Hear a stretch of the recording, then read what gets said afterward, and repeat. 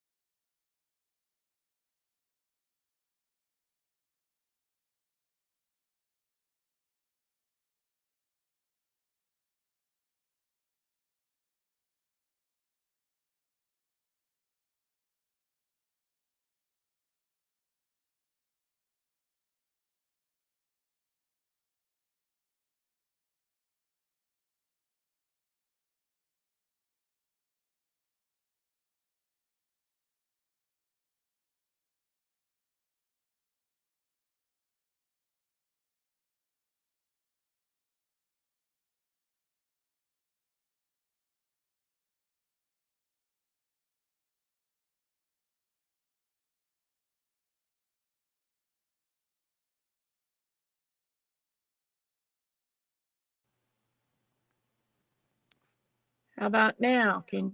Can you hear me? It's probably still going to echo. Let's see. Can you hear me now, Angie? I know it's probably echoing.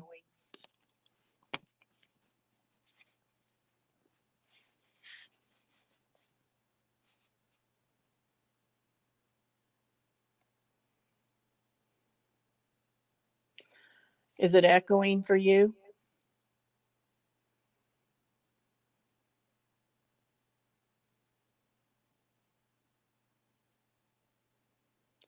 Test, test, echo, echo. No echoing for you. Okay.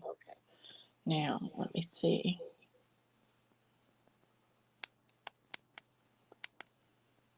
You still can hear me?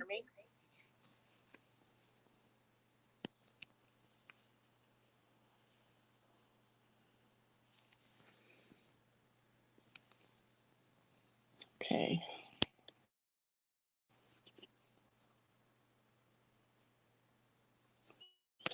I'll try this and see what happens. See, I can hear myself a couple of times. Let me look at one more thing here.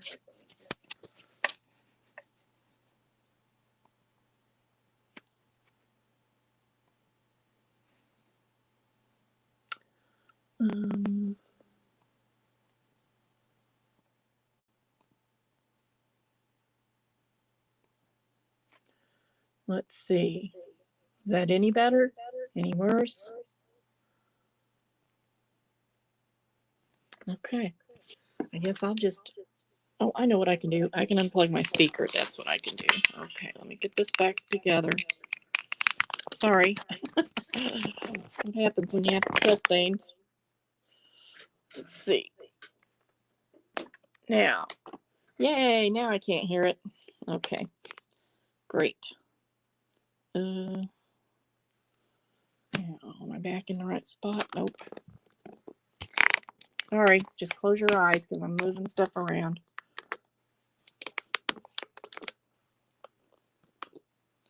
Gee, Angie, I'm glad you popped on. I would have just been talking away and not having any sound.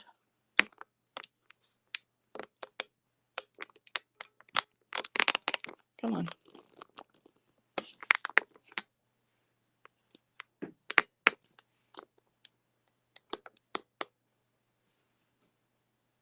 All right. Let's try that again. What I'm going to do is make a tassel, and then I'm going to try beading around the top of it so that it has a pretty top. So I'm just using this for the tassel. And I'm just going to wrap this around several times. If my picture bounces, yeah, see, that's the thing. This phone is right in front of me, so it's going to be hard not to hit it while I'm doing stuff like this.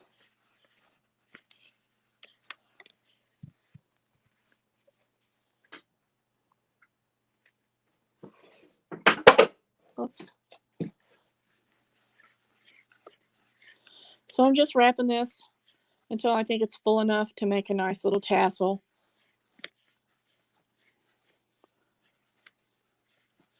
And this is just crochet thread because it's what I had at hand. Didn't have to go search for anything. You could really do it with anything you wanted because I will be deciding how big the beaded cap is going to be according to how big the tassel is. So that's probably enough. I'm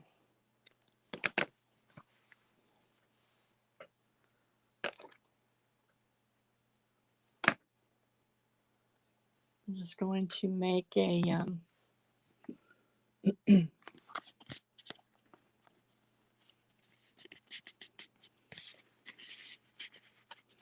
and you can use anything you want, something that just wrap it around easily so that you can get the length that you want is the important part. And I should have put my string through there before I started, but I didn't. So I'll just do that now.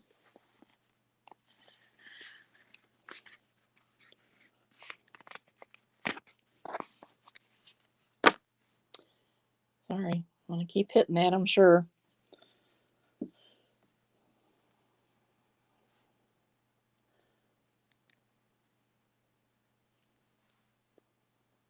So I'll have to fix that because that'll be a problem if I keep hitting it. Making yo-yos.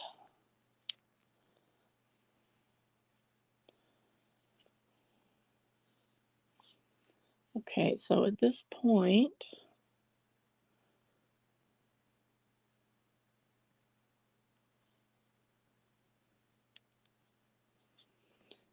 I could find the bottom of the tassel and just cut it.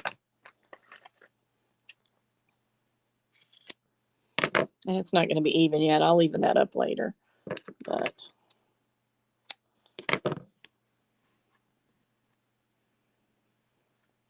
okay, so on to this point.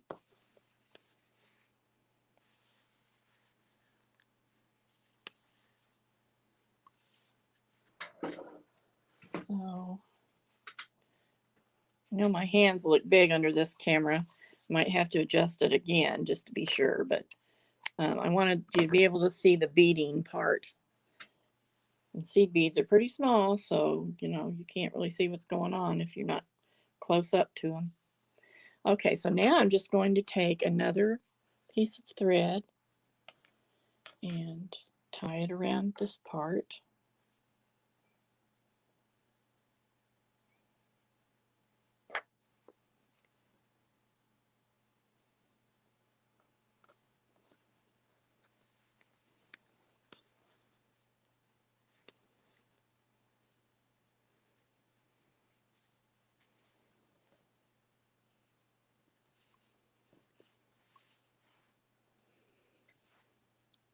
Just to secure that on there. And I could just let these hang down and cut them the same length. All right, I'm going to make an adjustment because this is too close. So hold on. Cover your eyes.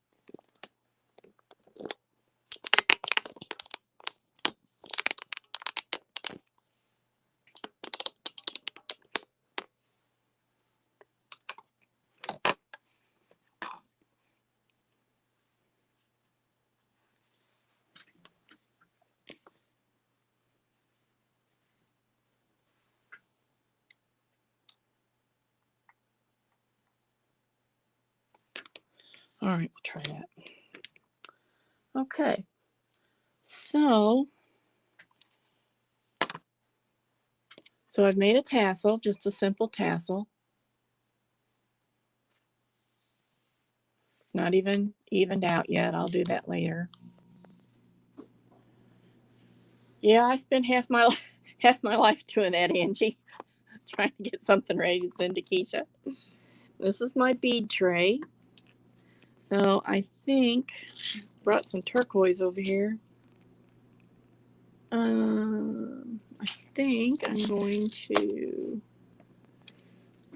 I don't want to use the 14s because they're really tiny. And these are 8s. Do I want to use 8s?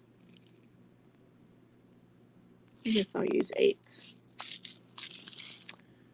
Unless I want white. I've got white here too. I think I'll use white. Maybe a few turquoise in with it. But I think I'll use mostly white. So let me dump some of those out. And find my needle. Here's my needle. Oh.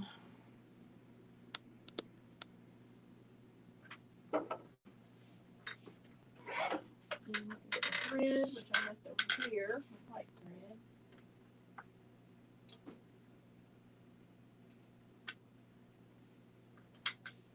I'm out of white beading thread. I was going to use my black, but it'll show up too much on here. So let me see if this needle, I don't think this needle will work with these beads. It's too big.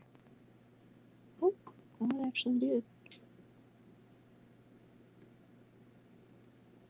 I don't know if it will with this thread, but let's try it. If not, I'll go to the lighter weight thread. Hi, Kathy Lake. How are you today? I'm testing my camera setup. I wanted to, I have problems using with some of my embroidery stuff and little close things like this, getting a good clear picture. So I thought, well, I'll try this. And hopefully my other camera does not want to focus well on the close stuff. And it just, and especially if it's white. So I thought I would try this and see what happens. I'm just anchoring my thread on here, hopefully. There we go. And I'm going to start with a row of beads, and I'm going to do what's called a peyote stitch on here. And circular peyote stitch. So I'm going to put enough beads on here that it will reach all the way around the tassel. That's how I decide how to start in this case. Yep, see, I'm going to have some beads that don't fit on this needle. Yeah, like that one. Because these aren't, some beads are made better than others. Some have exact size holes and some don't. So these that I'm using right now, they're just regular seed beads. They're not delicas or anything like that. So some of them aren't going to work. So I'll just cull them out as I go. It's not a big deal. Doesn't mean they're bad beads. I'm just using a larger needle here, so it's not the bead's fault.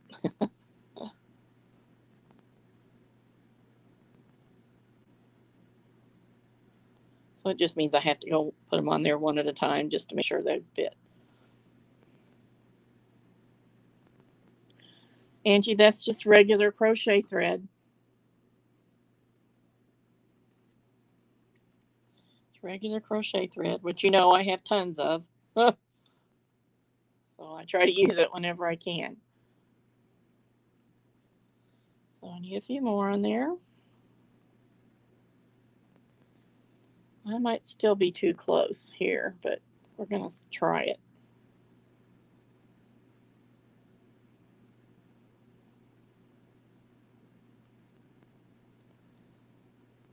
So you can start with an even number of beads or an odd. It just depends on what'll fit. And see, I hit that camera again.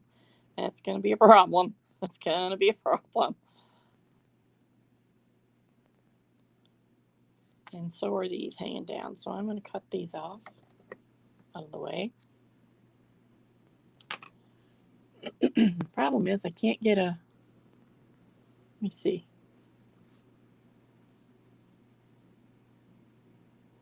I can't find a happy medium here between these two cameras.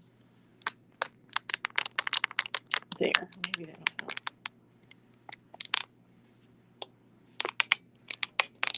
Hold your horses. There we go. Now you can see both. Okay, let's try that. Well, thank you, Kathy. I have fun. I have fun doing stuff, that's for sure. So I'm trying to get enough beads on here for this to wrap tightly around the neck of this tassel. I guess that's a good way to say it. Kathy, how do you hear me? Do you hear me okay?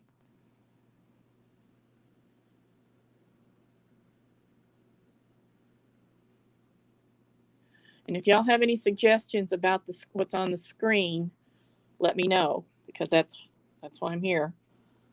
I can't, figure it out myself without somebody helping. Okay, let's see.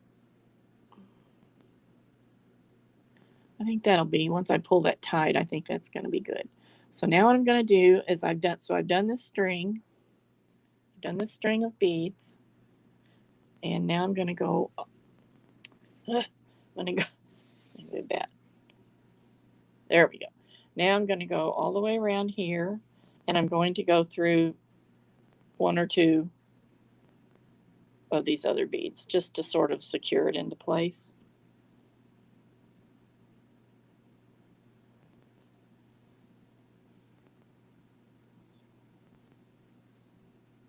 Okay, so now it's got a little collar around it of beads. And I didn't count, so I don't know if it's even or odd. I'll be able to tell when I get all the way around. Now, peyote is a one up, one down type of bead weaving. And there are, you could do 2 up, 2 down, 3 up, 3 down, but it's always an even number like that. 1 up, 1 down is the easiest. So the process involves picking up a bead,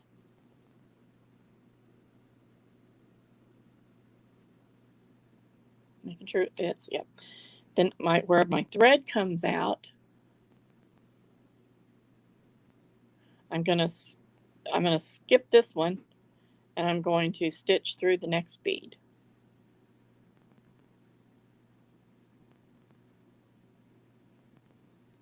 And I might have to, change needles because you have to go, yep, see, that won't go through there now. Phooey. Let's see if I can change this needle without making too much trouble. You go through the beads several times, and because these beads were tied already, it's not going to go through again. And that needle's going to be too small, so let's get a different one. Let me see. I should have some big eye needles in here somewhere.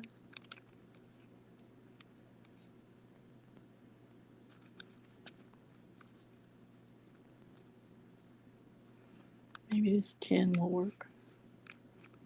Because I don't see.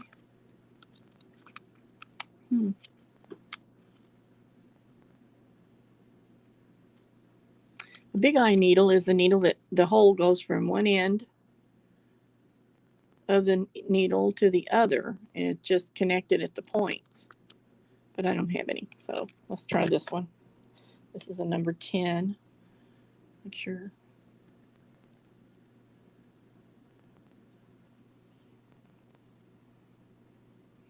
Hi, Clint.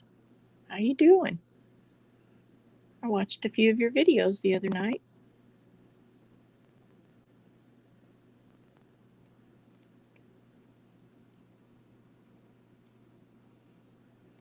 I'd hate to have to change thread, but I might. Whoop, maybe it'll go. I haven't done one of these before, so I'm kind of flying by the seat of my pants. There we go. And whether I can thread it the next time, we'll see. Okay, so back to what I was doing. I've got the needles going all the way around the neck, and I picked up a bead, and I'm going to skip a bead and go into the next one, hopefully. Here we go.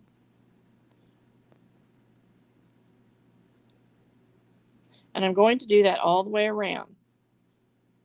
And you'll see what I mean when it's up one, down one. So I'm going to skip the next bead and go into the next bead.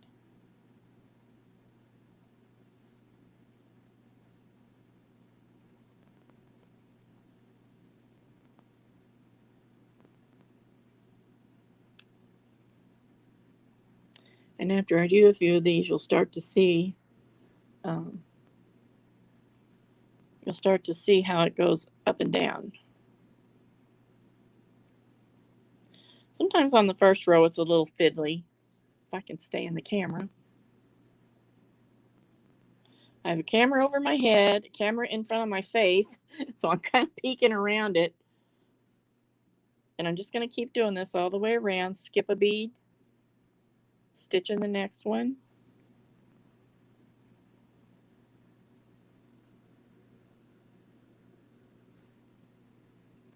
So this actually goes a little quicker whenever you don't have all this stuff in front of your face.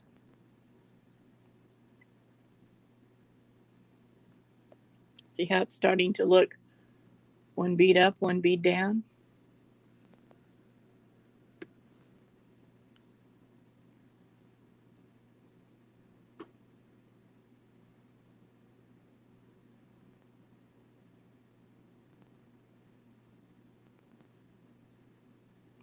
Well,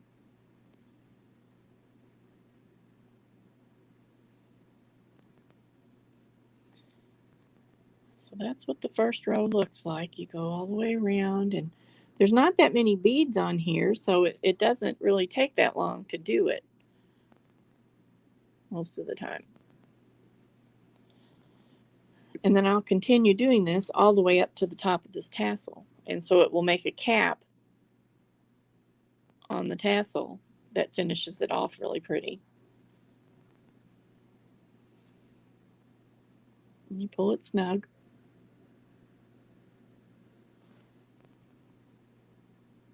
Now you can do this with any size beads. Some beads work better than others. Now I'm back around. I'm back around to the first bead I did. And I'm going to skip a bead.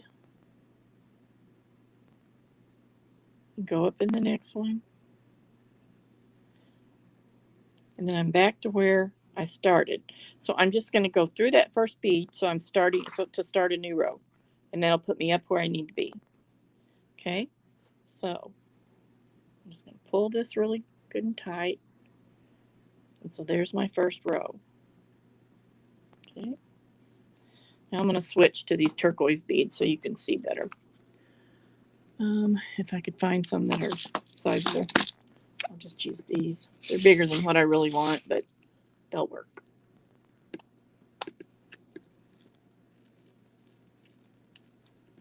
These white beads are size, these are 11s, size 11s. These are size 8s, so they're quite a bit bigger. They'll be all right. Okay. Here we go. I'm just going to do exactly the same thing. Now I can see the beads that are popped up. See right there? I can see that bead's popped up. So now I'm going to go through all the up beads.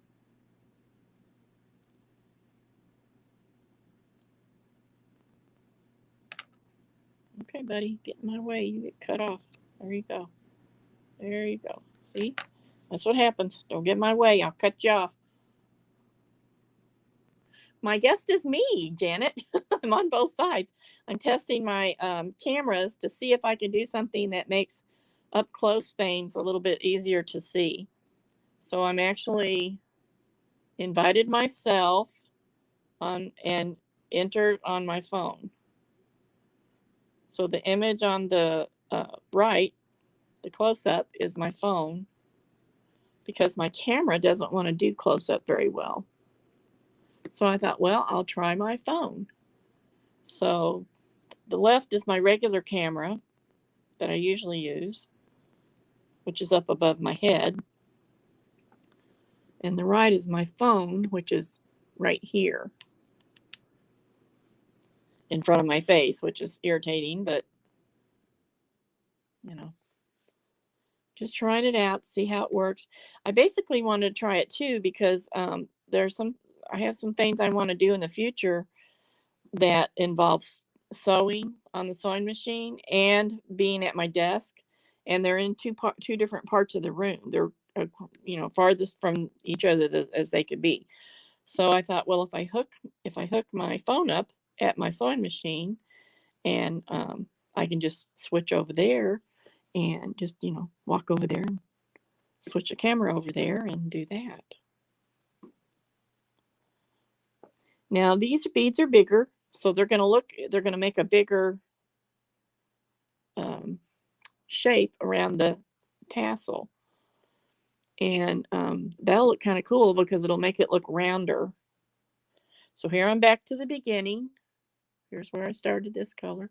I'm going to go through this last up bead. And I'm just going to go right on through the turquoise one to start a new row. So here's where we are now. See how those stick up? That's my up beads. That's the row I just did. So now I'm starting a new row. I'm just going to use the same ones.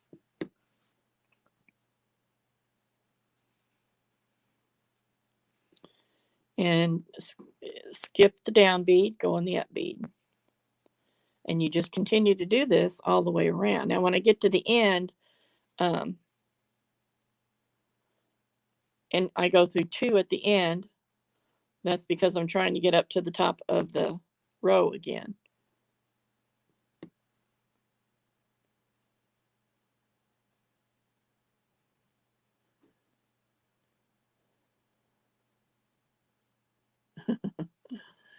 Oh. Nice to see you here, Janet. You're impressed with the cameras? Well, The impressive thing is if I can stay in the right place in the screen so you could see it. You know, I've been working on my white Christmas ornaments, stitching on my white Christmas ornaments, and it's very discouraging to stream it because you just can't see it. So here in a second, I'm going to pull one of those over here and see if it's any easier to see. I have a feeling it might not be because these white beads, you can't really tell what's going on with them.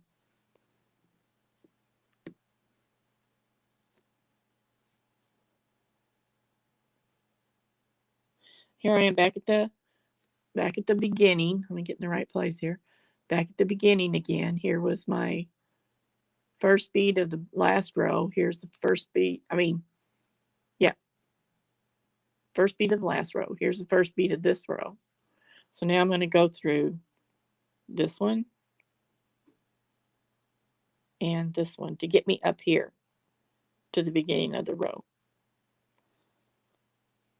Whoops. Okay. So here we are so far. So altogether I've got 1, 2, 3, 4 rows. When you count peyote, you have to count diagonally because that's just the way it works. So I'm starting a new row. There's the first one. Now when I'm done with this, I'm going to go back down to the very first row and go the other way and add something on there to make it a little snugger because I'm not happy with how snug that is. And part of that is because there's so much going on right here. It was hard for me to tell what I was doing. So this is if you like slow stitching, you would really like beading with the needle. It's actually called bead weaving with a needle.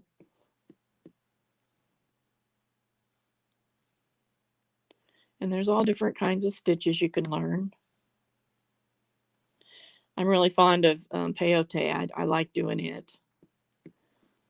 There's all kinds of patterns you could get. I find peyote patterns difficult for me to read because you have to follow up and down beads. And it's not like, you don't just go straight across. You have to follow the up and down beads on the pattern. Hi, Gypsy. Who's having surgery on their eyes? Your mother, Angie? I missed something there.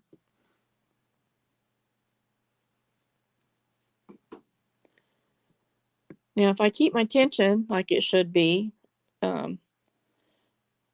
because I'm using a large thread, you can see this thread. But if I keep my tension the way it should be, you normally wouldn't even see much thread, the white thread.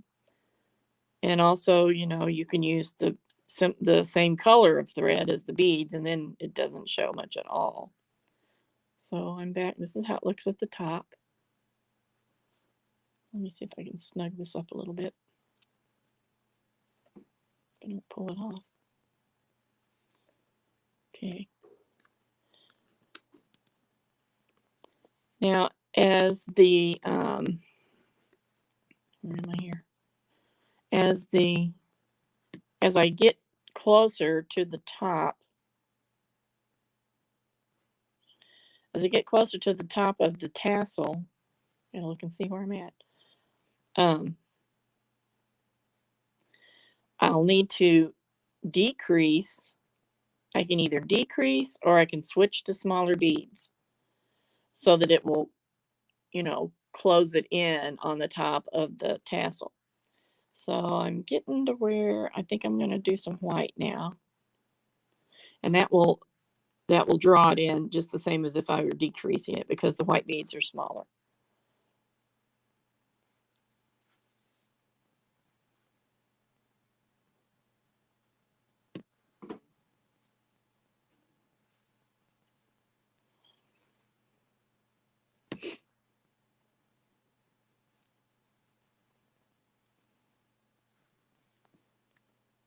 I've been beading for, I don't know, maybe, I think I started that too soon. Let me see what I'm doing here. 1, 2, 3, 4. I did. This is what happens when you have to backtrack. You can either pull the needle off or you can go back through your thread, which is what I'm going to do here, I think.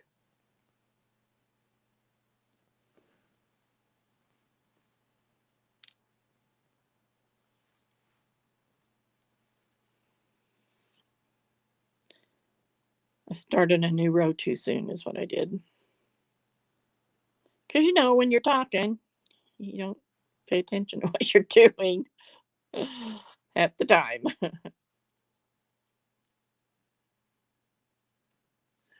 I know, Teresa, I'm having a hard time. I'm trying, but it's kind of hard. Because, you can't move very far. I think I might move it back a little bit because I cover your eyes. I'm going to move the camera. Hold on here. Move it up a little.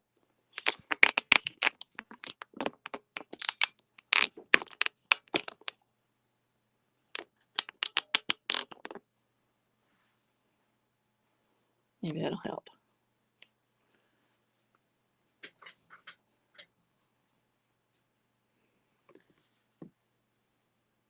To get back? Yeah.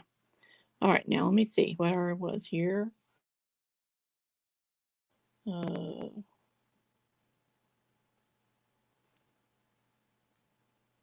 Still not right.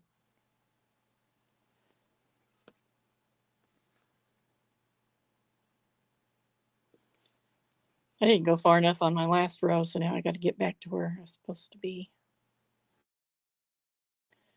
Where I was supposed to be.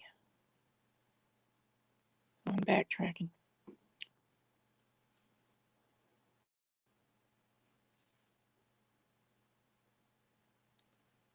All right, now I think I'm there. Let's see. 1, 2, 3. 1, 2, 3, 4. 1, 2, 3, 4. 2, 3, 4. 1, 2, 3. Found it. 4. I'm counting the beads so I can see if I left some out. 1, 2, 3, 4.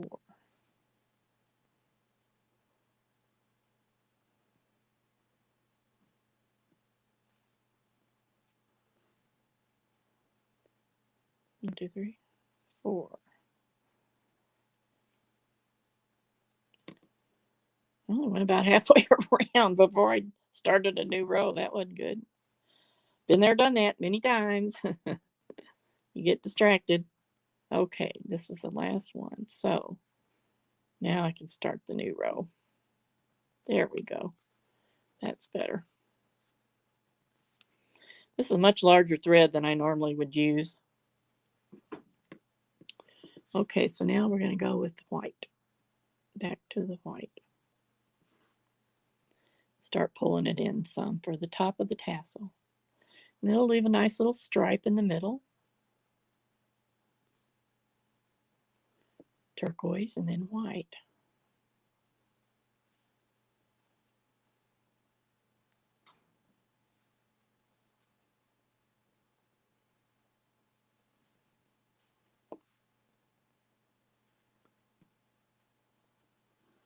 Oh, Teresa, I love peyote. It's the first one I learned. I didn't learn using a pattern. I just taught it to myself, and I usually just do as I go. That's just the way I like to do it because it's much easier than having a pattern there that I have to watch and all that. So I just usually make up if I'm doing flat peyote or even tubular, like this is, then I usually just make up the design as I go. Tubular peyote looks a lot like crocheted, like it's crocheted, or like the crocheted tubes that are beaded look. But I'd rather do peyote than crochet because I hate stringing those beads. Oh my gosh. I just don't like stringing those beads. Okay, I'm back to the beginning.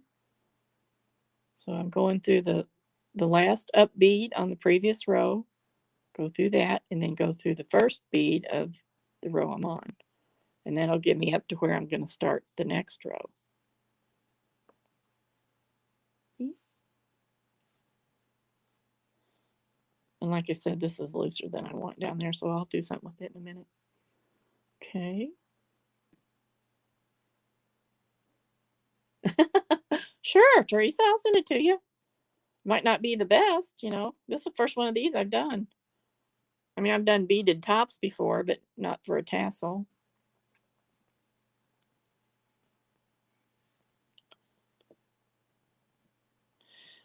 Honey, you ask, I do.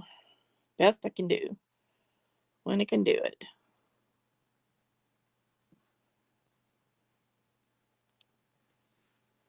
And this is also a good way to use up some of my crochet thread that I have oodles and oodles of. I've used up quite a bit of it, but I still have a lot.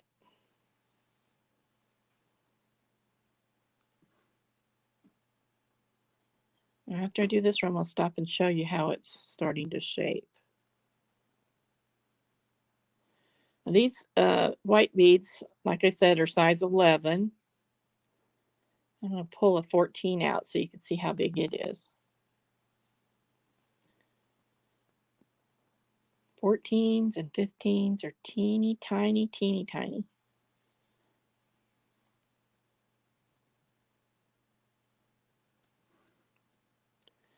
So is it worth me going to the trouble of using this camera this way for you to, do you think you can see better doing it this way?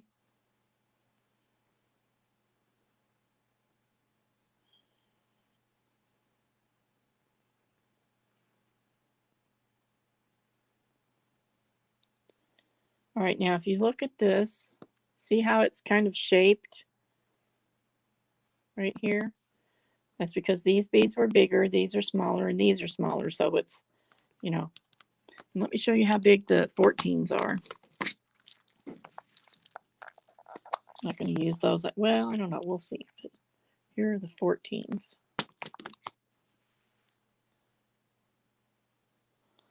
Here's the 8. And here's the 11.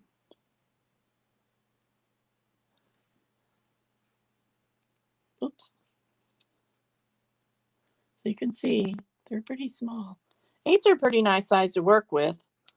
They're not as easy to find as the 11s, but you can find them. They're not hard to find. You just don't find them in as many colors and stuff. All right, let's see. I think I'm back around to the beginning. So let's go back up to the top.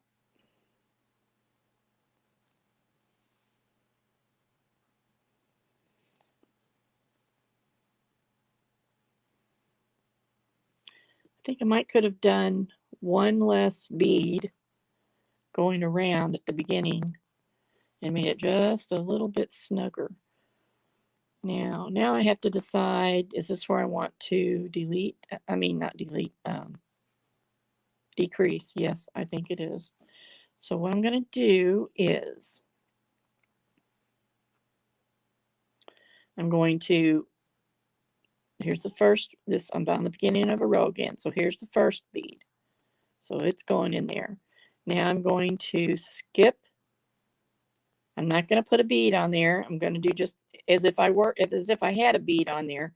I'm just going to go and skip this whole one and go into the next bead and add a bead.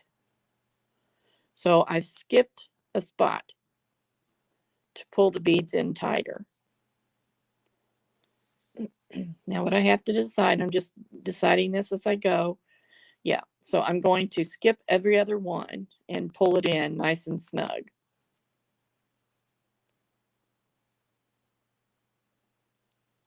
So I skipped one there. Now I'm adding a bead.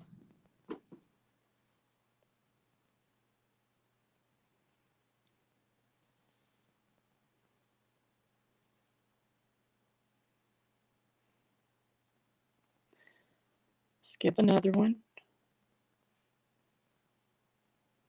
add a bead. So basically what I'm doing, it's just like when you crochet. I'm just taking out some stitches to pull it up in the center, to the center at the top. My goal is to get to where there's only one bead left. So I added one here. I'm skipping this one.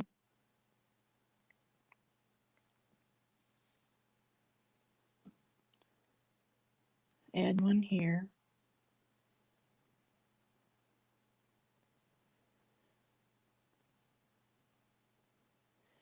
It can get a little confusing at this point because, you know, of you've been watching, you've been seeing evenly adding beads, and now you're going to have a little bit of a confusion because they don't count evenly. And I'm just kind of poking that stuff down in there so it'll be out of the way. Okay. Where am I? I added one.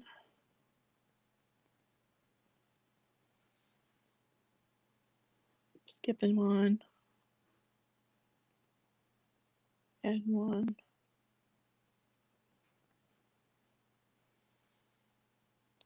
See how it's starting to close in?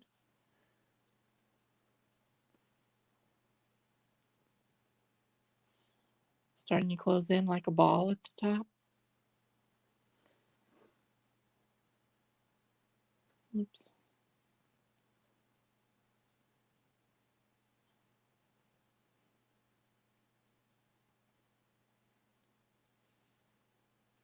And you have to pull it tight so that it, you don't want to leave any more thread showing than you have to.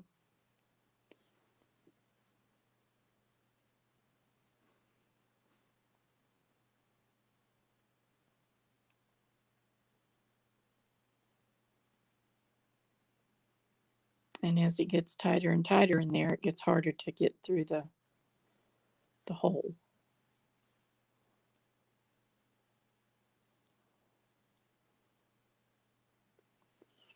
Now, some people would find this very nerve-wracking.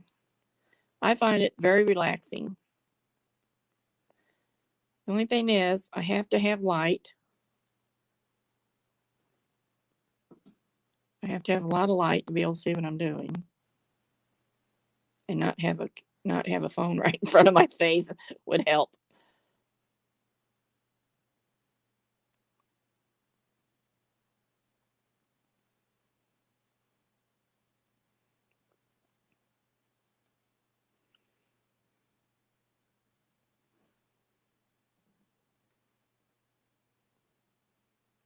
And if it seems like it's a little uneven, you can just go through the beads. And again, you can go all the way around again if you want to, just to snug them up really good.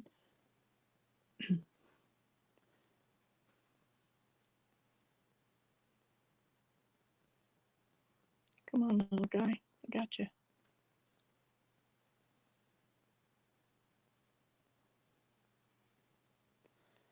Okay, so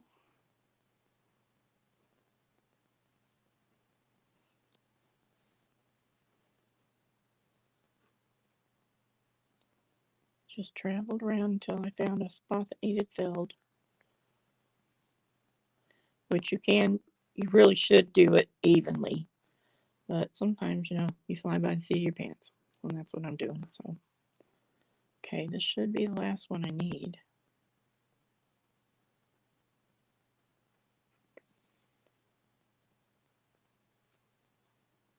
Okay.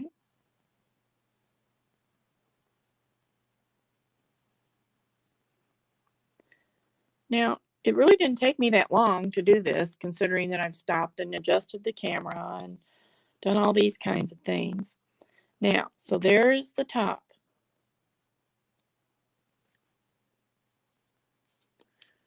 And this one looks like a little ball.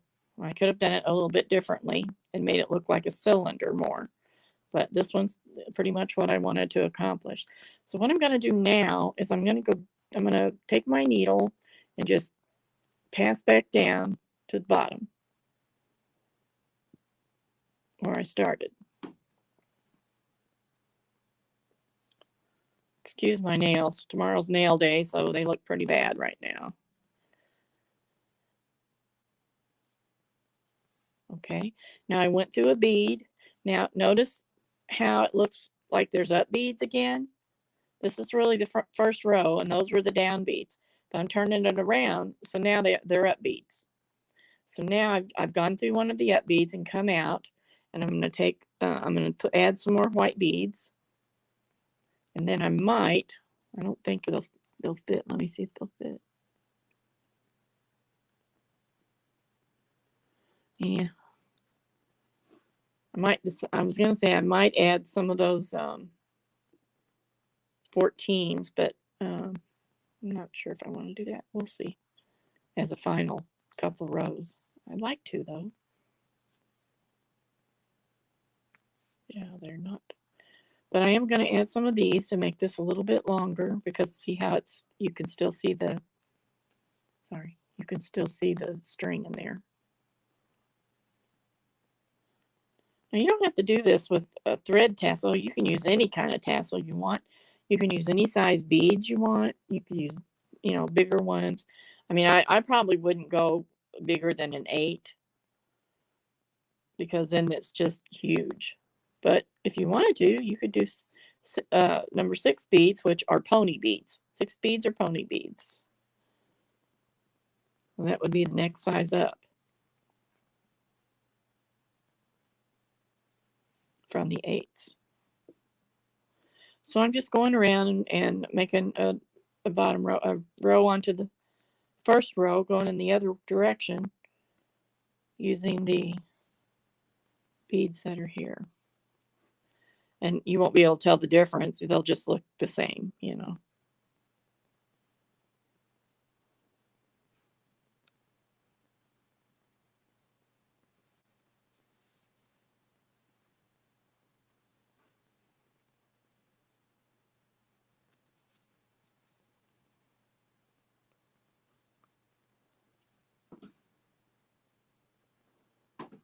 Yes, I'm going to pull those over here in a minute and see if we can see them any better with this camera.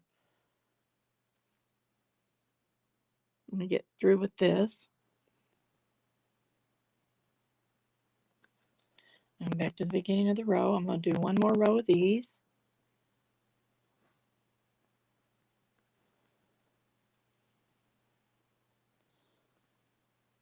And I think I'm going to decrease a couple of beads, just a couple. Tighten it up a little bit. So there's one decrease.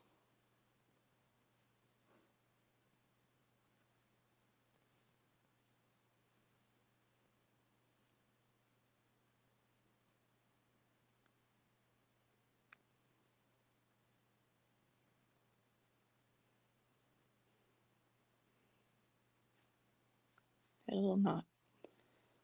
And then here's another decrease.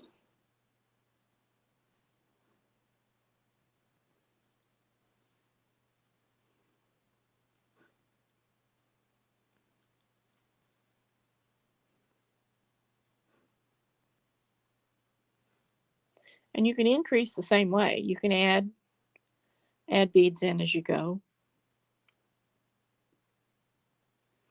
You can make all kinds of shapes.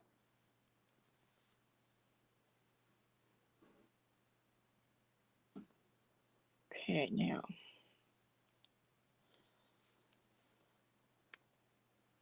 that looks better.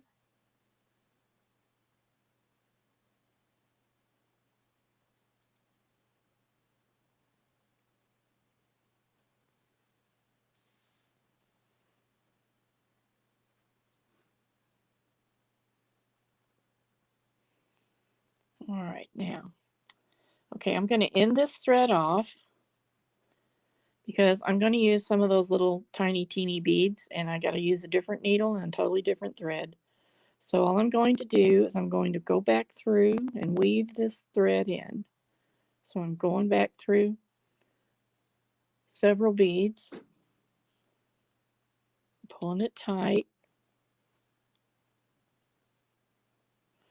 And then I'm going to go in the opposite direction through several beads. Make sure it's tight.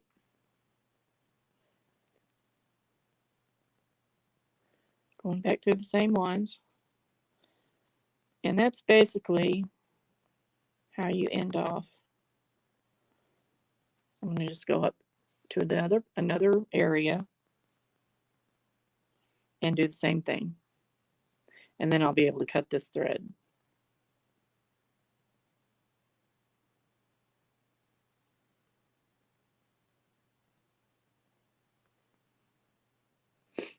You got to make sure your beads are going to allow you. These beads are glass. If you force it too much, you will break the beads. In fact, one of the ways to, if you get a bead by mistake in the middle of your work, you can actually go in with a pair of pliers and bust the bead out. Okay, so there's that part done.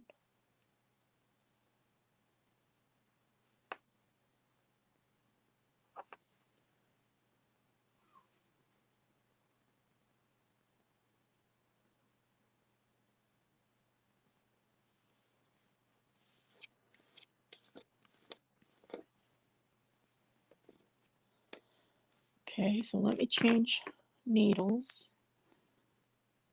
Here's my squirrely needle. Look how bent that is. Pretty thin. That's the way I do it. My needles are always bent. Even my heavier needles are usually bent to a certain extent. Okay, now I can't see. I got to hold this up where you can't see it in order to thread this needle. So hold on a moment.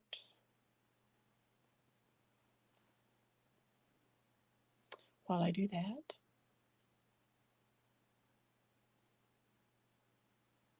maybe.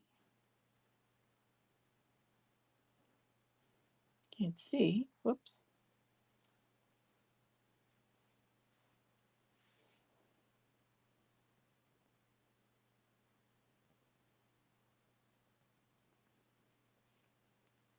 We're talking teeny tiny here, so, you know, old eyes and all that. Come on, baby. Yep, you can't have straight. Well, you know what? Even my sewing hand needles are bent because of the way I hold them. But that's fine with me. I don't care. They're more comfortable that way. Okay, great. Let's see here.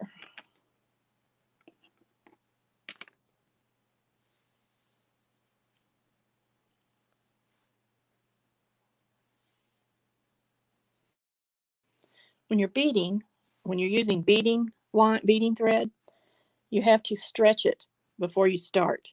Because if you don't, then it will stretch after it's stitched. And your stitches won't be, your beads won't be as snug together as they need to be. I'm just tying a knot in this, hoping that it'll catch up in there someplace. So, and then I'll go up here and once again go through the beads, just like I did to end it. If you have a good place to knot that won't show, that's great. But if you don't, you just weave it back and forth until you're sure that it's secure. Yeah.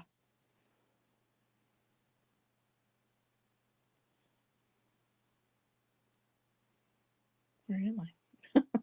Sorry, I get out of the thing. So easy to do. Get out of the frame. Going back to one screen. How about the big one? I mean the little one. Where's I gotta find my mouse. Let's see. How can I do that?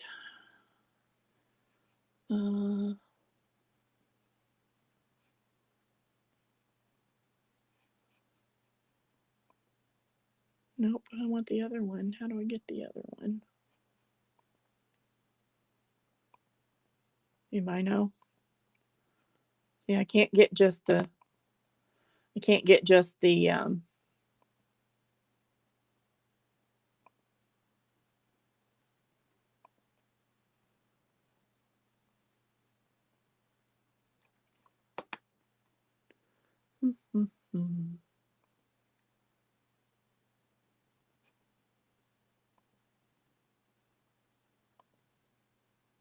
new.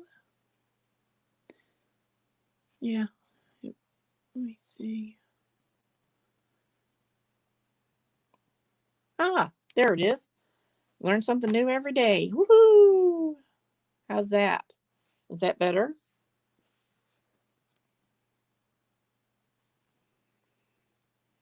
Is that what you wanted, Gypsy?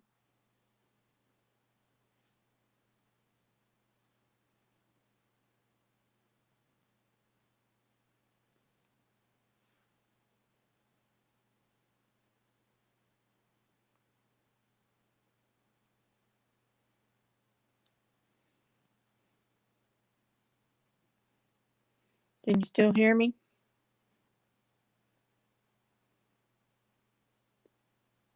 Okay.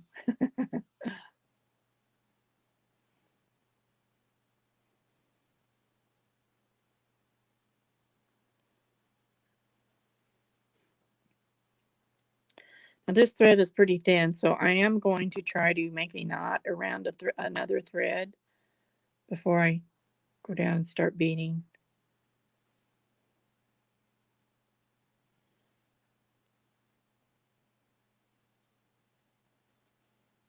I did weave it, but it's a thin thread, so I'm afraid it it might slip. So now I've knotted it around something. I'm going to go back down here and get some of these little beads out.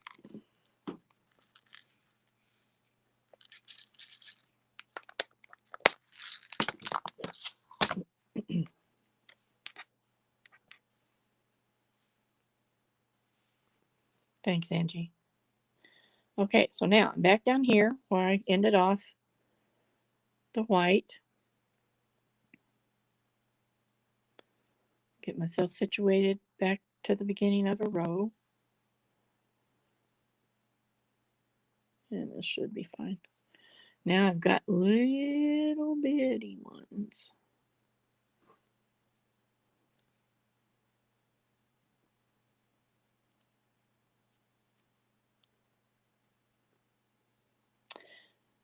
See, they're too little for this needle even. Well, phooey. That's not going to work. So I guess I'll just go back to my white ones. Finish it off. Let's see.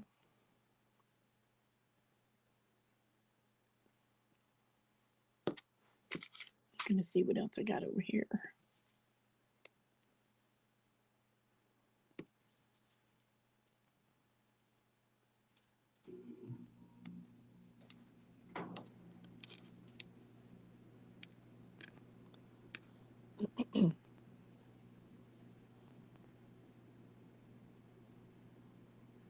Bye, Teresa.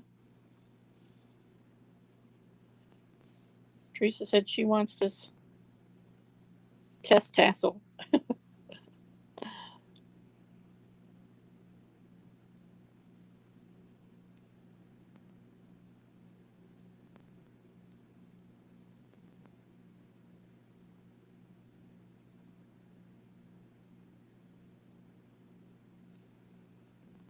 All right.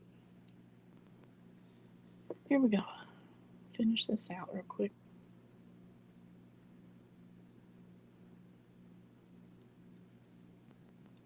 Oh.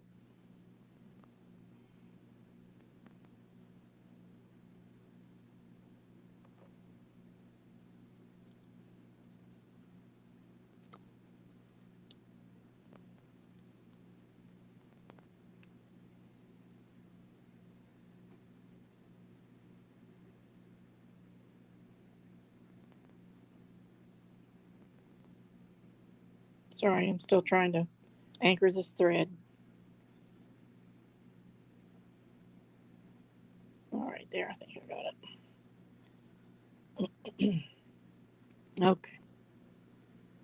know, what do I want to do? Do I want to do the, I think I'll do the, I think I'll go back to these for the bottom row. That'll end it off with something different.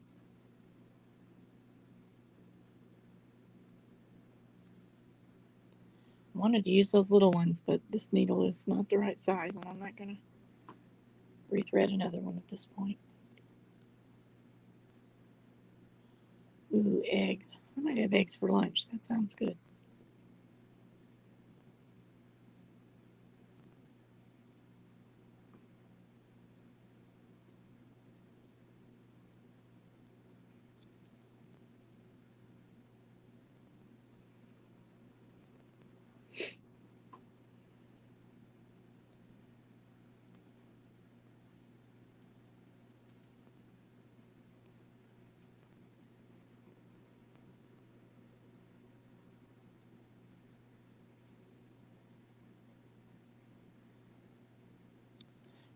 Now I also want to make a little loop at the top to hang it by.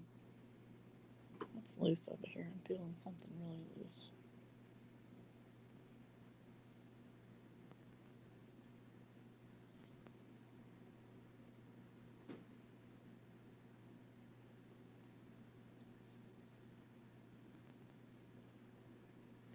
You always want to pay attention and make sure you don't have loose beads, because it'll look ugly.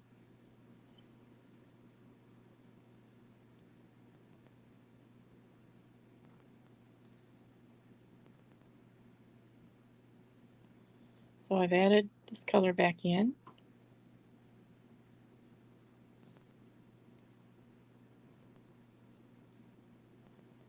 Okay, so I'm going to do one more row of these to make it kind of solid. Oops.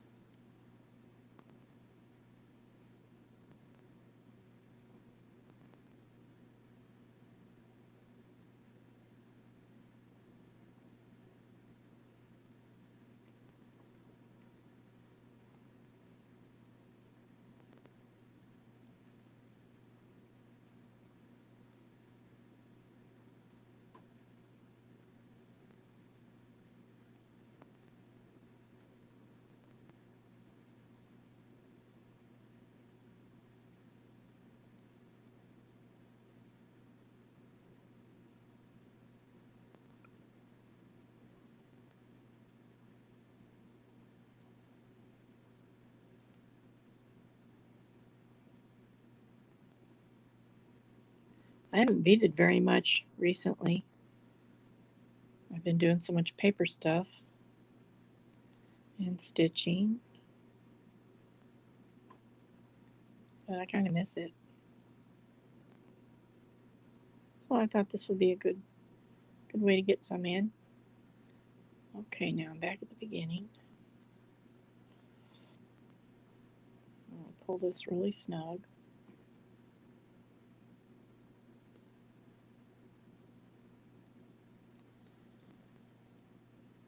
And then I think I'm going to go all the way around through the beads.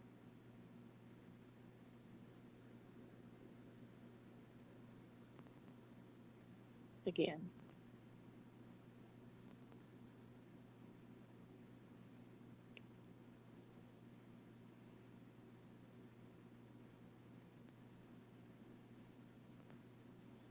Just to make sure it's good and secure and as snug as I can make it. Now see, if I had used those little beads, it would have been even tighter. It would have been tighter around the bottom because the beads are smaller. But I didn't. So, okay, so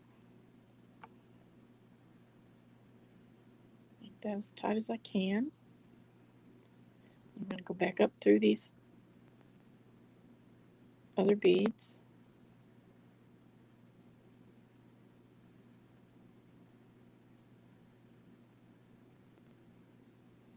Keep making sure it's nice and tight.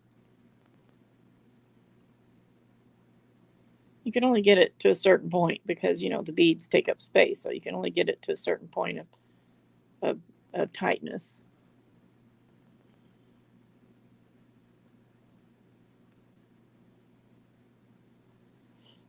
Are you hinting, Teresa? It sounds like a hint.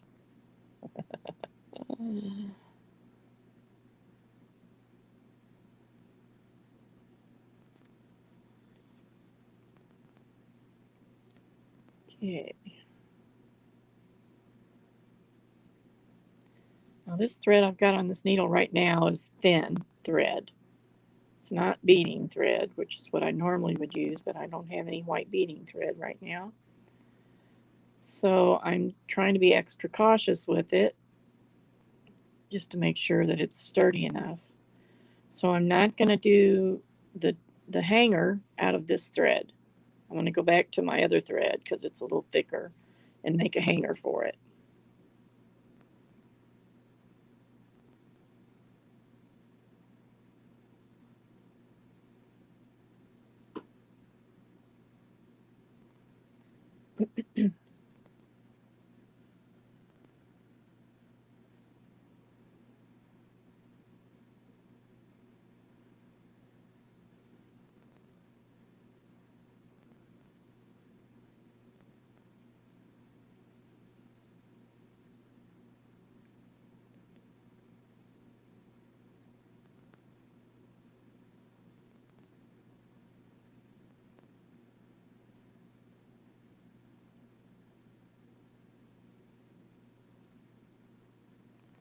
Beading threads is thicker than regular thread, or it's not thicker necessarily, but totally stronger for sure.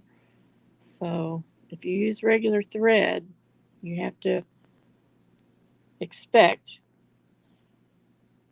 that it's going to break at some point if you're not careful, especially if you're using crystals. If you're using crystals, it's glass and they have sharp edges, so you can't expect it not to cut sometimes even the best of threads. So you take precautions and protect it in certain ways. Okay, so now there's that. Came out pretty good.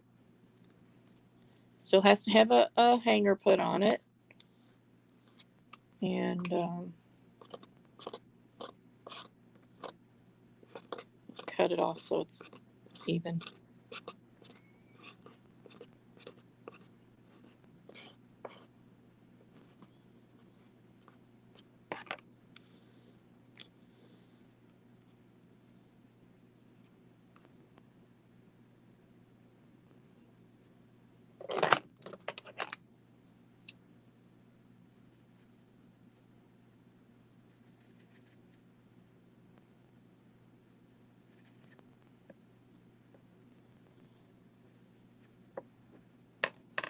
Okay, so let's go back to the other screen.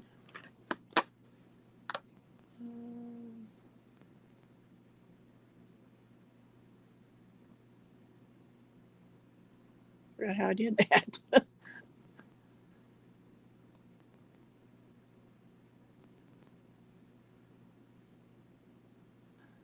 Can't believe I forgot how I did that already. Oh my god. Oh, here we go. Here we go. So there's that. And then it will get a loop, a beaded loop on the top. And then it will be done.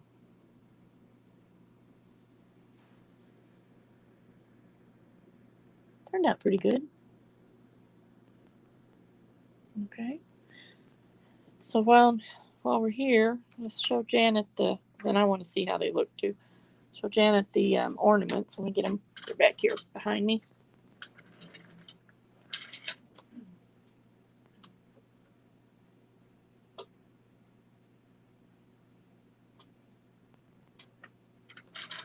These are the ones I've been working on so far. Now see how hard that is to see? And it's almost impossible to see if I'm working on them.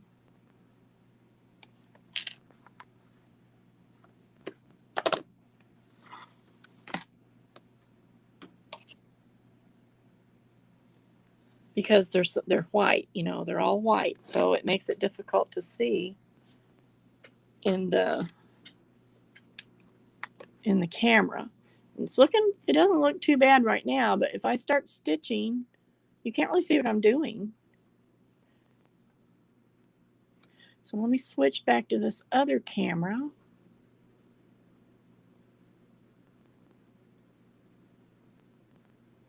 And see. Yeah, I think you would be able to see what I'm doing better on here. It's still hard, but it's better than the other one.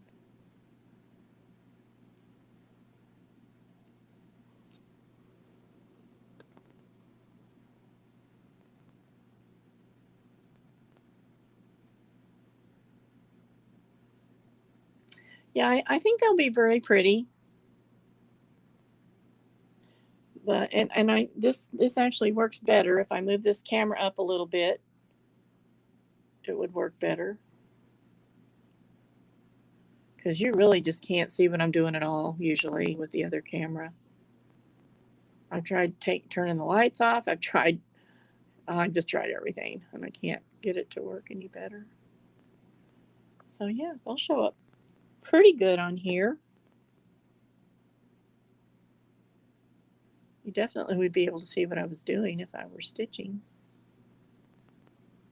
So I'll have to keep that in mind. Okay, well, let me finish this other one. And I might do another one. I don't know. We'll see. What am I doing? Here he is. Where's my needle?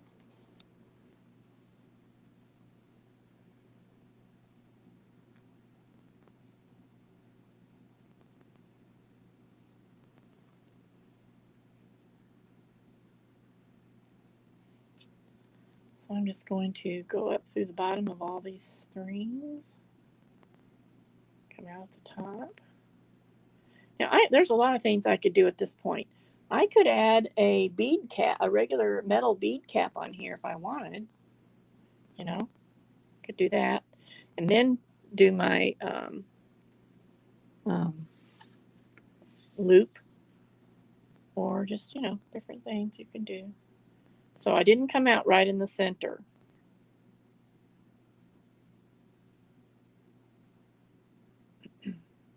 Come out like to one side. And then I'm just going to pick up, if I can see, pick up a bunch of beads.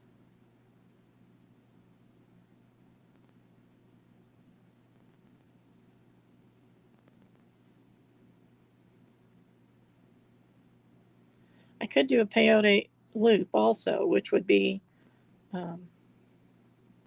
just like a 2-row string and then fold it over.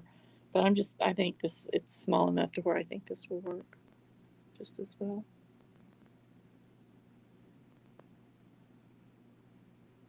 So the possibilities with this are pretty endless. If you look on Pinterest for beaded tassels, you will find a lot of really cool stuff.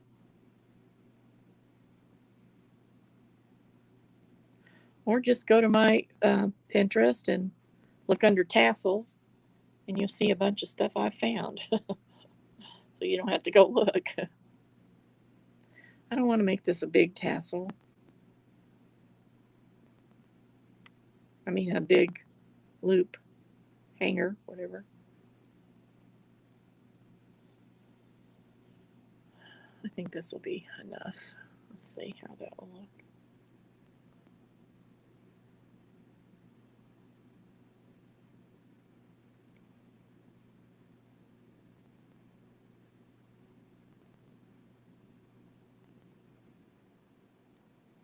So I'm just sort of, going through through to connect it. So that's what the tassel's going to look like.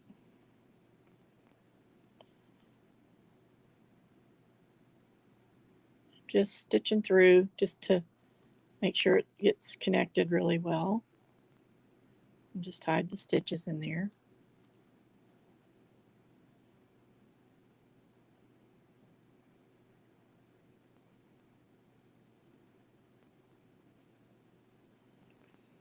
And then just weave through a little bit more. just to make sure everything's secure.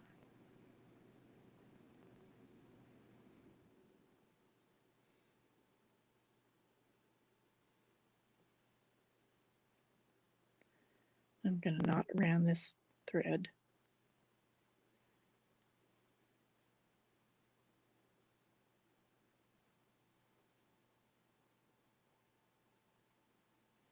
And then bury it.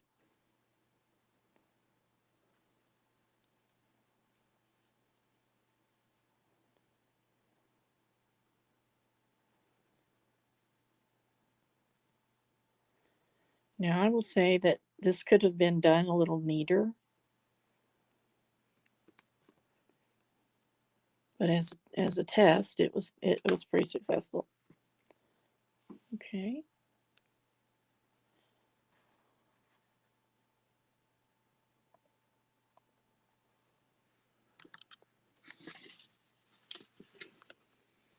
Here we go.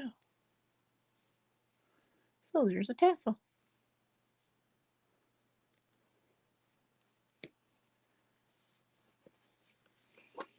Okay, now I want everybody to go make one of these now.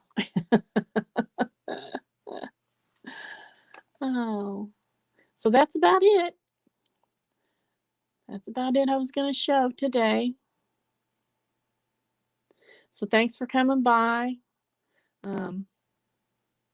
I'm going to work on some other things for a while. I might make a couple more tassels. So if you want to hang out, feel free.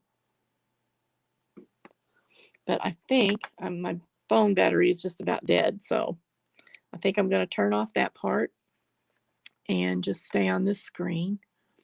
And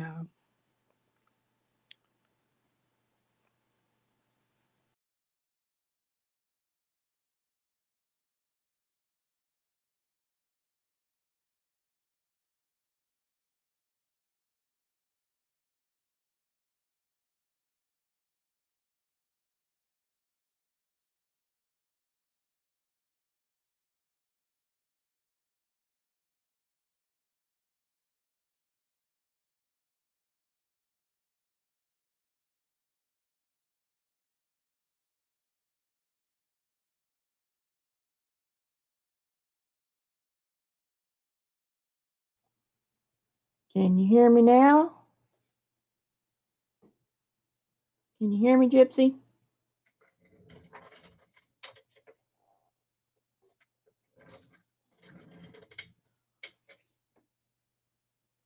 I think I've got my microphone straightened out.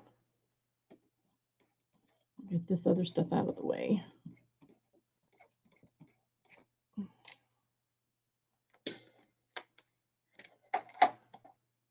Okay. Okay, great. All right, so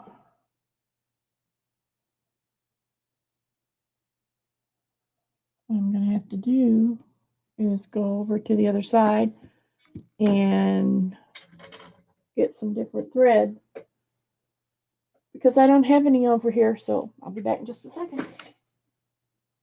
Or maybe 2 seconds. It takes me a while to move.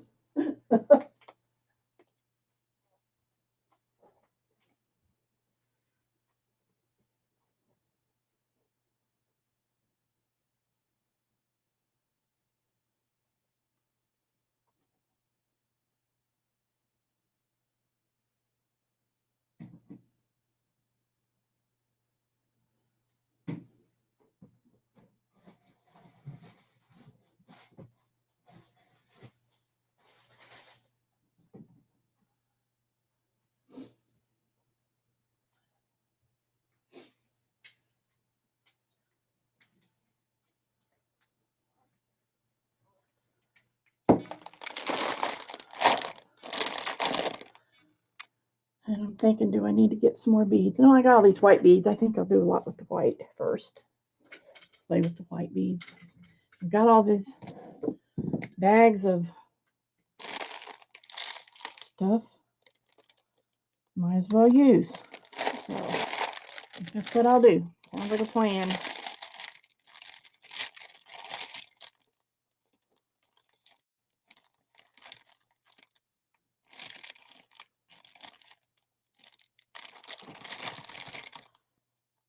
purple things out. They'll look pretty with white.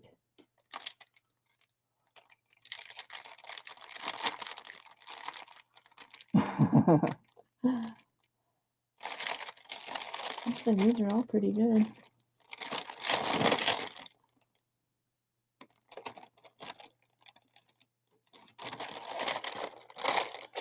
Let's see.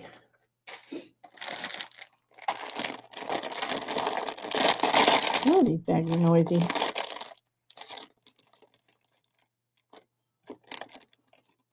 I don't want to use anything that's too fluffy. Right now, anyway.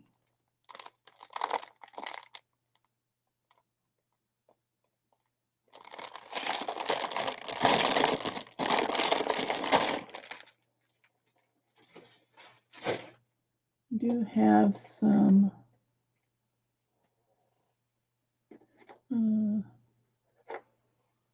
other things.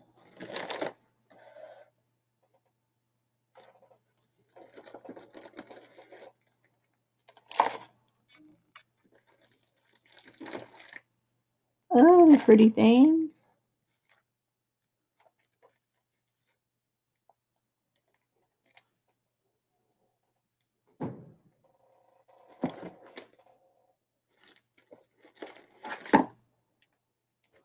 Let's see.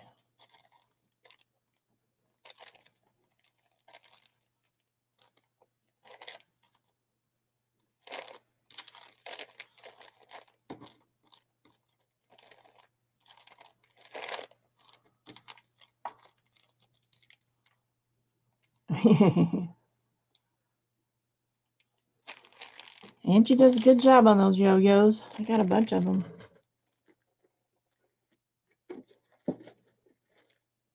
I have plans for some of them.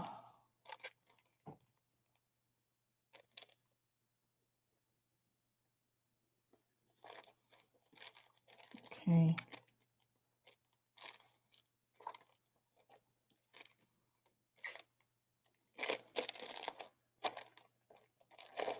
I'm going to stick with the purples now. That might be pretty. Pinks.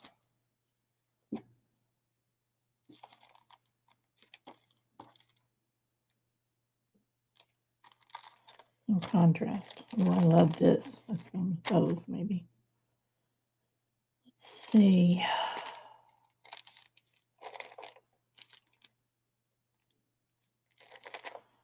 Okay, so this. Go with that.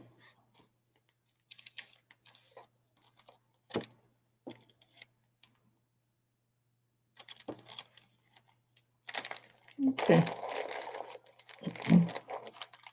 Making a mess is what I'm doing.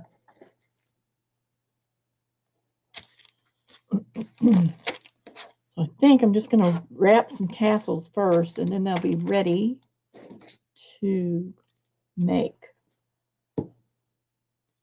Let's see.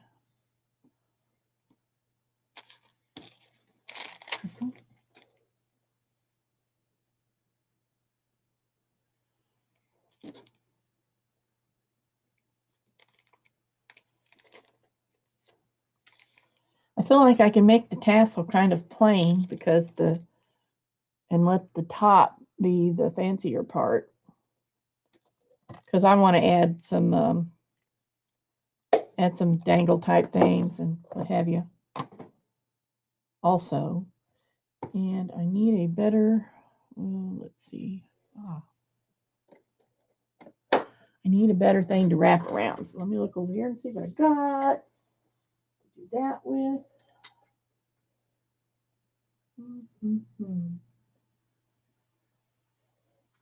Not seeing anything right off. I have a tassel maker somewhere. Who knows where that is? I'm not gonna look for it. Oh, I know it'll work. Perfect.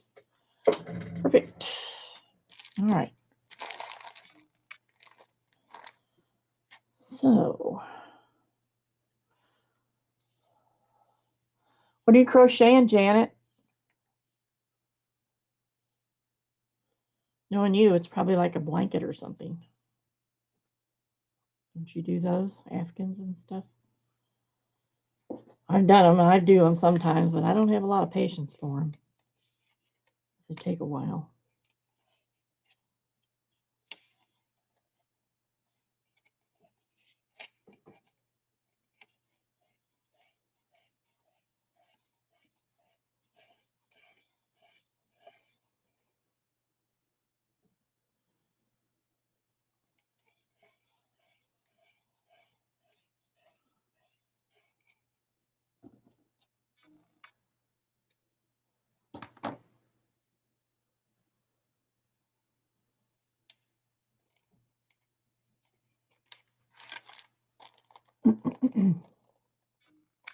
I like us all making different things too, Angie, because it's really fun to see what someone else comes up with and how they use the same tools that you use and how they get different ideas from what you have. I love it.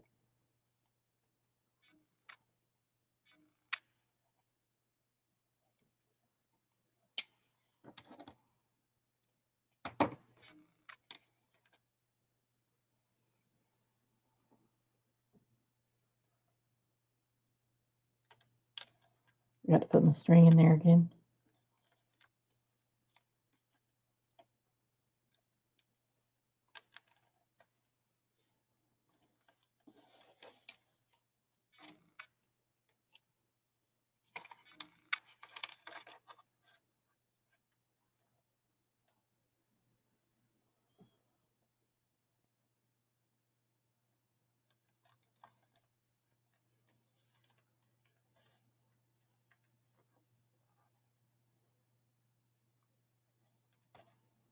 I don't know why I make things difficult on myself, like using this little bitty thread. That's silly, you know? Sometimes you just grab the first thing that's at hand and it makes things so much more difficult instead of just doing it right.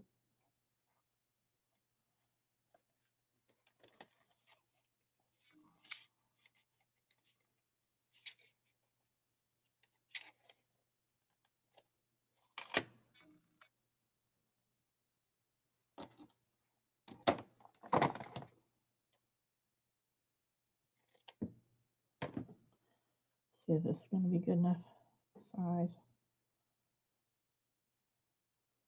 Yeah.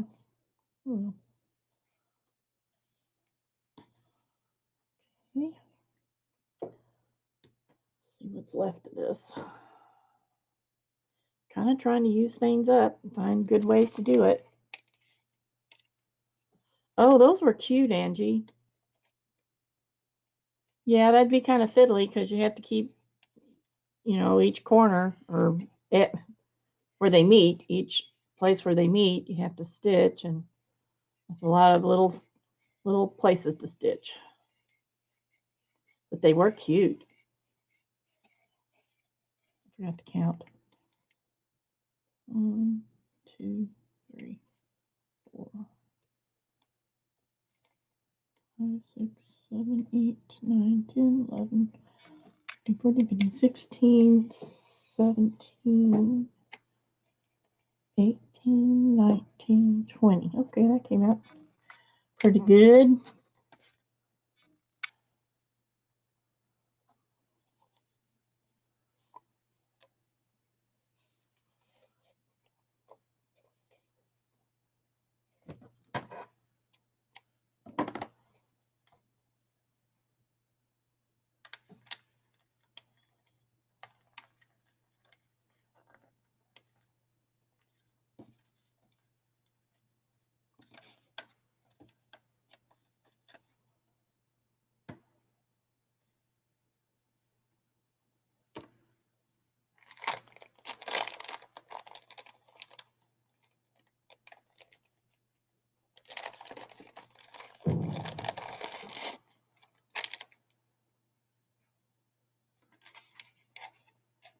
Yo-yos are kind of like hexies. They're because they're small, you can make a lot of them out of scraps. And that way you don't waste it. And that's one of the reasons why they were so popular in making quilts and stuff, for the same reasons. You can make them out of little pieces of scrap. And when they were done, they came out really pretty because they were so colorful.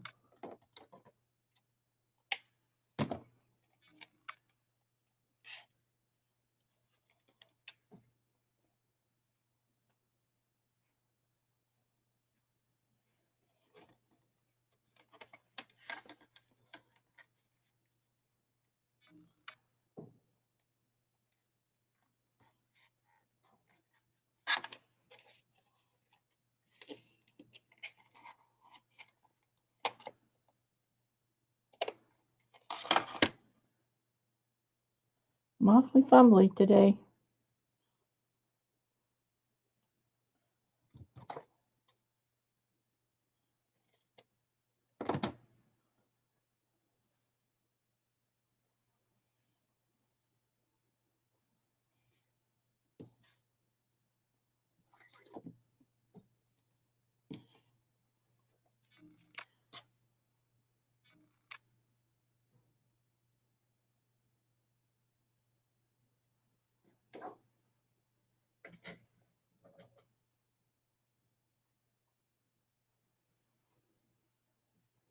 I keep hearing a noise over here somewhere. It almost sounds like a mouse. Shouldn't have any mice. That's what it sounds like. 2, 3, 4, 5, 6, 7, 8, 9, 10, 11, 12, 13, 14.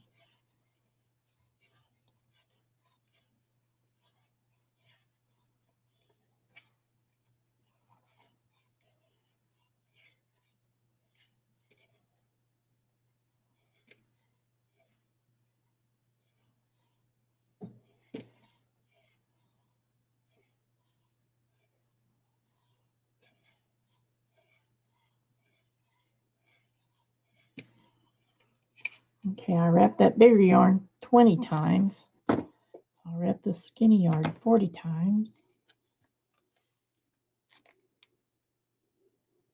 There's some green in there, but I don't think that would go. Maybe some plain green without blue. Yeah, that would look pretty.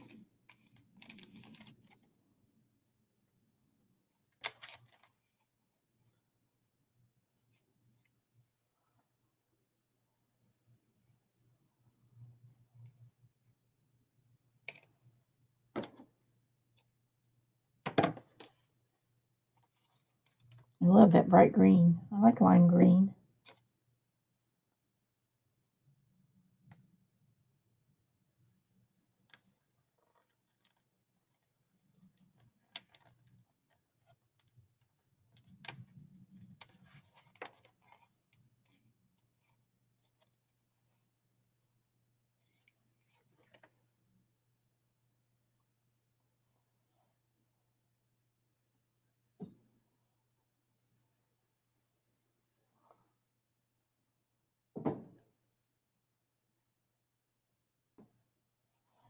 Janet never did say what she was crocheting. Did she? I don't see it. It's a secret. Maybe it's a secret.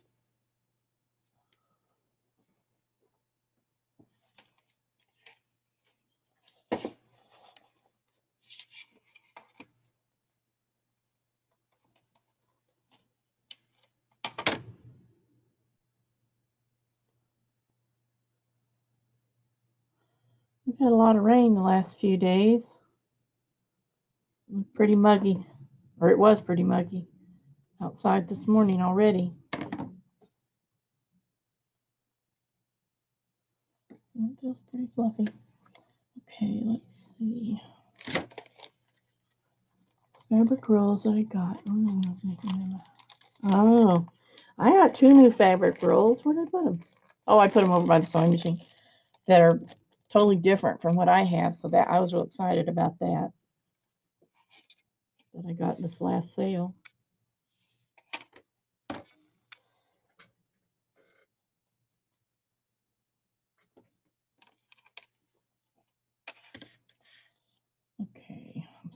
I'm going to do one more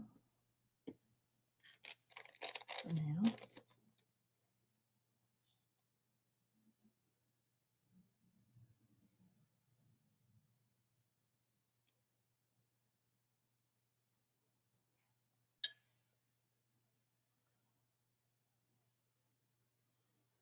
Okay, I don't know where the end is. I'm just going to make my own. There we go.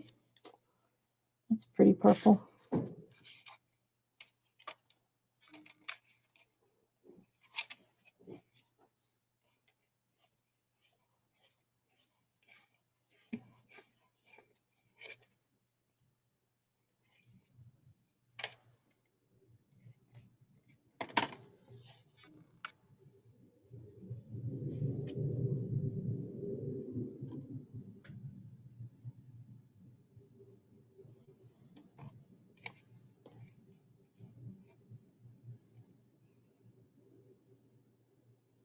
What in the world?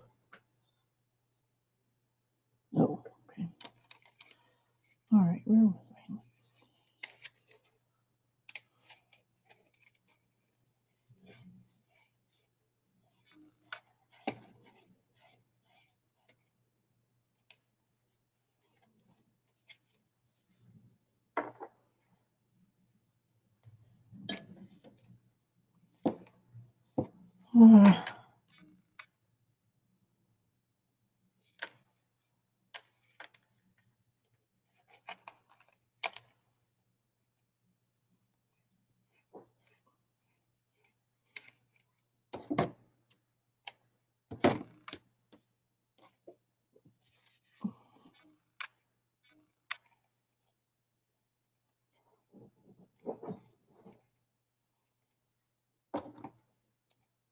All right.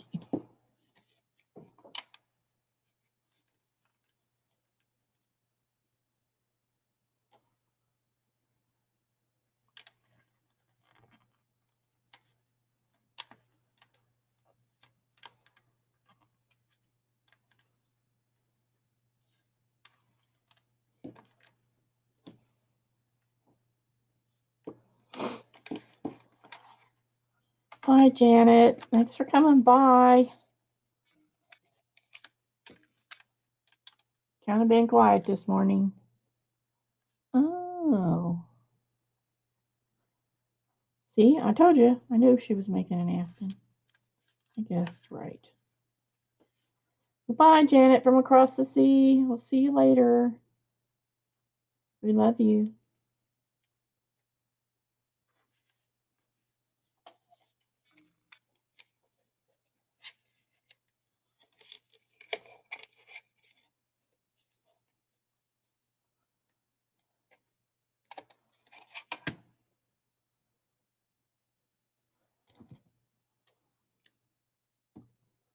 Yes, my steampunk journals will be up for sale sometime this weekend. I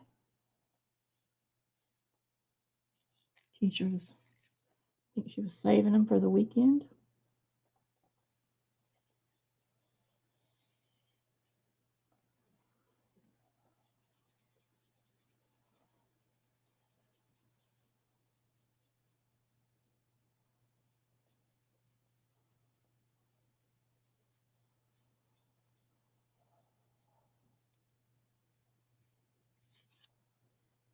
Okay, get this out of the way.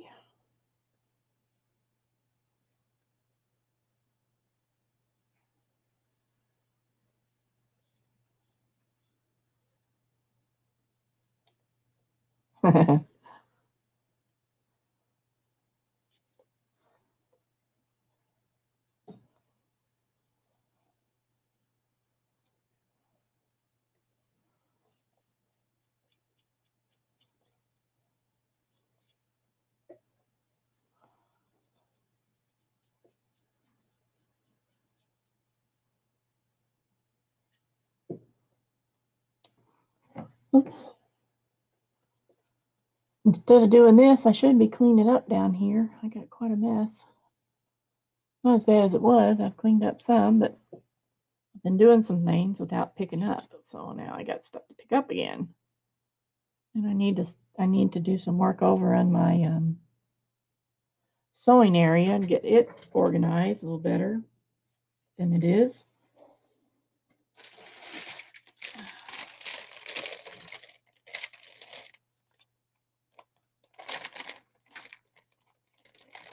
Oh, I guess I'll wind one more, do this green one. Because it'll be pretty.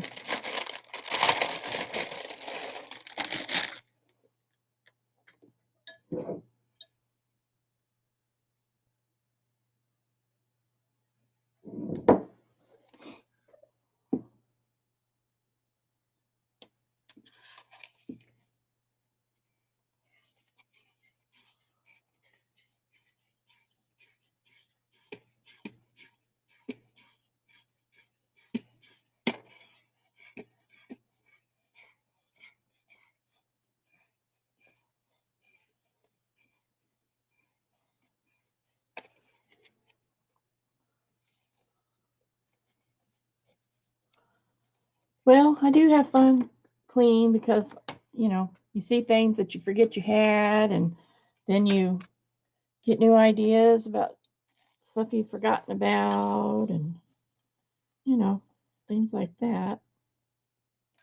But then when you're done, it's just nice to think you've actually accomplished it, I think. Oh, I don't know if I want that in there.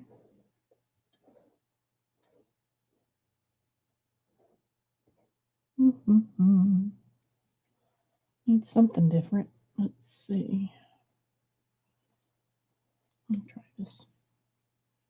I'm afraid it's not going to lay right with it. That's what I'm thinking, but we'll see.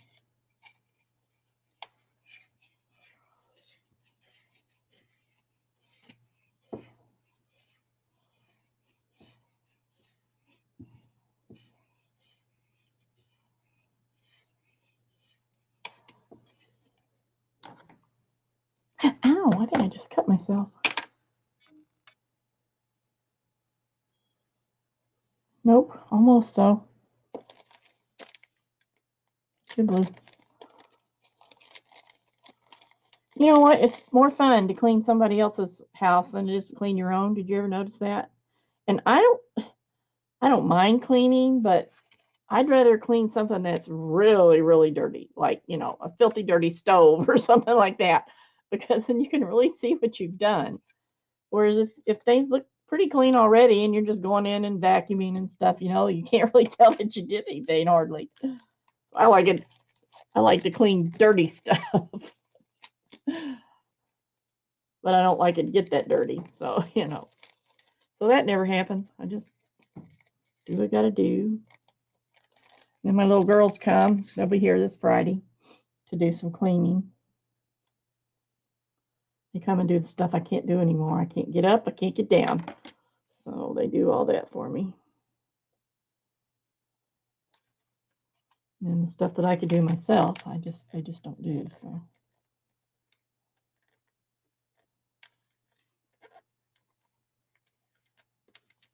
I mean, you know, my kitchen's usually clean and stuff like that, but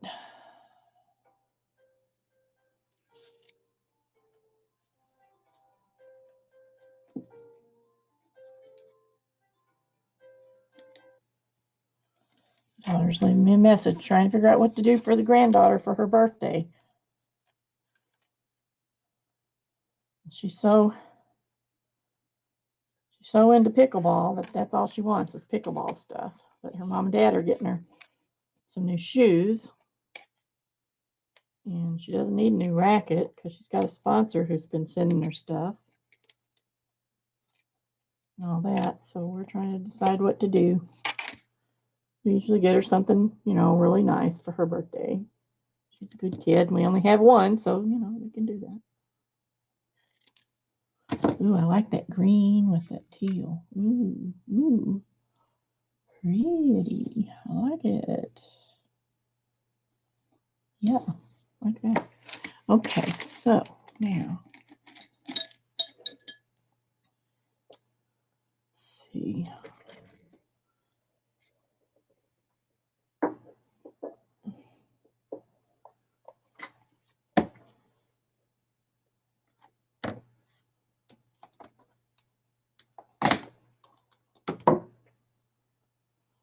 Make a place to work here. Now, you know those these beaded tops that I'm making, you could actually do that with crochet very easily. You just crochet a little tube. You would do it in the same way. Just put your first row around the tassel and just crochet it right on there. It would work just fine. I have done that before. Let's see now. What am I doing? I have to tie all these together.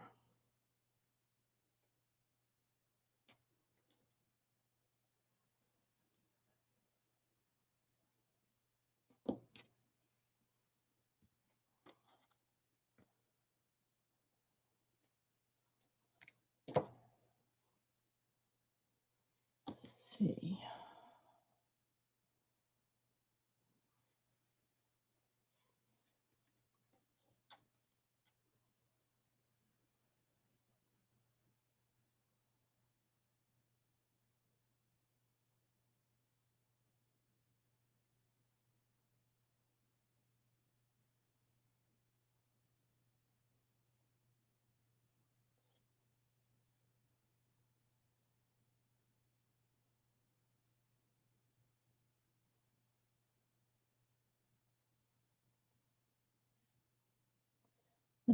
This might be the hardest part, getting this tied on here.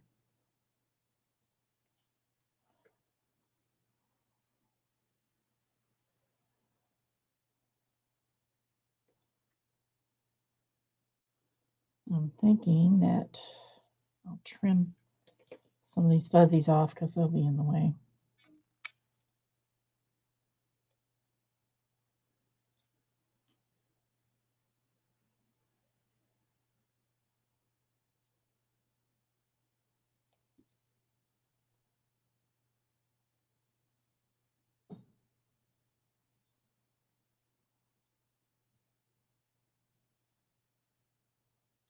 Well, I certainly learned something new today using my phone as a second camera.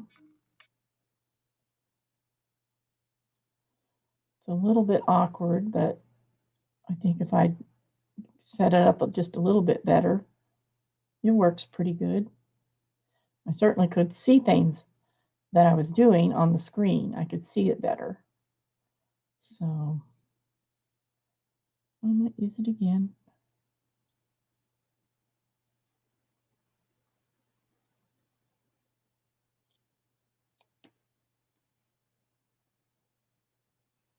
Alrighty.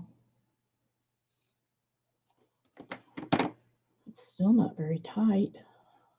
I'll try one more time.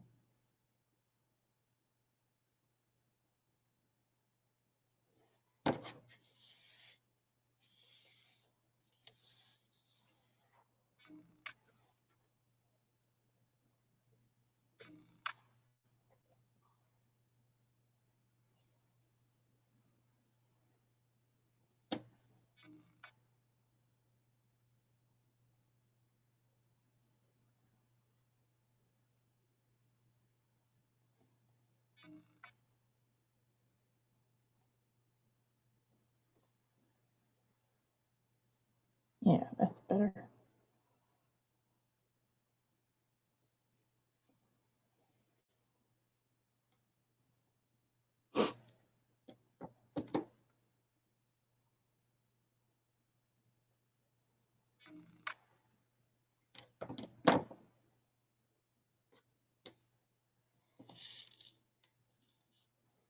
Hi, Michelle. Been here long? Been hiding out? Oh, I learned that I can use my phone as a second camera for up close. Well, not just for up close, but it works for up close. And so that I could see, so that you can see on the screen better. And I have a problem with when I'm trying to show my, which I don't know where they went now. Oh, I put them away. When I'm trying to show something all white that I'm stitching white beads onto, it's very difficult to see for the viewer to see. So I think I'll be able to use it in that regard also. And also did a beaded top for tassel. Where'd it go? Here it is. See?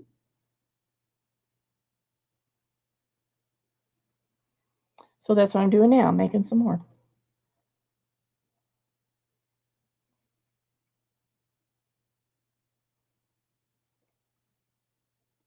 Well, I see you up there now. I missed you before, I guess. And Brenda too. Where's Brenda? Is Gypsy Brenda? Gypsy? No, Gypsy's saying, oh, there's Brenda. Hi, Brenda. I missed you too. Sometimes I forget to look at chat because I'm so concentrated on what I'm doing. I'm glad y'all are here. I've already did the testing. That worked out pretty well. Now I'm just making some tassels.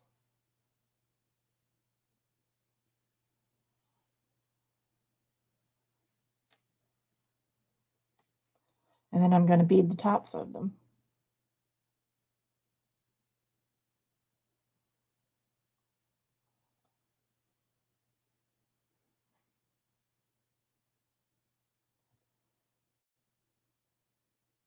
Okay, there's that.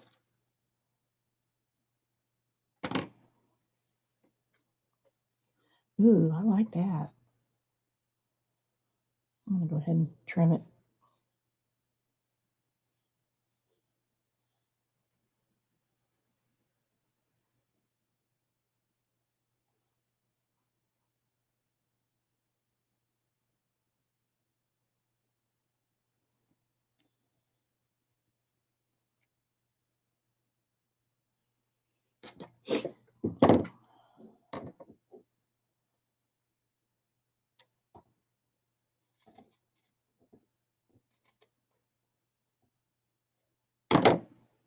Oh, I really like that. Those colors together. Two of my favorite colors together. Okay, there's one ready. Lay him over here. Let's see. This one looks a little puny.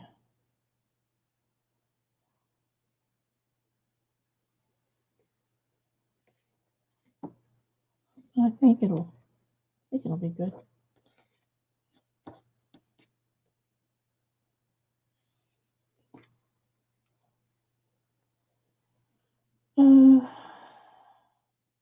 I'm not really worried about what color I'm tying it with because it won't show.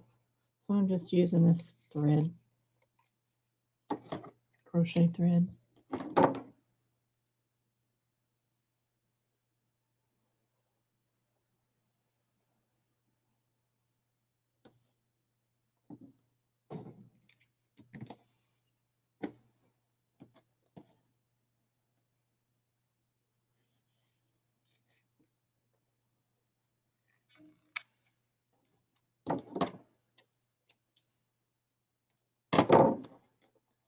I want to put a few dangly beads on some of these. I have to go over and get some other beads, so I don't have enough colors. I don't have enough colors. I have white and I have teal over here right now. I have to get some others.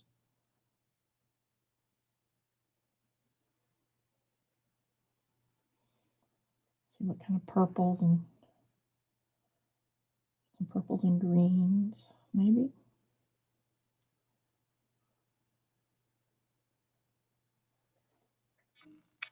Well, no wonder I'm not seeing the comments. They're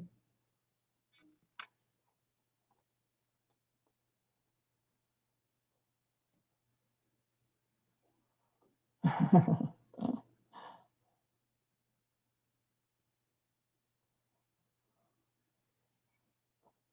right.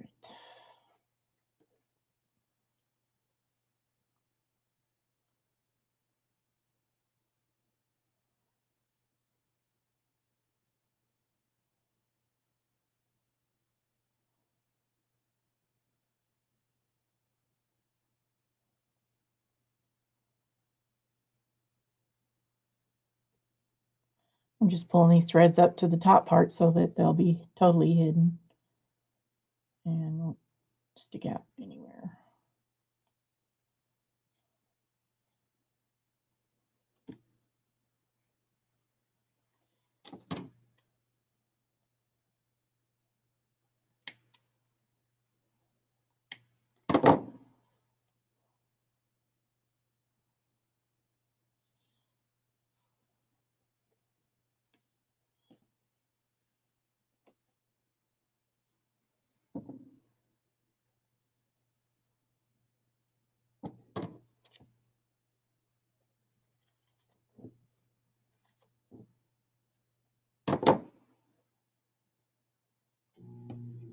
It's pretty cute.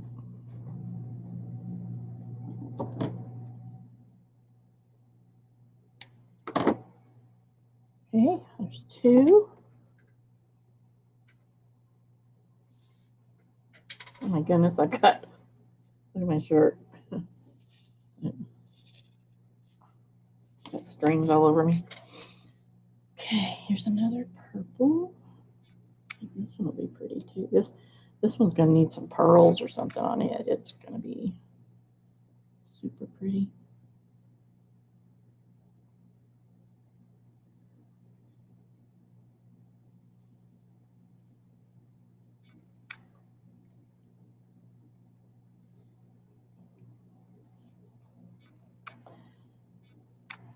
I've been making a lot of wax seals. I have 6 designs, and I'm waiting for some other ones to come.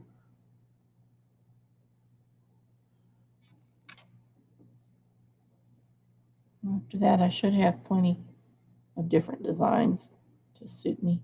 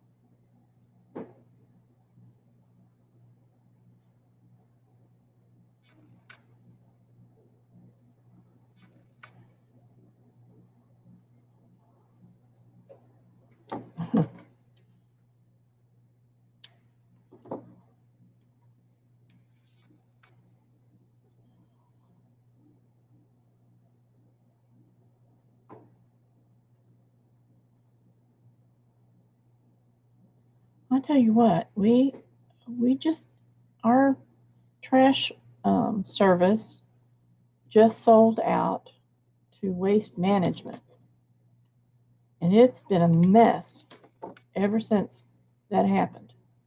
Every one of the counties complaining.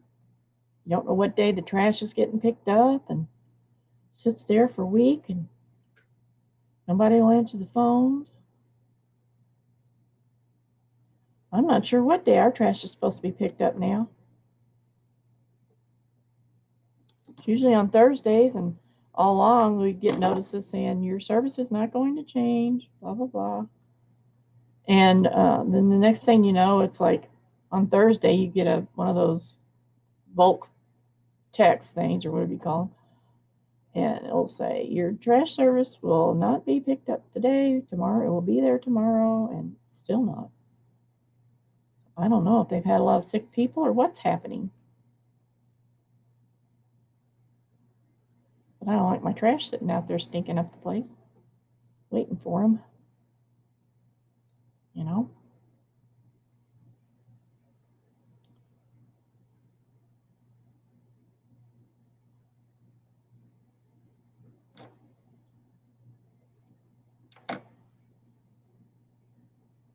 Okay, there's that one.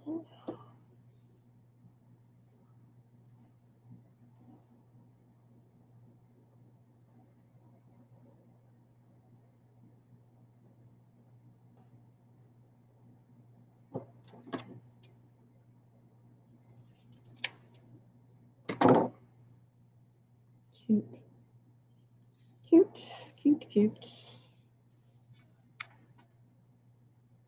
see.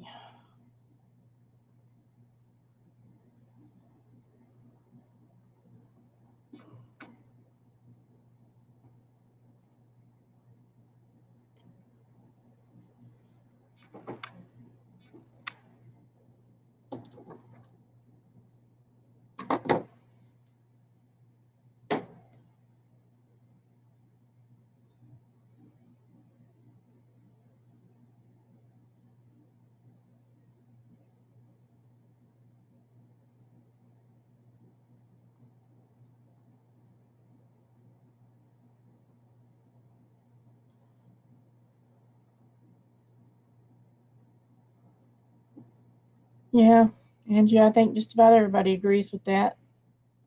I don't think they care, to tell you the truth.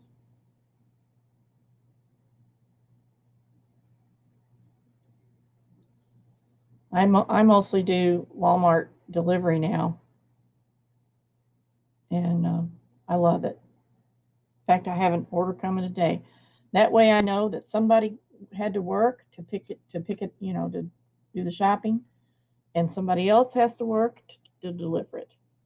So there's at least two people that get to work because I do Walmart delivery, and it's very convenient for me.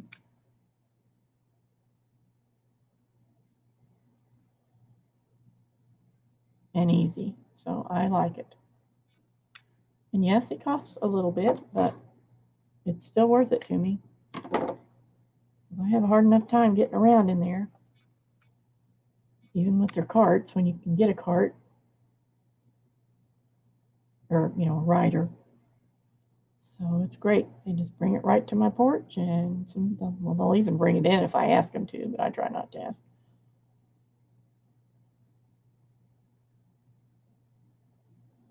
So I'm pretty happy with it.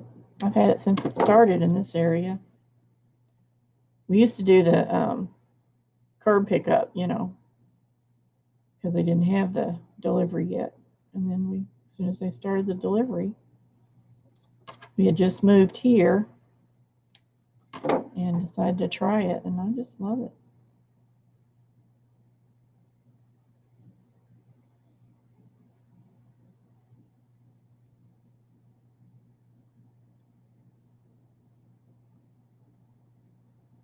But yeah, we won't use the checkout lines. And I don't know what they're doing there, but here they're getting to where they won't even. And we haven't had this problem because we never use cash. We always put it on our card because we get points, But I've heard that sometimes, or maybe all the time now, they won't give you change. If you use cash, they won't give you change. Which I think is very strange.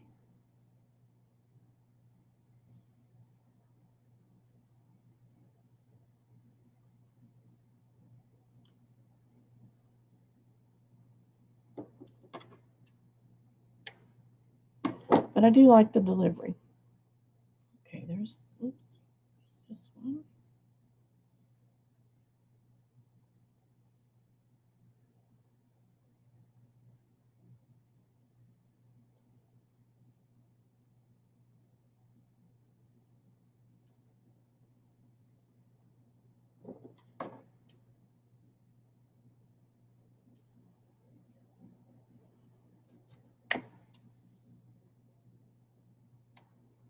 We have a local grocery, privately owned store. A lot closer than Walmart. Not a lot, but closer than Walmart. And then we have a little, it's called the pantry. And they sell a lot of Amish canned goods and different things. And they sell the little bulk packages of things. And that's only about a mile from our house. So we go there sometimes. And they have a deli, like a little small deli. They make sandwiches and all that.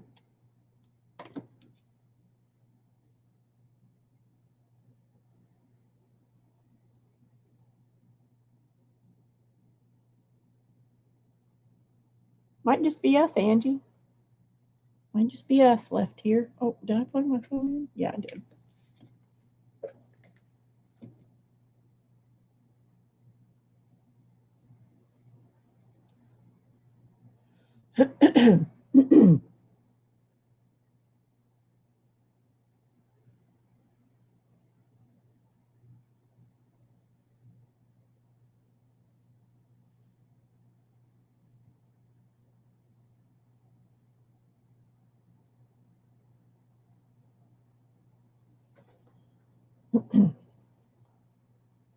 Here, Brenda's here. What are you doing, Brenda? Just relaxing? Just relaxing?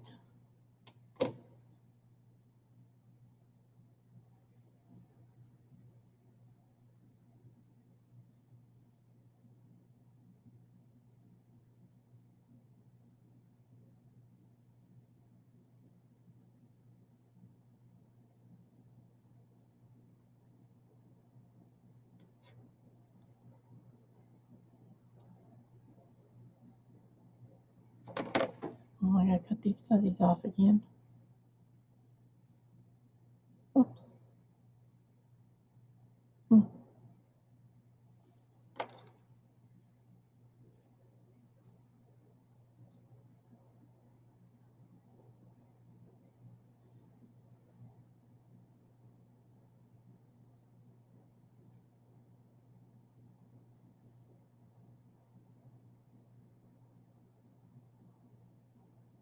Gypsy, do you share your real name? Because if you have, or if you do, I don't know what it is. If you don't, that's fine, but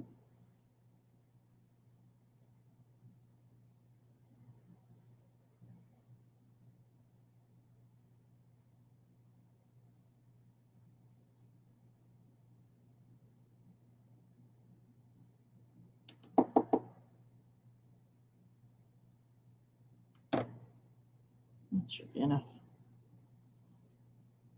This one's pretty too. These are all pretty.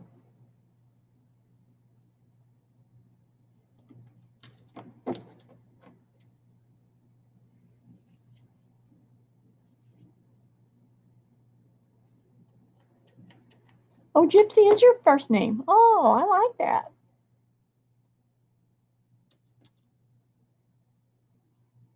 I thought maybe that was just something you wanted to use. Your handle. Oh, those were the days, weren't they? Anybody else do a lot of CB stuff when they were younger? When it was so popular. My husband was the American Eagle. And we were in Key West, Florida, and so that was in the 70s. So he had this big old strong CB setup, and he would talk to people in Saskatchewan and all that on Skip, you know. But he was American Eagle, and he always said he was American Eagle on the 1.5 radio, which wouldn't be much at all, but it really was more than that. And I was Kisses. There was a cartoon. Ooh, working in your art journal. I've been thinking about doing that. There was a cartoon called, I think the name of it was Kisses. And there's this little chubby girl with dark hair. And so that's what I picked for my handle. I was Kisses, and he was the American Eagle. All the things we do. Okay, I'm going to run over here and get some beads real quick. I will return.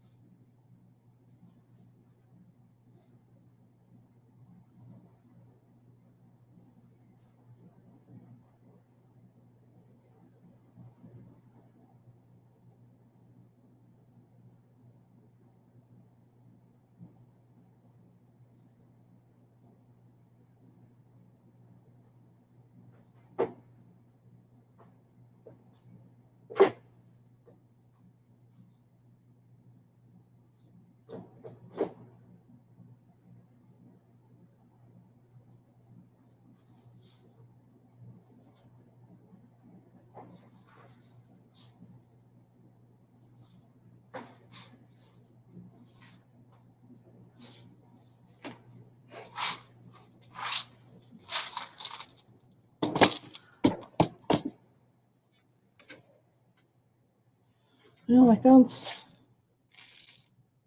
a little bit of purple, plenty of green, turquoise, and white, and a little bit of pink. I don't know how many pink. Well, you know what? All the pink beads are probably in the. I have what do you call it? Project boxes, and the pink beads are probably in the project boxes. All right, let's look at this one because I got some really cool beads for it. I'm not going to turn on that other camera. I guess I could get a little bit closer on this one, but you saw me do it earlier. I'm not going to try to get real close. Let's see here.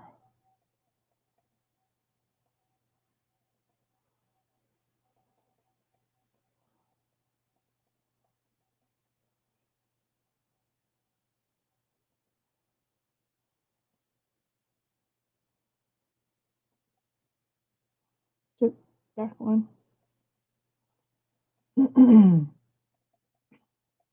Okay, that should be good enough. Peppermint. Ah, peppermint. It's been a lot of years ago. For me, anyway. A lot of years. Okay, now what's the plan here? I gotta decide if I want to use my dark thread or my fake thread. And I think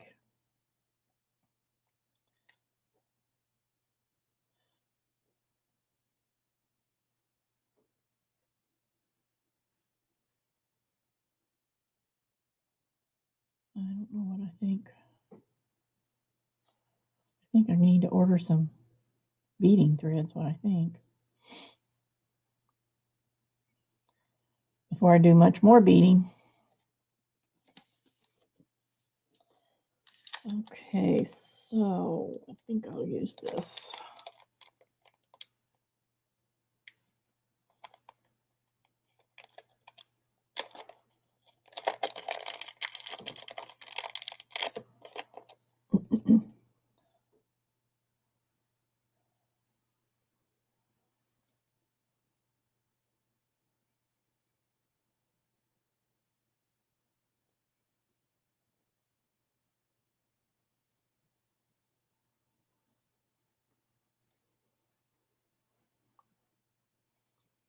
Oh, you're watching in two places, Brenda.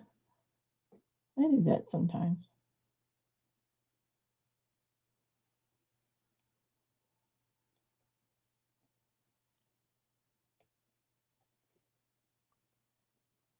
All right. So, what am I gonna do? I want this to have some green.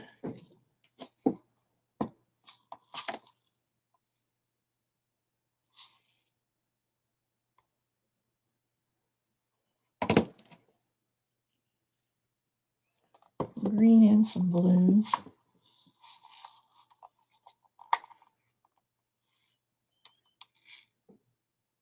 I don't know if I want those. I think I want these, but I don't have a lot. Yeah, I think that's what I want.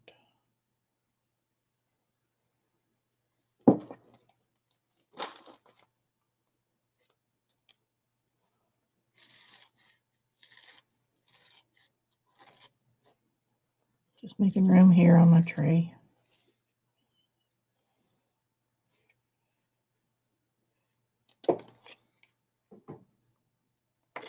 When I'm working on a big project, my beads will all be mixed up usually.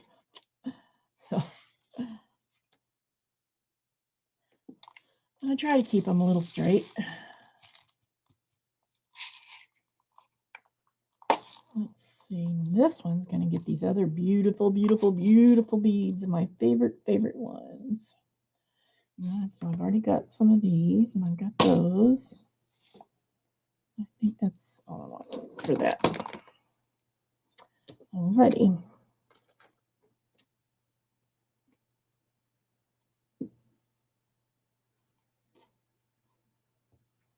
See if I can get away with this needle.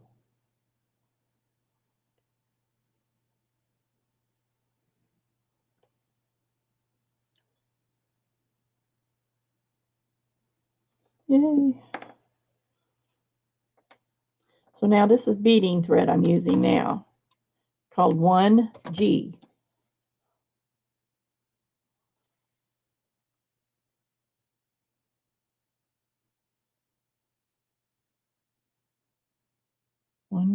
Beading thread. I love it. I used to always use a specific fishing line that got to be pretty expensive, and it's got to be hard to find. And I used to buy it in the hardware store or in the fishing section. But once everybody started using it in the beading world, the price it got a little bit harder to find, and you know, and then I found this 1G, and I really like it a lot.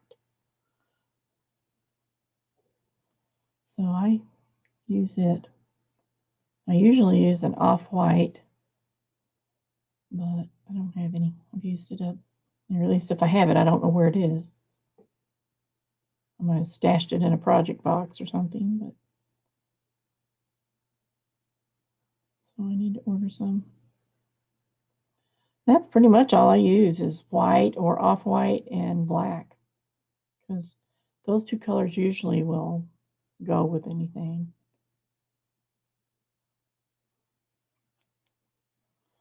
Alrighty then, here we go.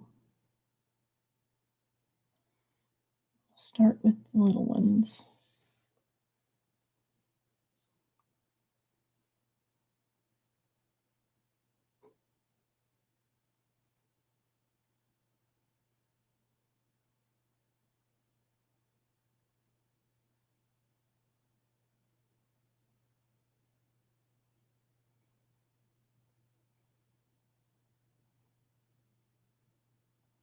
Nine, 10, 11, 12, 13, 14, 15. I'm going to try to start out with a much tighter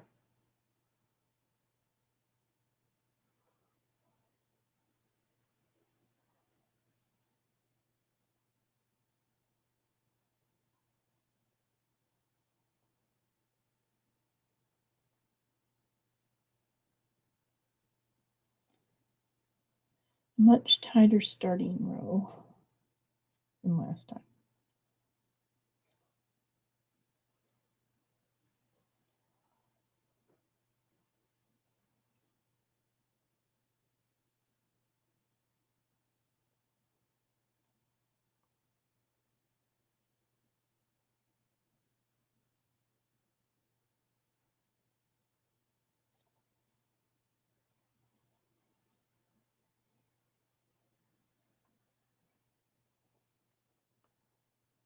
Angie, I'll never run out of finding fabric in my own house.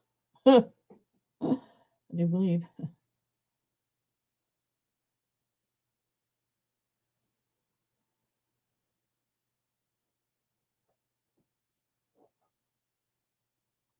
Okay, I think that's enough.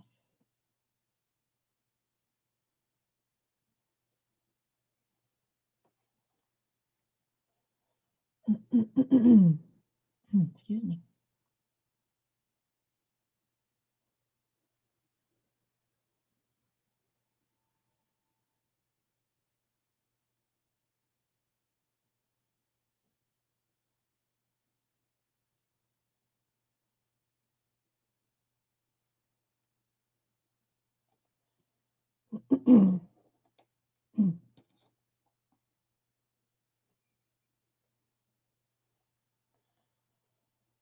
I've just been trying to use up stuff that I've got. So on my soft cover journals and my needle books and stuff like that, instead of using batting, I've been using fleece, because I have a pretty good supply of fleece, and it's been working really well. So that's one thing that I've been using up. Still got a lot, but I've been using it up.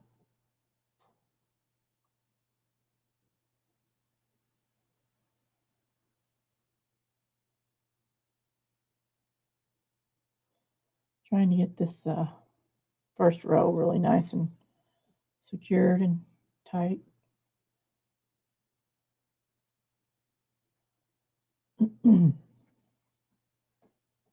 All right, now this is a little harder because all these fuzzies get in the way. Trim most of them off the top part, but I might do some more. Trim some more. I don't need all those.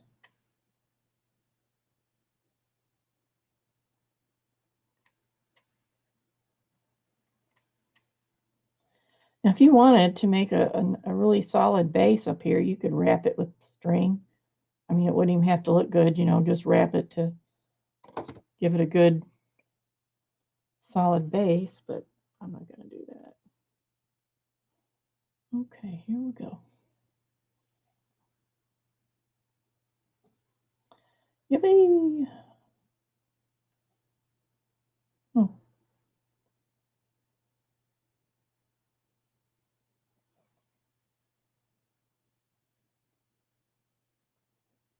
I'm just using a single thread. That's all it really needs. Because this thread's pretty strong.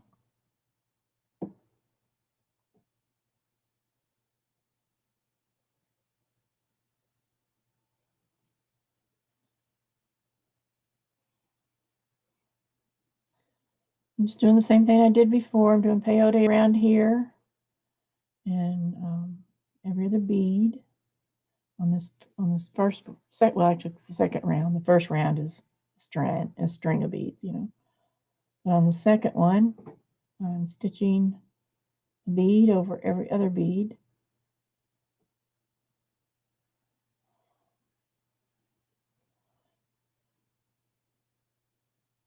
And sometimes they don't lay just right, but when you go back to the next round, you'll see which one to pick up.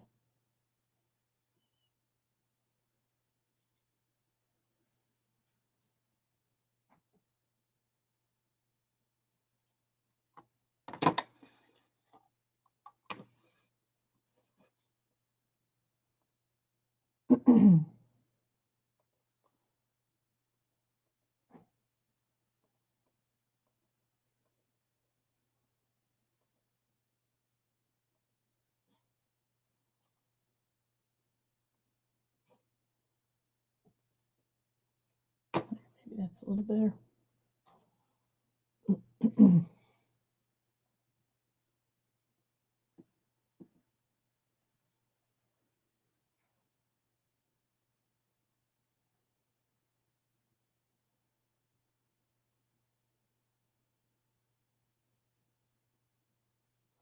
These that I'm using right now are 11s.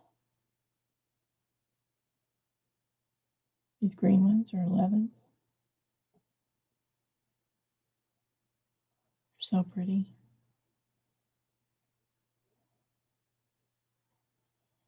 They sort of have a little they almost look like a raku bead or whatever you would call that. They're kind of mottled looking, really pretty. Greens and almost a brown.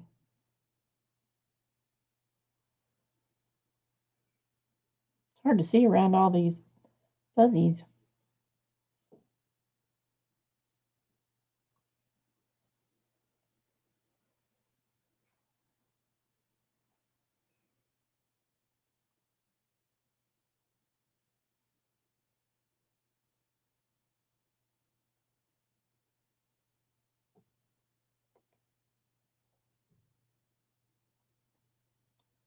Let's see.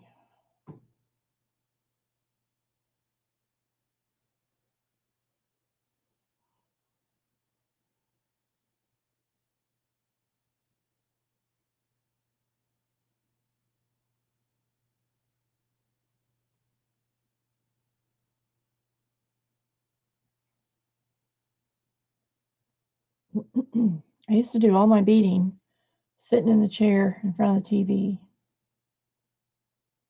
because I try to, when my husband's home and he's sitting in the living room, whatever he's doing, I don't like to be downstairs away from him because he's gone all day and I've got all day. I don't work, so I've got all day to do what I want to do. So when he's home in the evening, I try to be in the same room that he's in, not down in the basement. So I get fidgety. So I would bead while I was in the living room with him. Of course, when you bead, beads get everywhere. Whether you want them to or not, they're going to get flipped here, there, and yonder. So that was always an issue. And now we have the dog who wants to sit on me all the time. So it's kind of hard to bead with the dog sitting in your lap.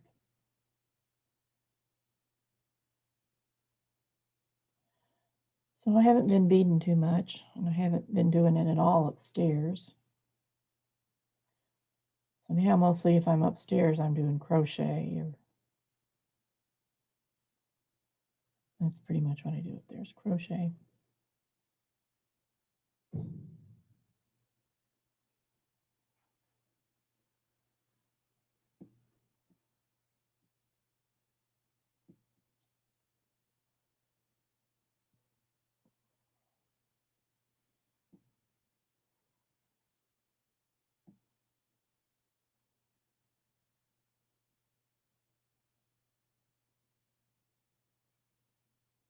Oh, I think this is going to be pretty. Pretty colors.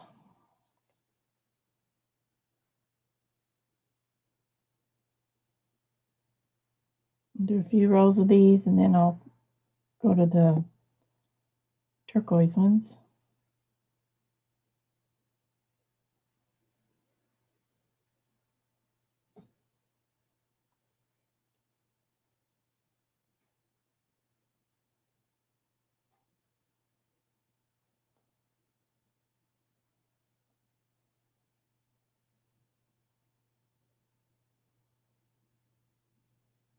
It's hard to see what I'm doing on here because the beads are mottled and then there's all these frizzy things around here you gotta work around.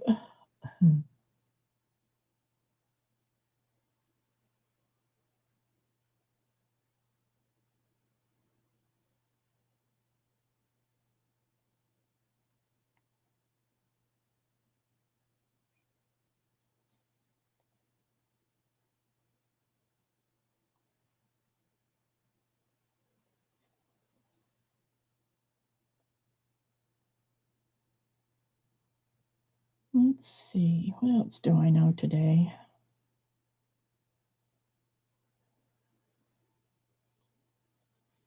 So I've been working with wax seals and then I've been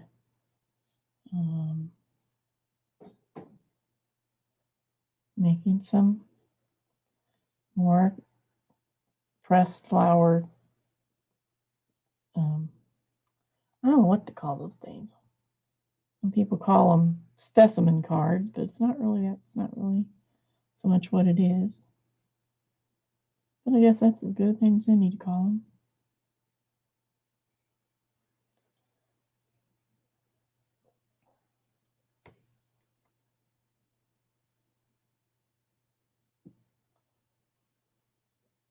Oh, tea sounds really good. Sweet tea. Sweet iced tea sounds really good. I actually have a cup right here sitting next to me that I got yesterday and never drank. I need to throw it out. It keeps tempting me because I know it's there, but I know it's no good. I keep thinking, oh, something to drink. Then I realize, no, that's from yesterday. Don't want to drink that.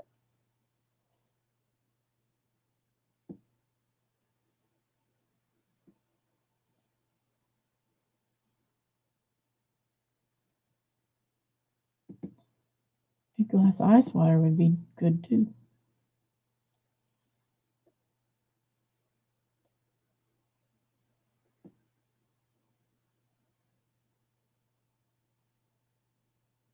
Now this one, I think the top is going to be a lot bigger than the first one I did. You could see already that it's bigger.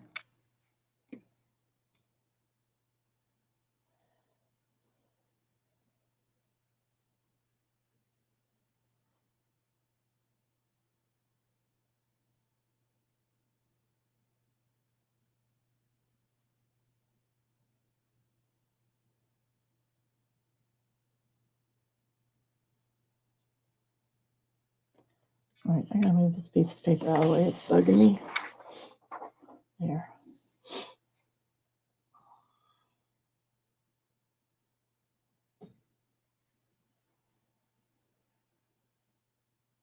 And I guess a person could take a piece of masking tape and get that out of their way if they wanted.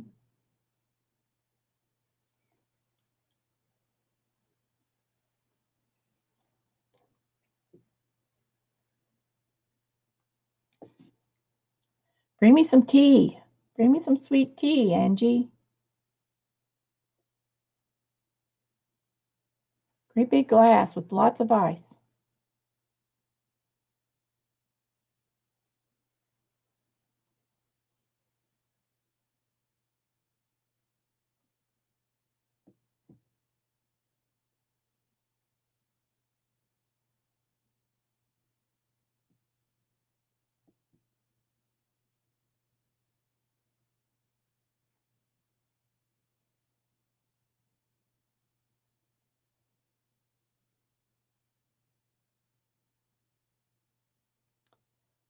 The other thing I want to do, having to do with tassels, is I want to get the polymer clay out and make some tops. I want to make some birds and some other little things for tassel toppers.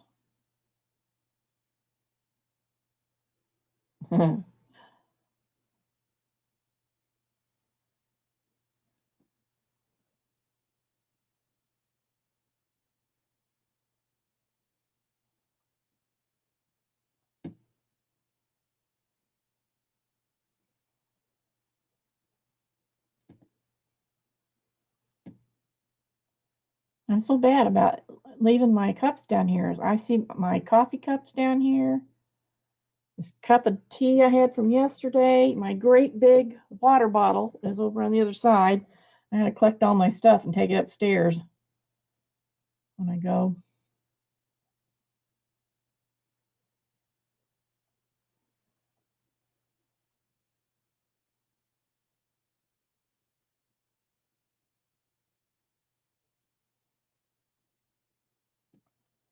You can't even see what I'm doing now, can you?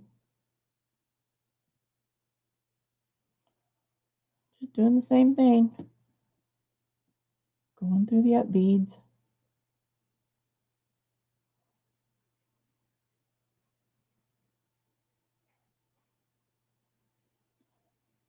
Okay, now let's see.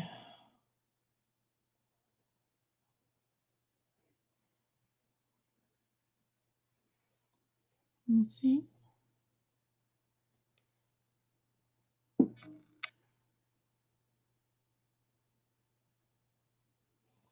Not too well.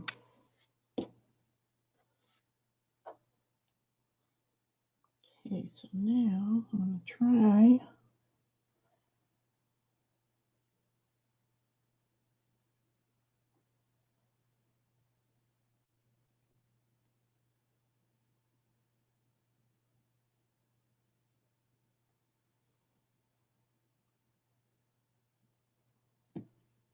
See if I can't make a spiral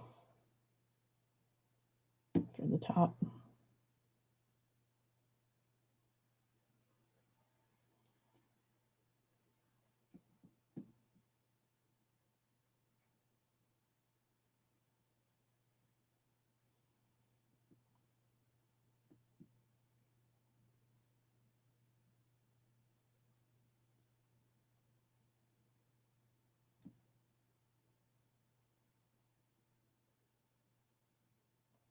How long do you think it'll take, Angie, to get here? with that tea.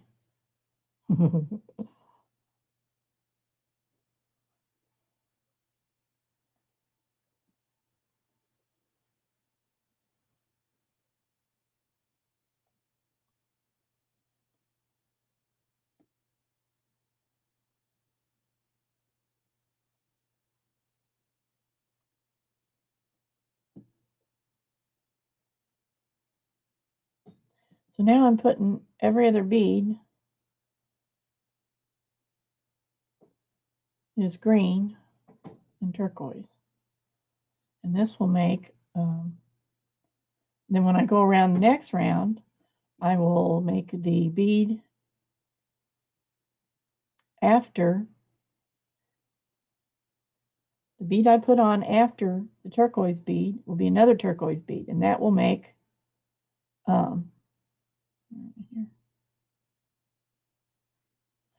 that will make a spiral occur.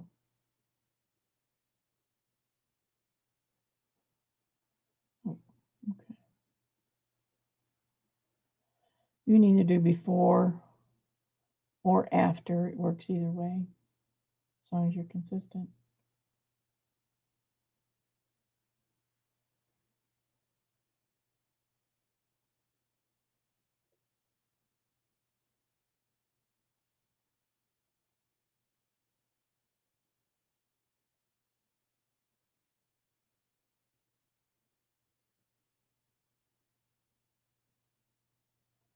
Well, somewhere I messed up, I think. Let's see.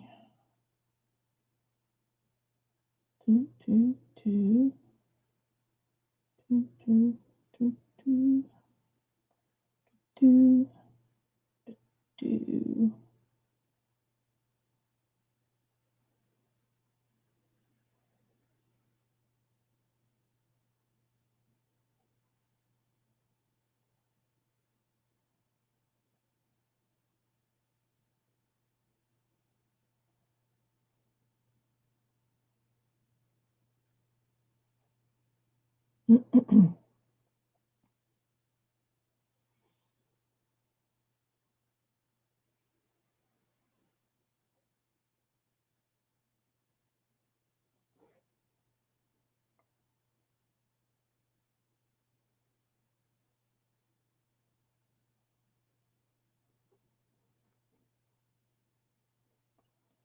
Okay, so now I'm back around to the beginning of that row where I started with the turquoise bead. I'm going to pick up turquoise.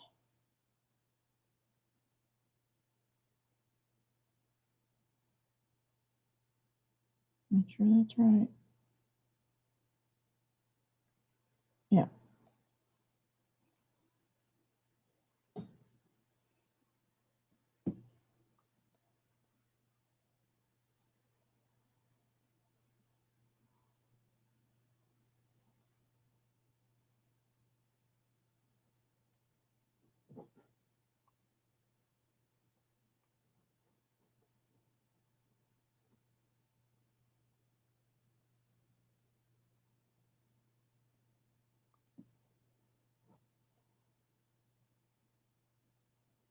So after every turquoise bead, I'm adding a turquoise bead, and this is, and then I'll do a green. And so this is going to make a stripe spiraling around what I'm doing.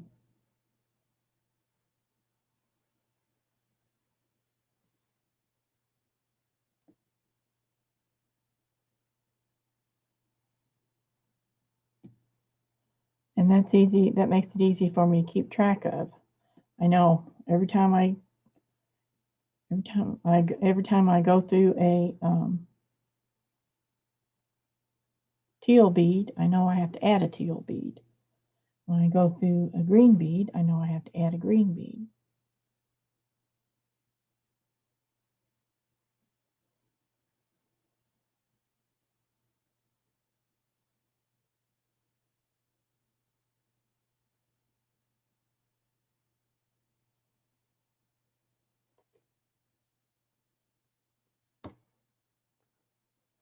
Okay.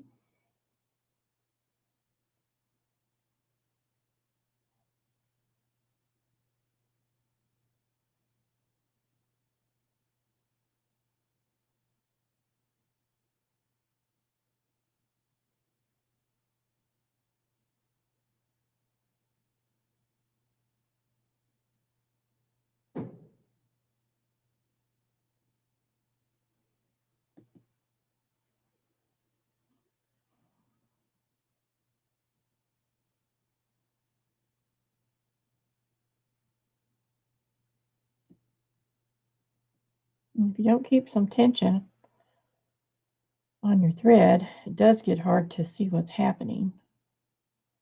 So you need to keep your tension pretty good.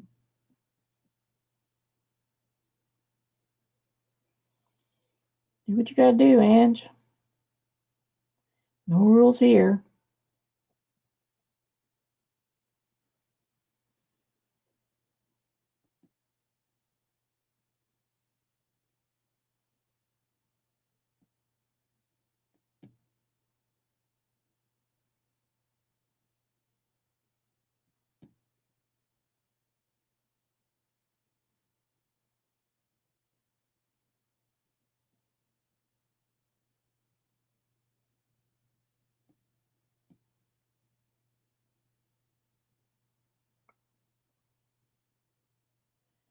We're just chilling out.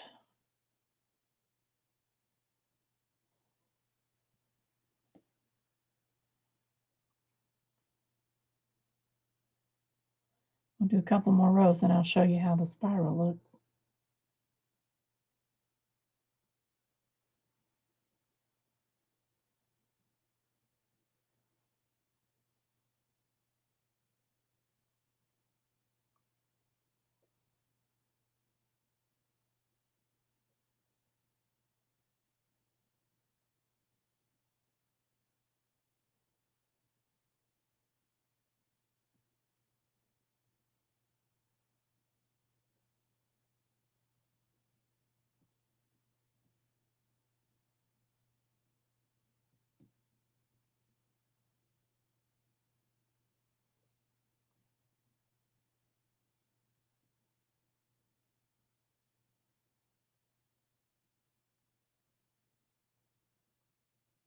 Oops.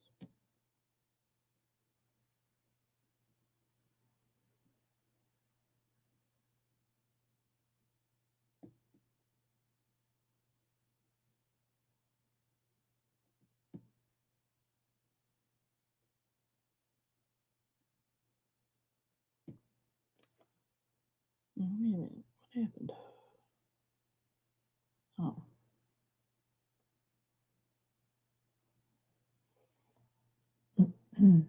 Missed a bead.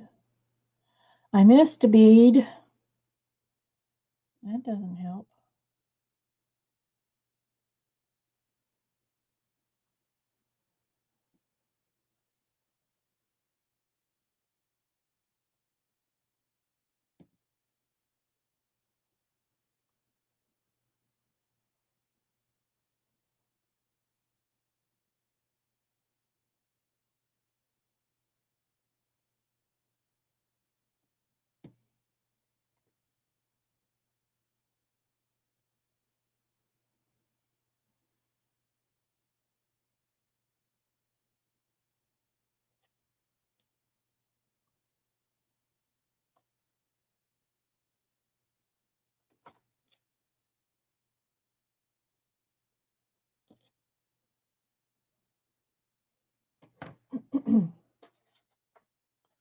So you can see how that spiral's starting?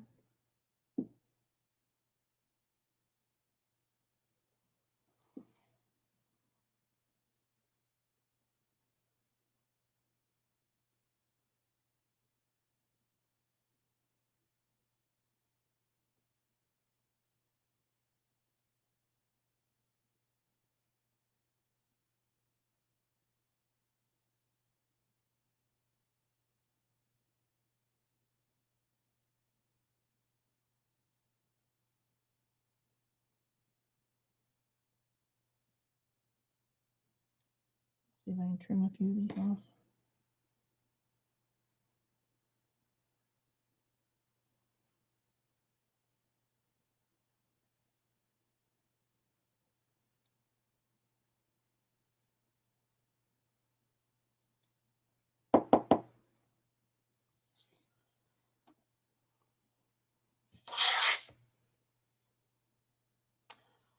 Surprised puppy's not over here whining at me. It's getting close to that time for lunch. Better be quiet, she'll hear me.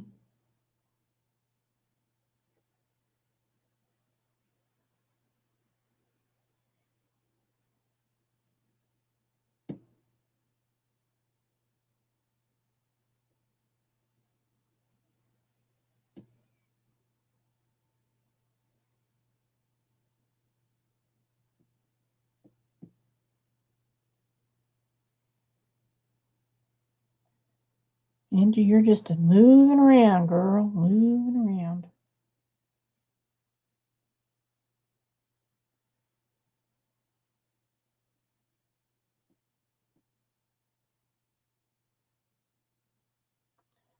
I think I'm going to have some coconut cake at lunch today, or it goes bad.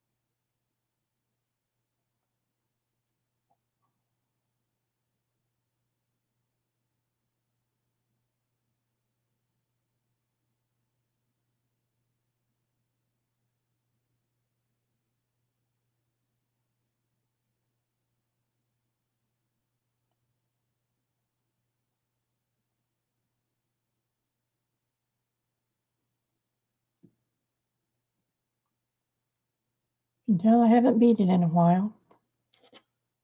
Keep making mistakes.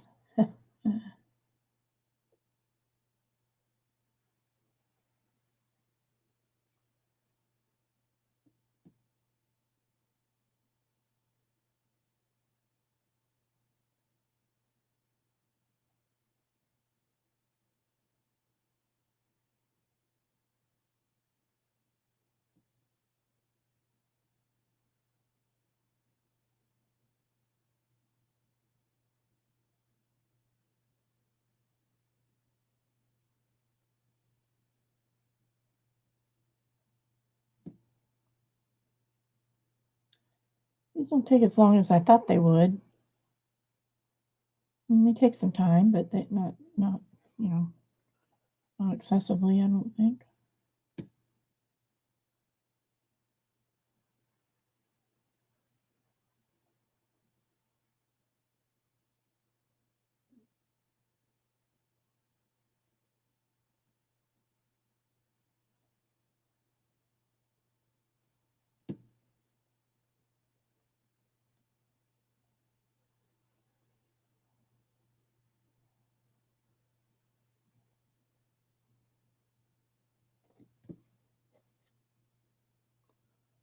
I'm just rolling it to kind of get the beads to lay the way they're supposed to.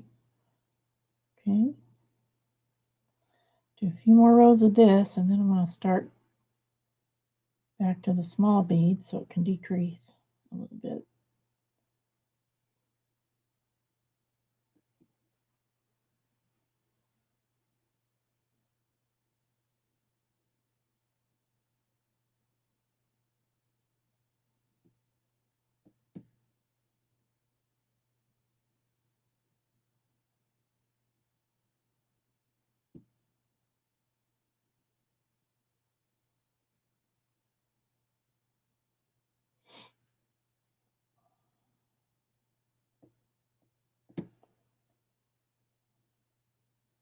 I'm quiet today for the most part. Granddaughter had a pickleball tournament this past weekend.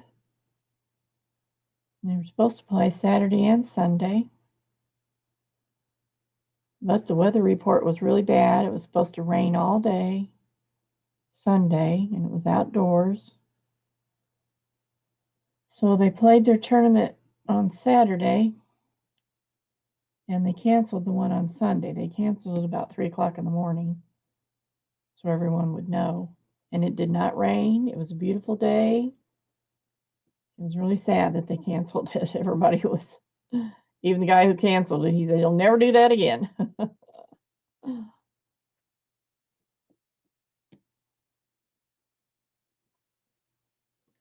I think she got a silver medal Saturday. I'm not sure what category.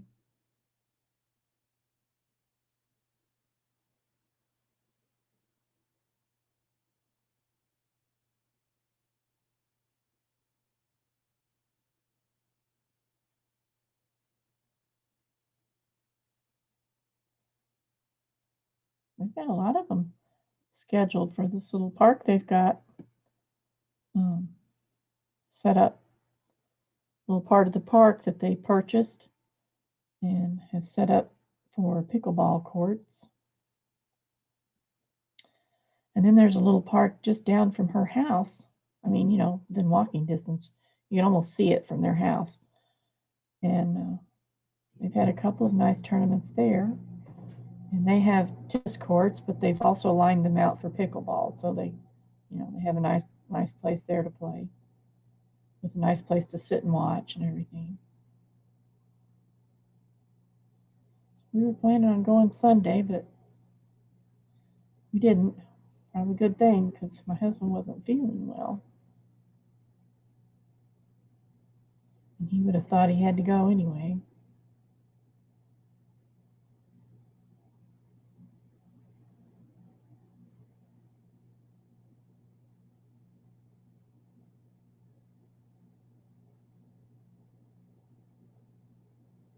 Okay, Angie, buy something good. If you can find something good. All right, so I got my spiral going around on this one. So now I'm going to top it off with the green beads again. Let's see if I can poke some of this down out of the way.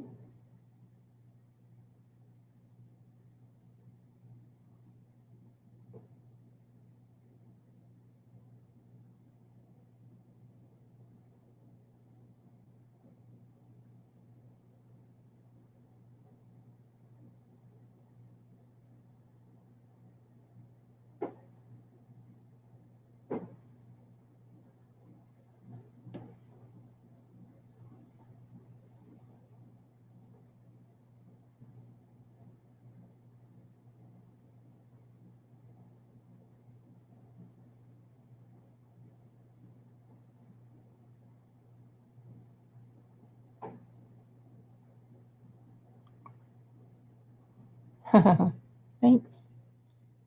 One mistake. Where was that? I think it's right there.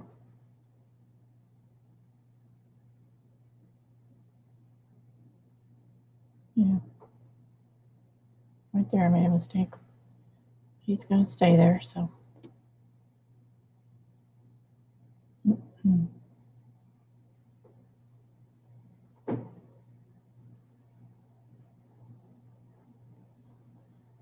These green beads are so pretty.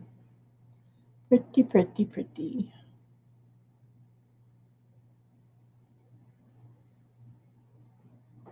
Whoops. Okay, so now I can start the top.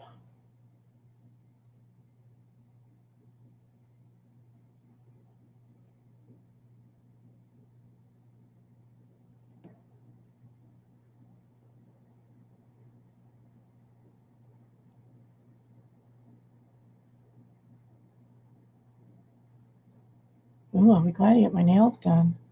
I hate it when they get all yucky underneath.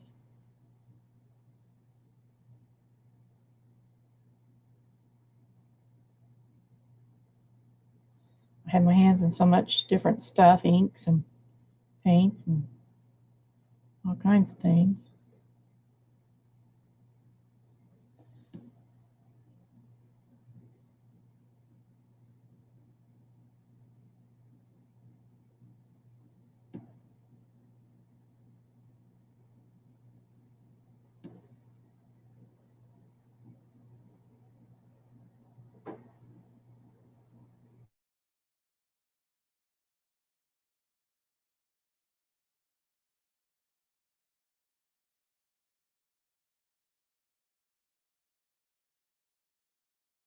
Uh-oh, something happened.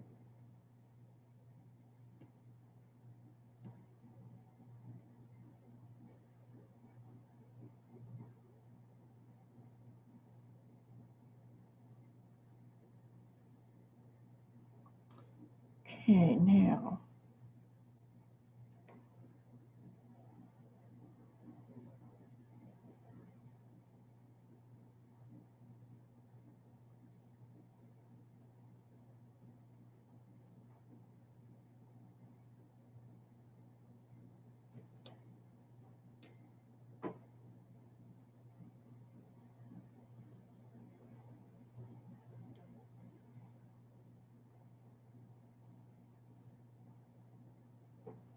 It needs one more row of these without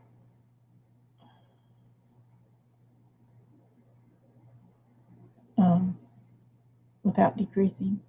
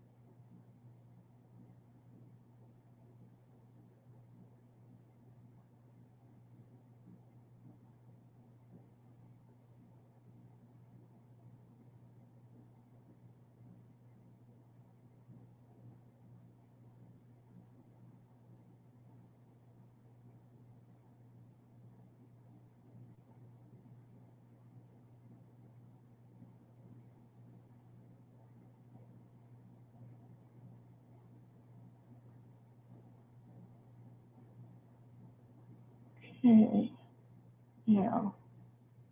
now I need to decrease. Let me see if I have any.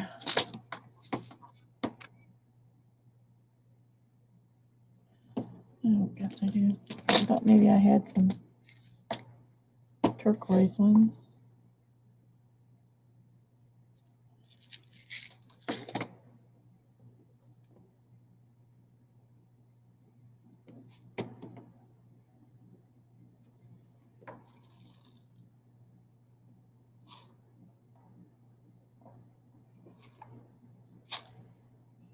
I'm looking for some that are a little smaller than than the green ones.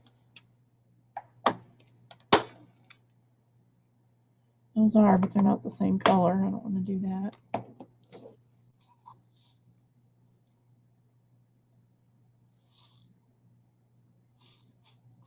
Oh.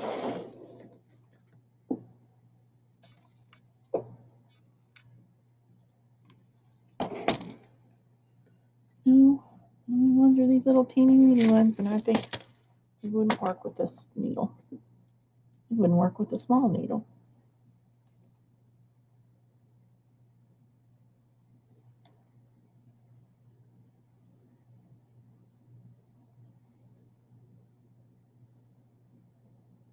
Yeah, no way.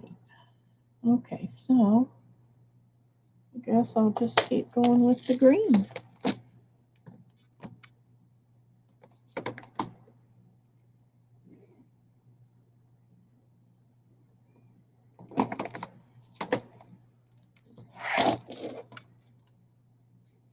All right then. So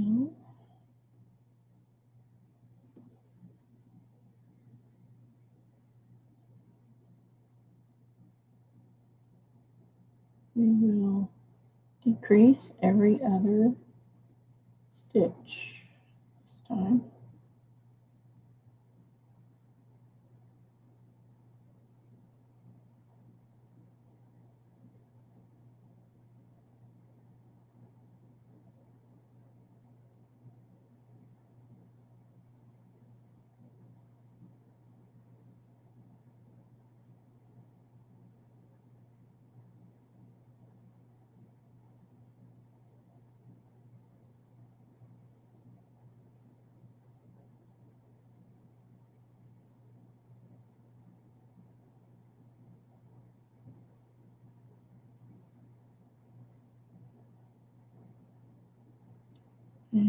this time I will go one in each stitch to smooth it out.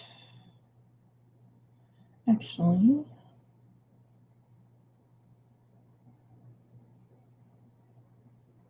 use the bigger one. Because what happens when you decrease, it leaves kind of a gap, and I don't want it to have a gap. So I'll use these, and that will pull it in some more. So it will be more gradually decreased.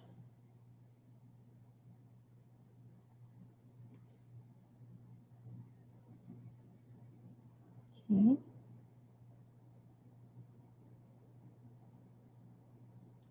So here's how it looks on the top now.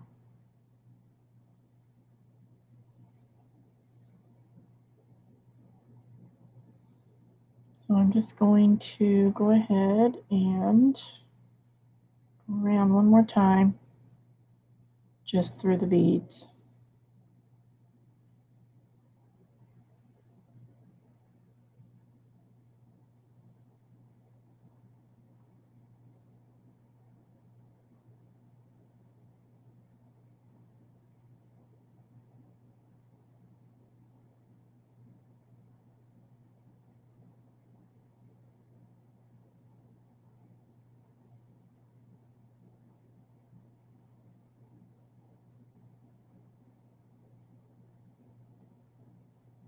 Now I'm just going around again to secure it.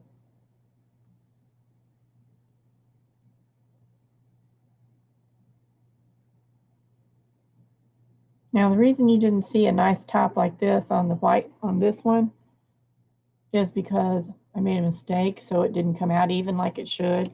Whereas with this one, I didn't make that mistake, and the beads ended up even. Okay, so I'm going to make a knot around some threads, and I'm just going to go ahead and do the loop, the hanging loop. Okay, so there it is. Here's the top.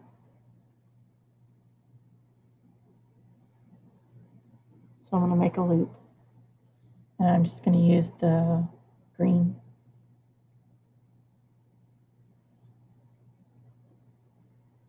Almost out of these green beads. They're almost used up. I don't have very many left. At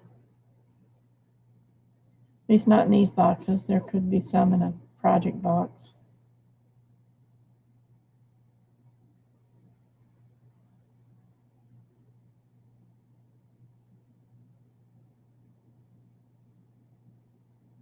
These are, so far these tassels have been pretty plain. I haven't done anything fancy on them at all. They're just, you know, pretty plain, stitching wise.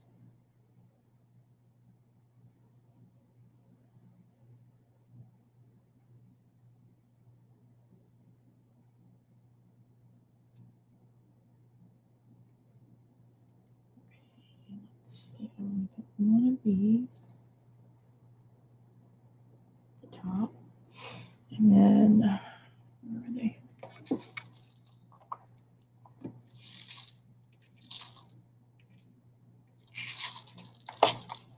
That's all I have left of those. Not very many. So this is a good project to use those up, finish using those up.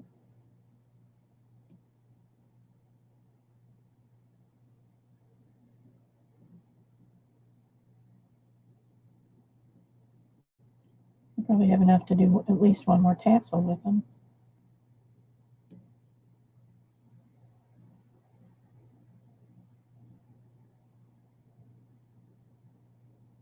But, you know, it doesn't take too many. I mean, you could have 10 of these beads left and be able to put a stripe in there somewhere or something, you know.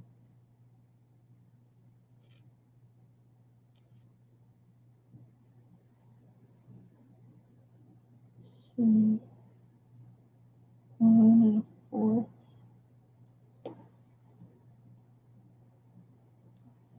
of the things I like to do is I like to make bead tassels.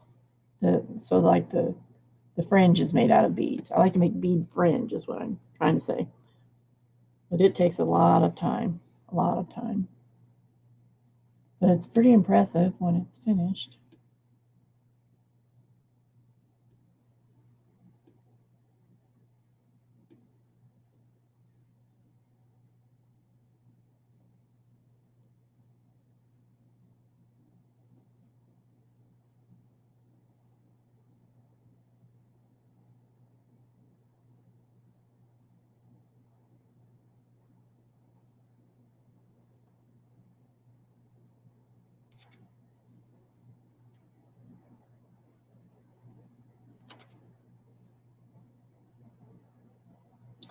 Okay, so now I'm just going to stitch back and forth through here to secure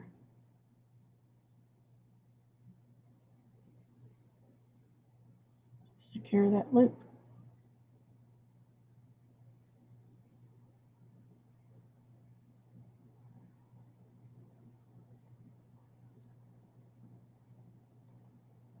Okay.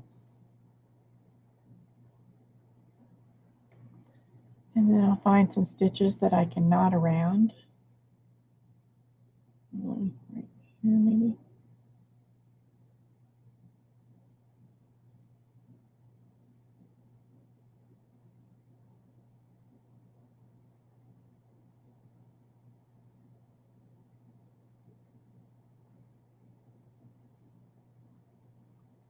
And then hide my thread. Just bury it in there.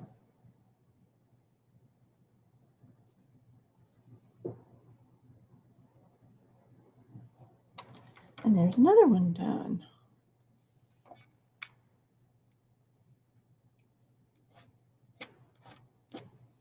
So now if I wanted to, I can go back and add charms or dangles or whatever.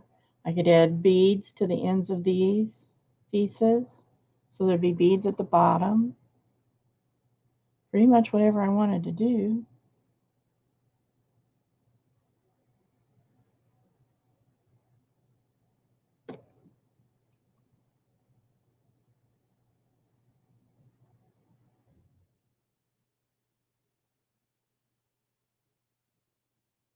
Get rid of some more of these fuzzy things.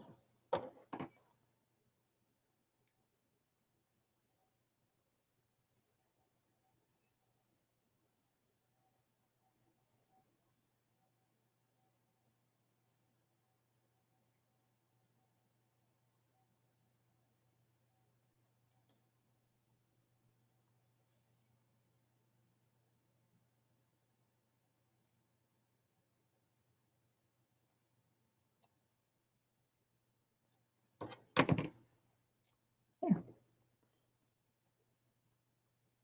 Pretty. Turned out pretty. Pretty nice. So there's always room for improvement, but that doesn't look too bad.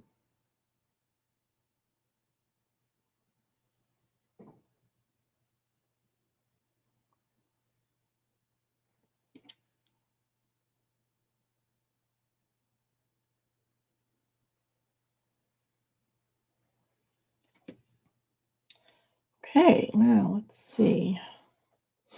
We're done with the turquoise. I can move it because I don't have any more turquoise over here to work on.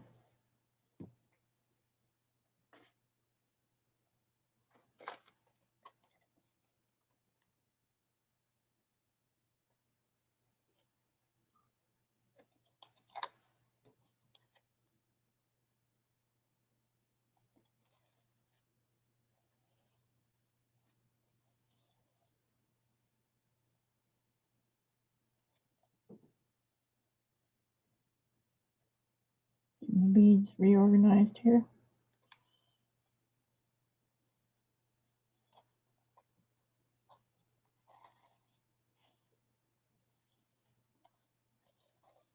And I'll put these away later. As soon as I find my spoon, I have a spoon. A little spoon that I use. And I'm going to put out the rest of these green ones. I have another green.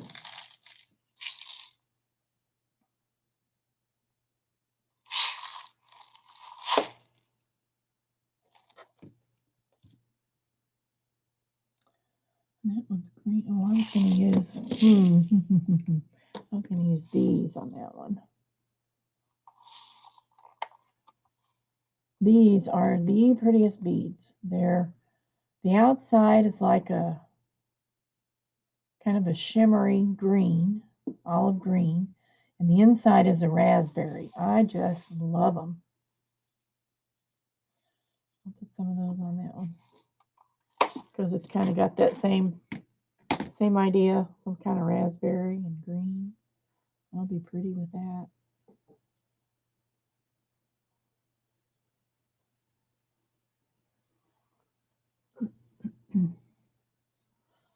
Okay, so I'm going to work about 30 more minutes. And I'm going to have some lunch and something to drink and take care of the dog and all that kind of thing.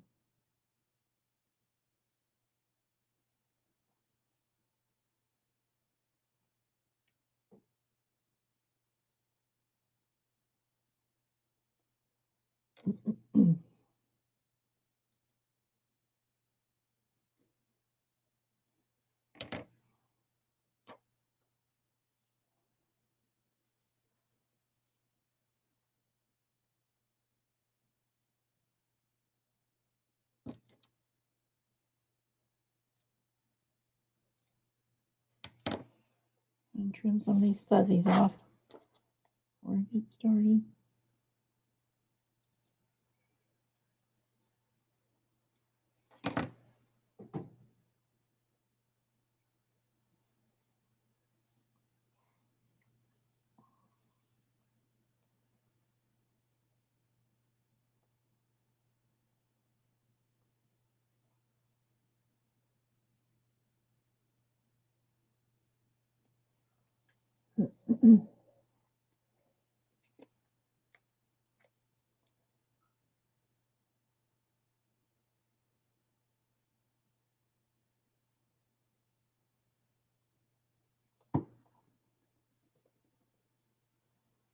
See if I can't tame some of these fuzzy things with the glue.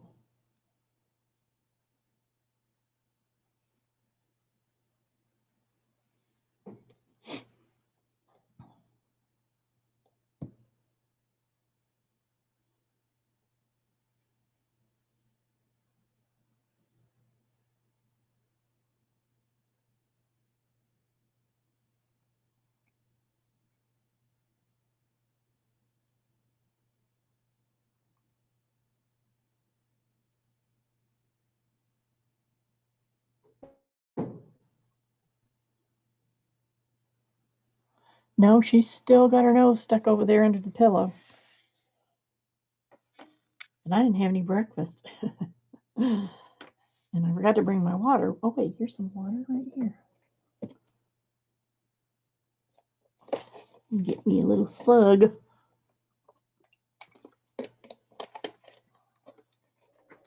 I don't drink enough water, then my legs cramp all night. Isn't that fun?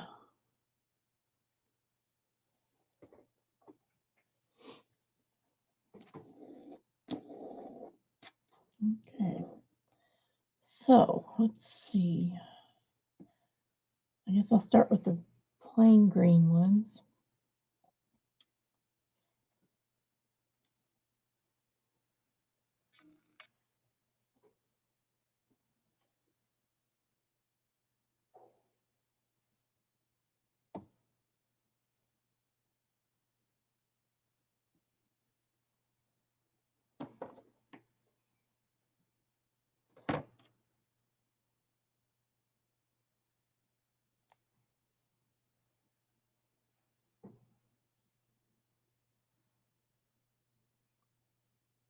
So like I said, before I start, I have to stretch my thread so that it won't be springy, I guess is the word. And I'm just going to anchor this thread.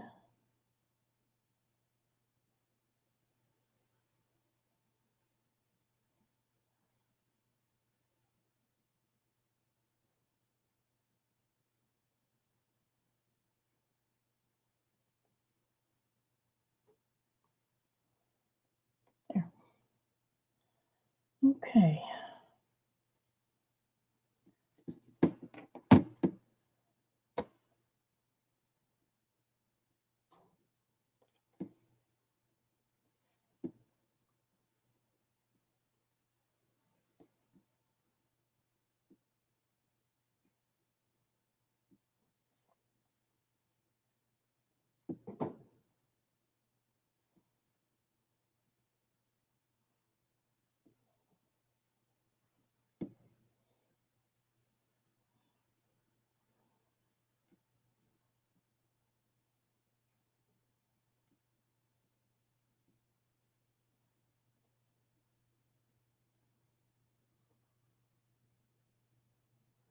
I can't dare say her name because then she'll come over here and bother me.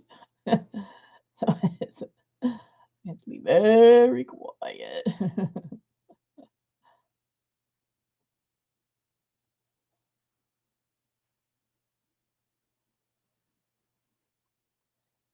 What do I do?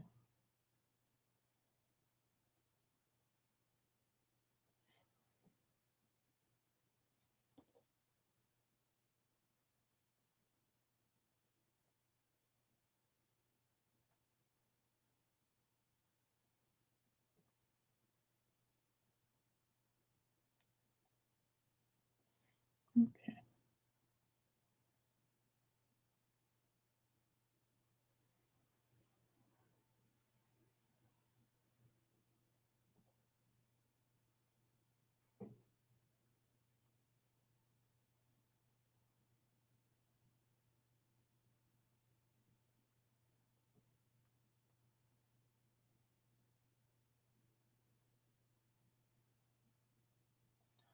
Okay, I've got too many beads on there, and I don't want to try to unstring it.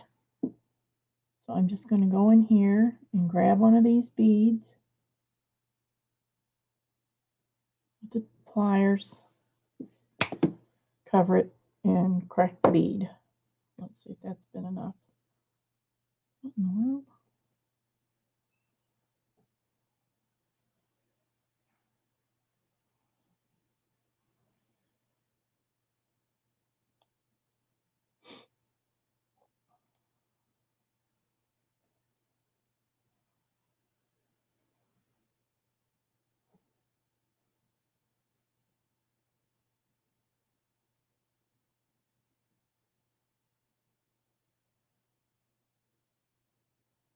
Okay.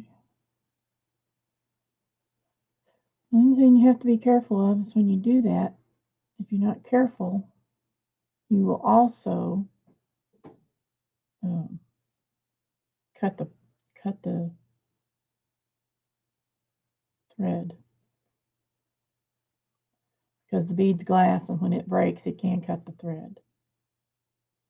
So you have to bear that in mind.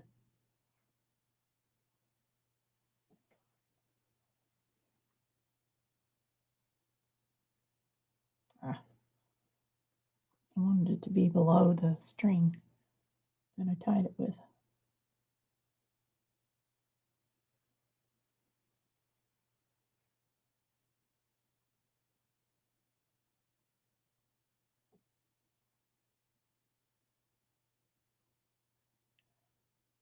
So if anybody watches this later, I know you can't see what I'm doing very well, but if you go to the beginning, if you watch from the beginning, you'll see it up close and you'll be able to tell what I'm doing now. Okay. So now I've got my first row there, and I can start.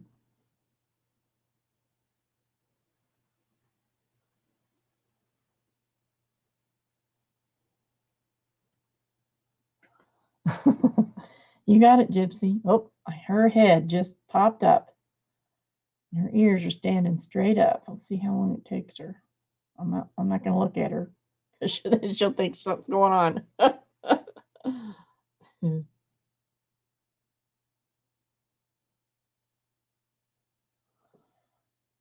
She's looking right at me. I can see her out of the corner of my eye.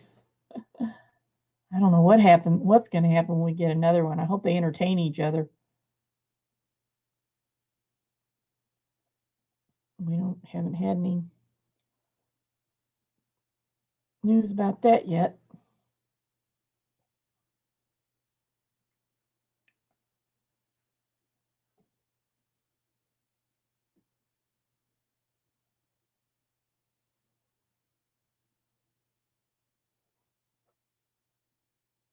Oh, put her head back down, but her ears are still sticking up.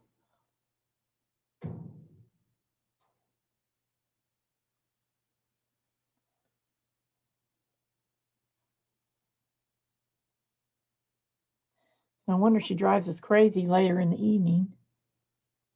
The whole time I'm down here playing, she's napping because I'm not paying her any attention. So she naps. So then when he gets home and we're having dinner and everything, then she's napped all day, so she's ready to play. And we're tired. We want to rest. Oh my. And of course, since he's been gone all day, he's the one she wants to play with, and he's the one who's most tired. So I try to keep her attention so he can relax.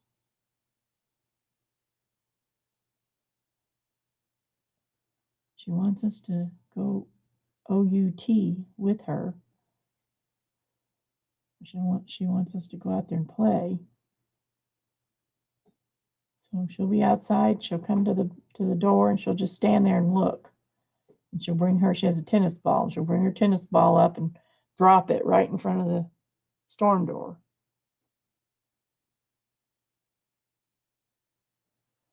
And that means she wants somebody to come play.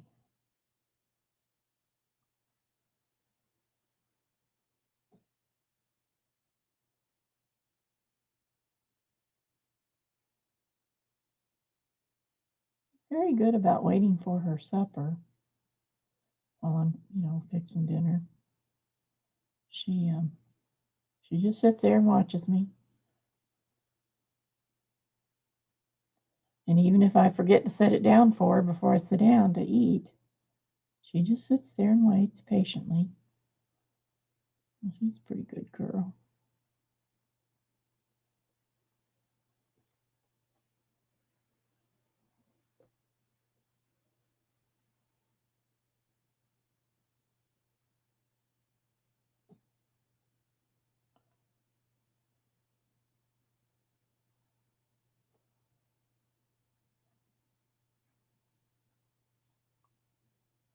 Is that my granddaughter's? Oh, I don't know what day it was.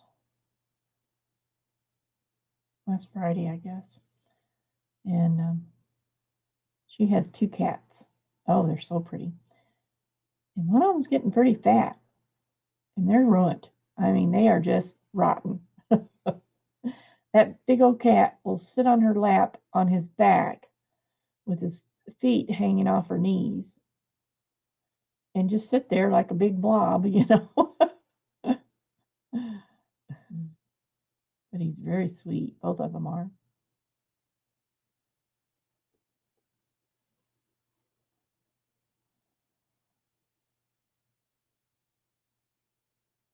They're brother and sister. She got them both together.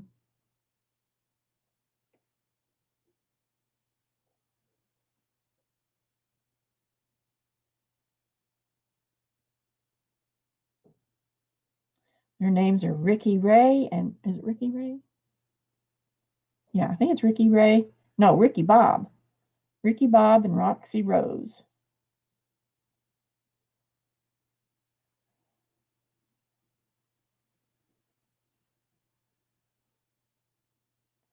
Don't know how they came up with that name, but it's cute. And they have their own website. I mean, not website. They have their own Instagram. Bella has her own Instagram.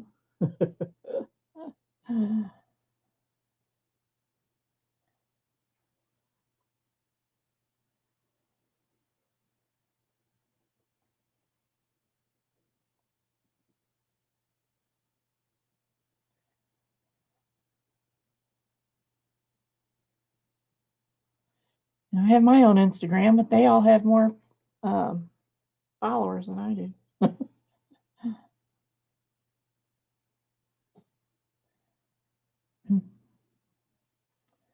Another thing you could do with these is, if you wanted,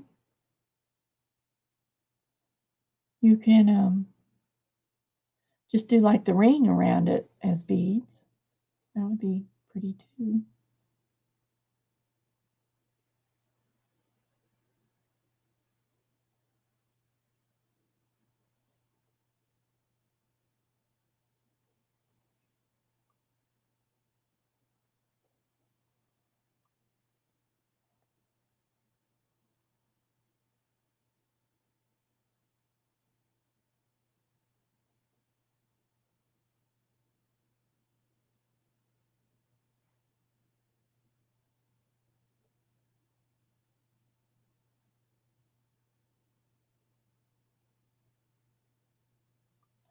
I still need to go to Joann's and get some fabric for the outdoor swing so we can get started on that project, I guess. Right now, my husband's project is getting rid of the moles.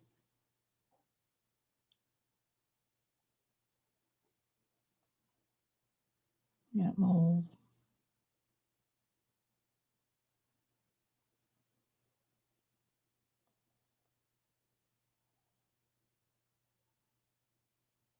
Saw some tomatoes on the plant yesterday. I need to go out there and check them for caterpillars or whatever those things are called.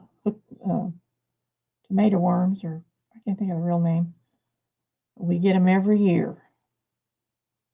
So I try to get ahead of them before they get started munching everything. Aww.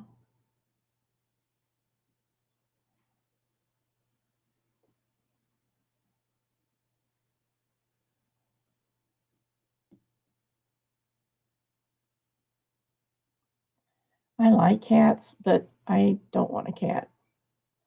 I don't like dealing with the litter box and the hair. The hair mostly. I could deal with the litter box, but the hair, I can't handle the hair.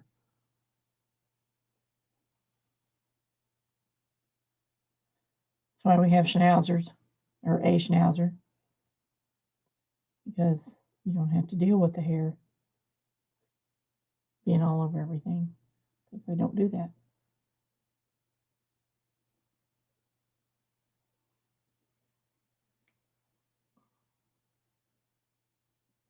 But I like cats. They're pretty sweet, most of them. When I was young, maybe in my 20s, when we were living in Key West, Florida, in Navy housing, our friends had a cat. And every time I went to their house, that cat would attack me. I was scared to death of it. I walk in the door and the cat would come running out from wherever it was and just jump on me. Claws and all. I never did anything to it. I don't know why it didn't like me.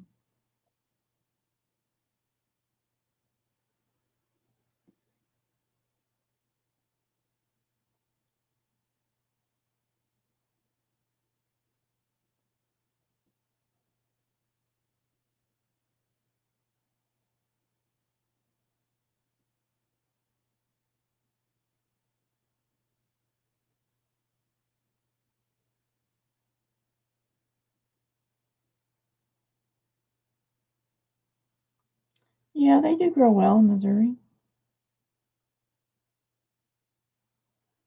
Missouri's a beautiful place, really. The trees and everything that we have here. I like Tennessee too.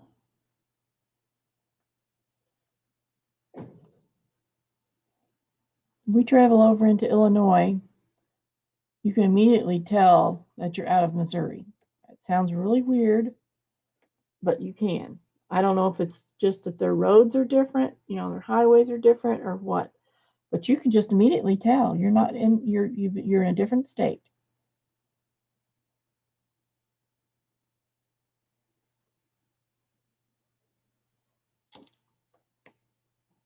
really strange.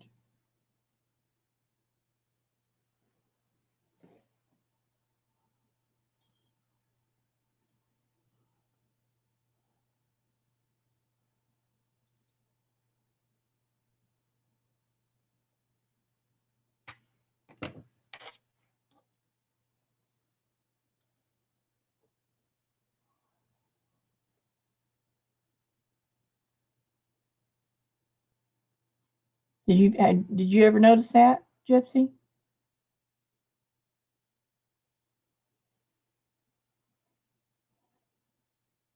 I'm not saying it's better or worse. I'm just saying it's different.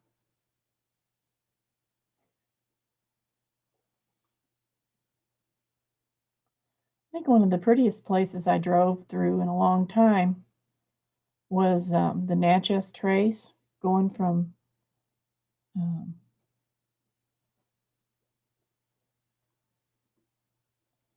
in Mississippi, going down to Natchez. It was beautiful.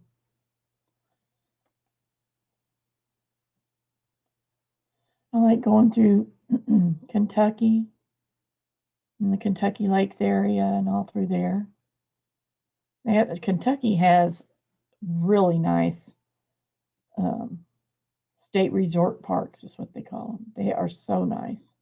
We used to love to go there to camp or even to stay in the lodges. And they always have really good food you can eat at the lodge. We like to go into Kentucky state parks. The campgrounds were nice. And they had, I don't know if all of them do, but I think some of them do. They have like little hotels attached to the lodge, sort of. And besides that, they also have like cabins you can stay in. Now, some of them aren't that great. One place we went, we checked in, and it was more rustic looking than some of them. We checked in, and there were cockroaches everywhere. Oh my gosh. I said, we walked in, we didn't even set our suitcases down or anything. We got right back in the car and went right back to the desk and said, we're not staying there. It's full of cockroaches. And they said, sorry, blah, blah, blah, and put us up in the hotel part. But then another place we stayed, I think it was Kentucky Dam Village. They have a beautiful golf course. And we went with some friends one time, and we stayed in one of their, what they call cabins. And it's just like a little house. It was beautiful. I would have lived in that house. It was so nice. Right on the golf course. So the guys really enjoyed that. I don't golf. I tried hitting that ball with a golf club.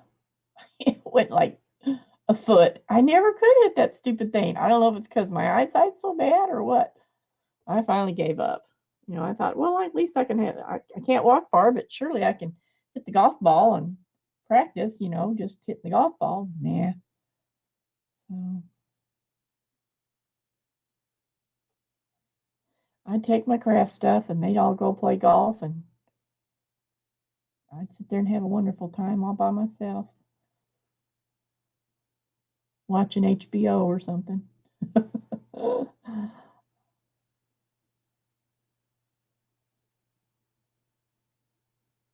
Mm.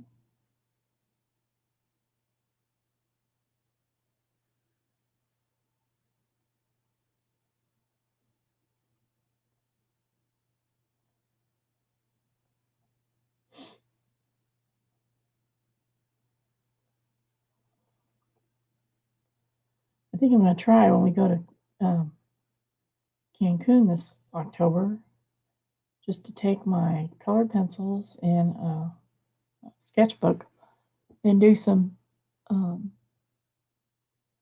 Brenda's in Kentucky, and do some floral, you know, drawings and stuff. That doesn't require me carrying much, but if I want to do something, I can, because we'll be there a whole week. And I should have a lot of by myself time this time.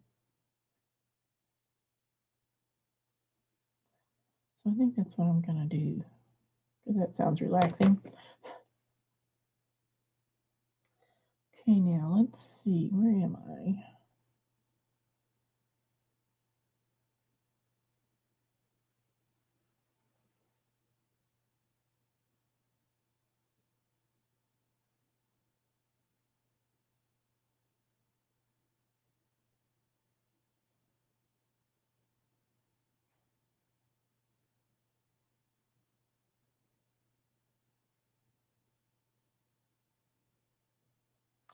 I'll start putting some of these.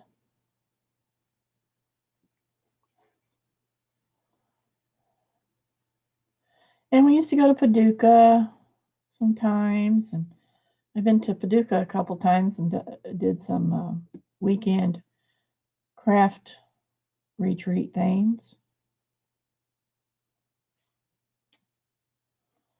When I was doing gourd art with gourds, we went down to Cherokee, South Carolina. South Carolina or North Carolina? South Carolina, I think. And they had a gourd festival there. That was pretty fun. But I can't do those anymore.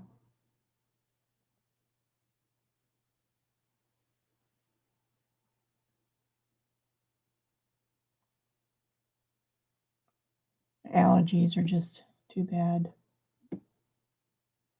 Whereabouts in Kentucky, Brenda?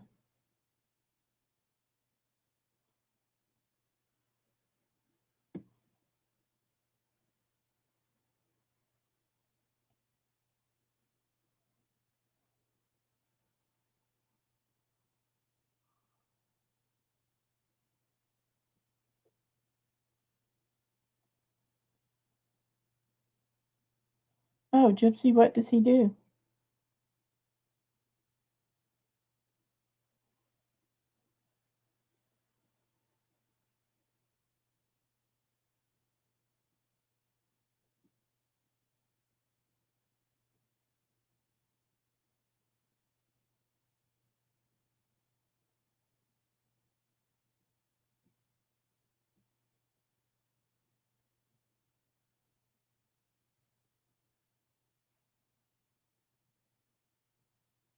Corbin. Pretty sure I've been through Corbin at some point for some reason.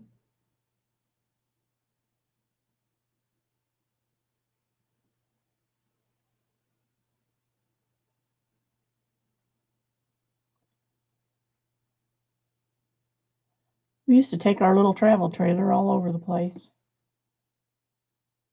It was fun. We don't have one now.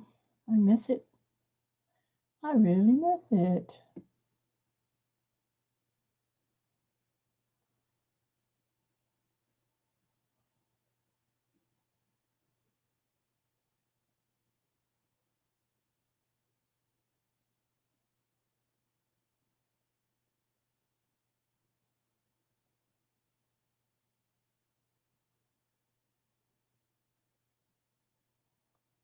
Fiber contractor.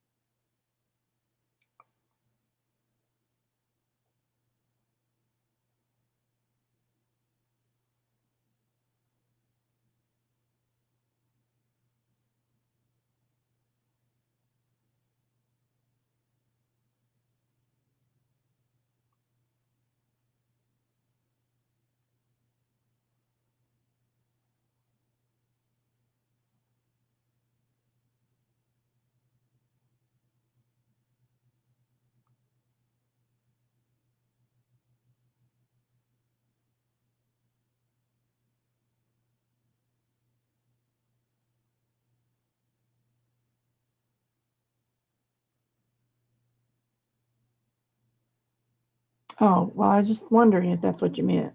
Cables and stuff.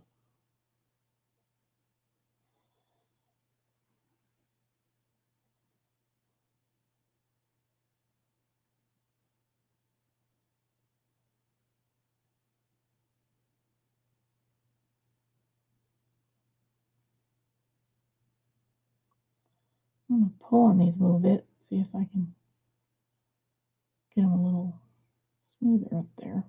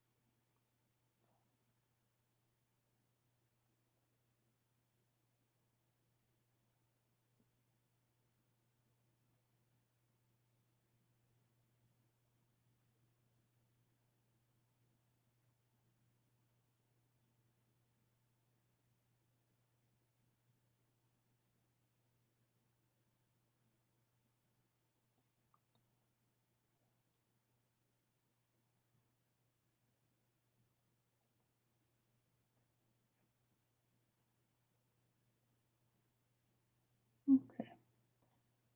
Yeah.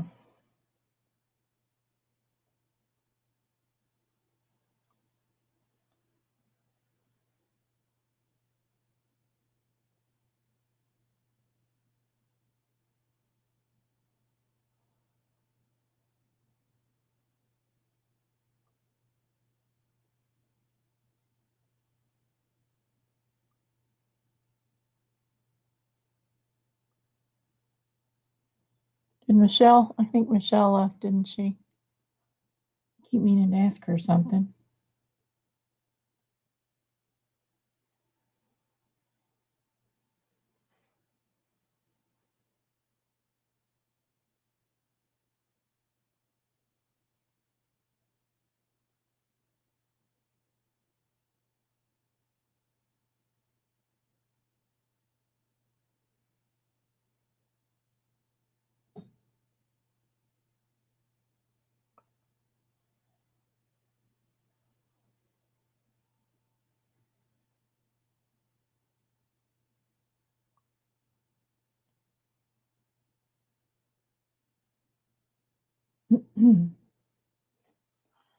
Okay, let's see.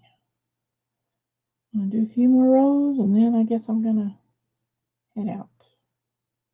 Or head up, I should say.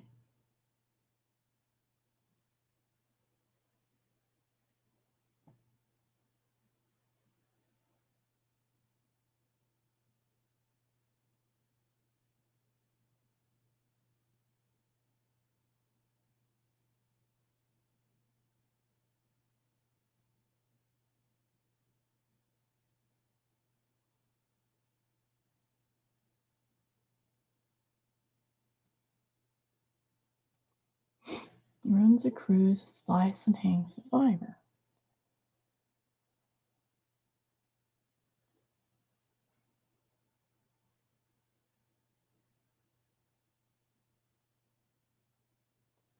They just ran all new lines down our road. Our road's about a mile, or maybe not, maybe half a mile long. We're almost at the end. And they were running, what were they putting? Spectrum.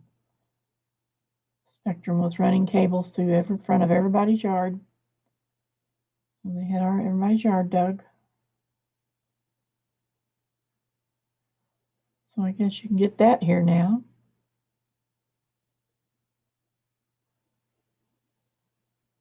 When we first moved in, I didn't think there was any internet providers here that were not, what do you call that? Satellite. That was the only thing I was really, really unhappy about. So when the guy came out to install it all, we were talking and I said, how bad is the satellite service? He said, what satellite service? I said, this satellite service. He said, this isn't satellite. He said, in fact, he said, you're right in the middle of two towers, so you should do fine. So I was pretty happy about that. I was hooping and hollering.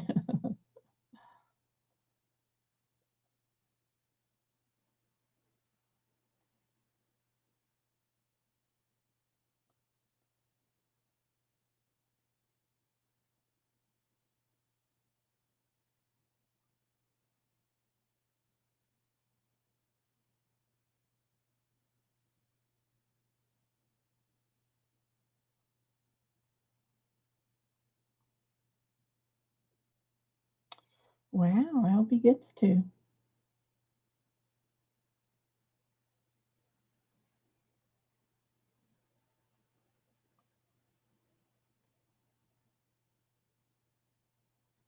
You know what I've been wanting to do lately? I've been wanting to color. I haven't colored in a while. I might have to get some coloring out before long. Got plenty of books, so I don't need to go buy any books.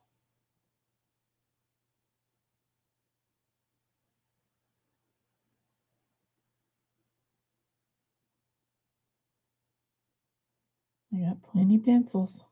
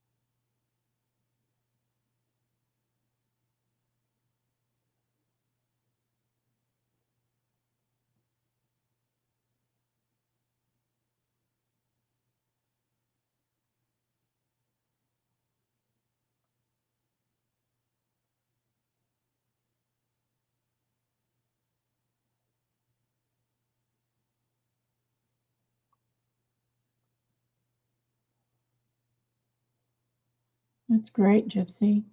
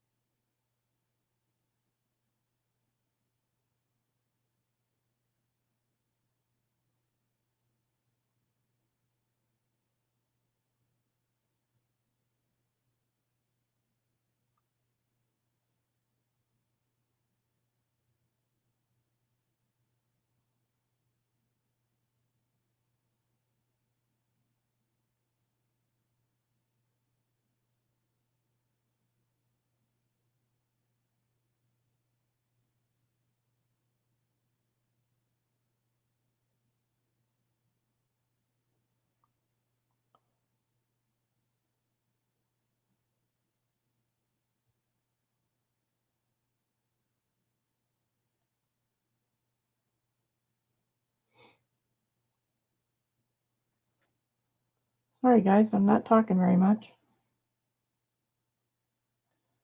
Just pretend that it's a relaxing, quiet thing that you can just sit back and relax instead of listening to my voice.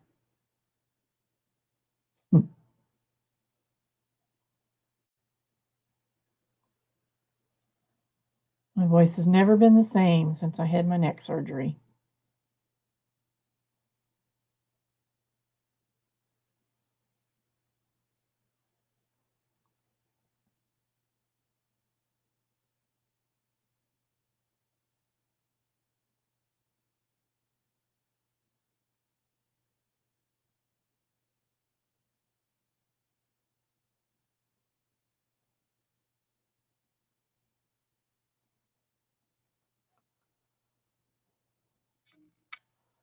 Wow,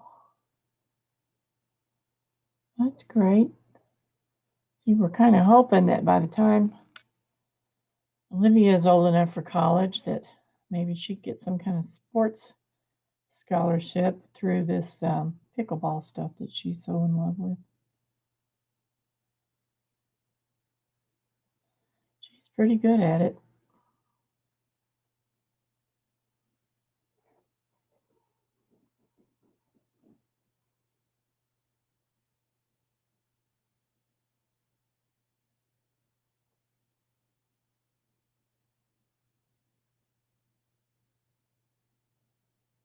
Well, you know, Gypsy, that's a good thing nowadays. Have all your children who are willing to work and can find a job and go to school, you know, I mean, for all of them to be doing well, that's great.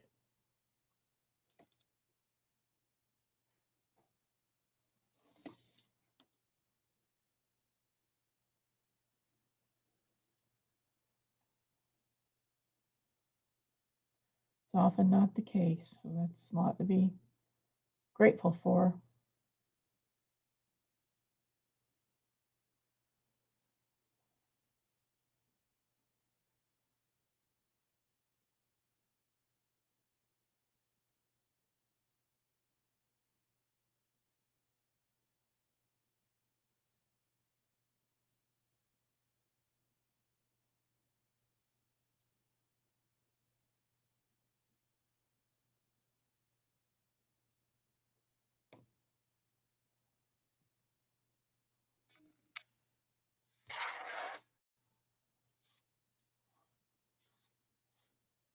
With Olivia, she'll be 14 next week. So she's young enough to have gotten into it early. Plus, it's just really catching on with the younger people now. So it's a good time to be in on the ground floor, you know, so to speak. She sure thinks that's what she wants to do. Be a professional, be a pro. They don't make so much money yet, but I think they're big. I think they're big. What do you call it? They're big.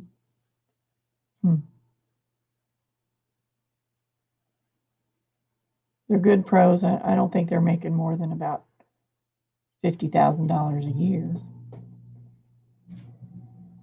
I think, but that's right now, and it's the fastest growing sport in the country. So, and it's an international sport too. So, you know, it has a lot of ways it can go.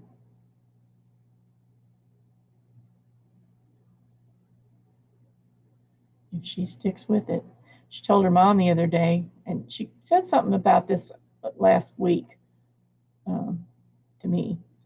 But she told her mom the other day, she said, you know, Mom, I like winning medals, but I just want people to think I'm a nice person. She said, I don't want to be that person who sticks their nose up in the air and walks around acting all, you know, like it's all about them. And there's a lot of them that do already. So, you know, she tries to walk around, talk to everybody, and you know, it's not unusual for her to be one of the younger people there, and she goes around and talks to everybody. She'd just as soon talk to an elderly person as she would somebody her own age. So I think that's great. If that's all it teaches her playing pickleball, that's the only thing she learns is how to be kind to people, then that's good enough. Of course, she was already that way, but you know.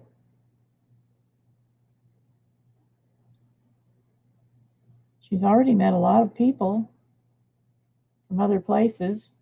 She met some millionaire guy. I mean, really, he's really a millionaire. And his grandson, I think, was playing with her as her partner. And they just treat her like, you know, gold. She really enjoyed them.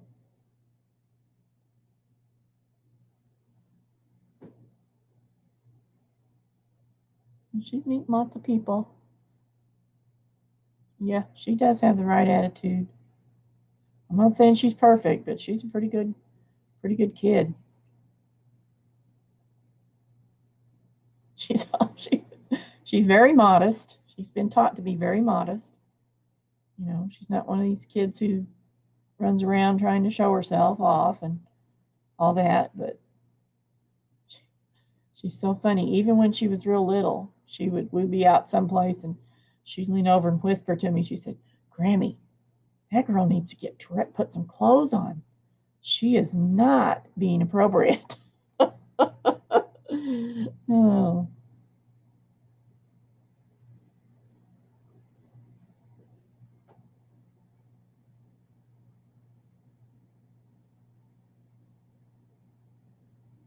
It's hard to find outfits for her to wear. You know, they kind of wear the same clothes that tennis players wear. And some of those clothes, they're ridiculous. You know, you don't need to show your behind and all that. And she's very modest the way she dresses. And I mean, not to being ridiculous, but she's very modest. So it's been kind of hard finding her skirts that are long enough to be decent, even with shorts, you know. Well, they found a couple. We ordered some not too long ago that she found online and thought they were going to do okay, but she just didn't like them. They were too heavyweight or something. And I could try to make her some, but I really don't want to because that stretchy stuff is such a pain. That stretchy sports stuff. I really don't want to sew on it. And I think she'd do much better off if she'd just find a good supplier and buy some. I told her I'd buy them for her.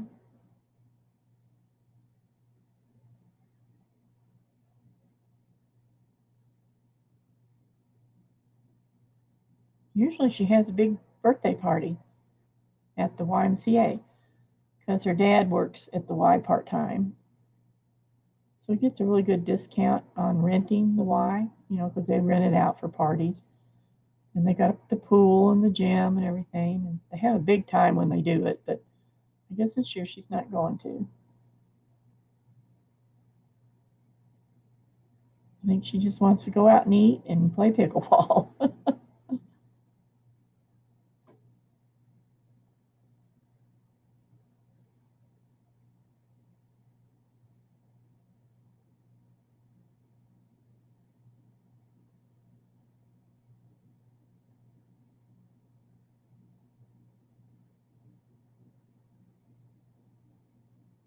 I did say pickleball. Have you heard of it?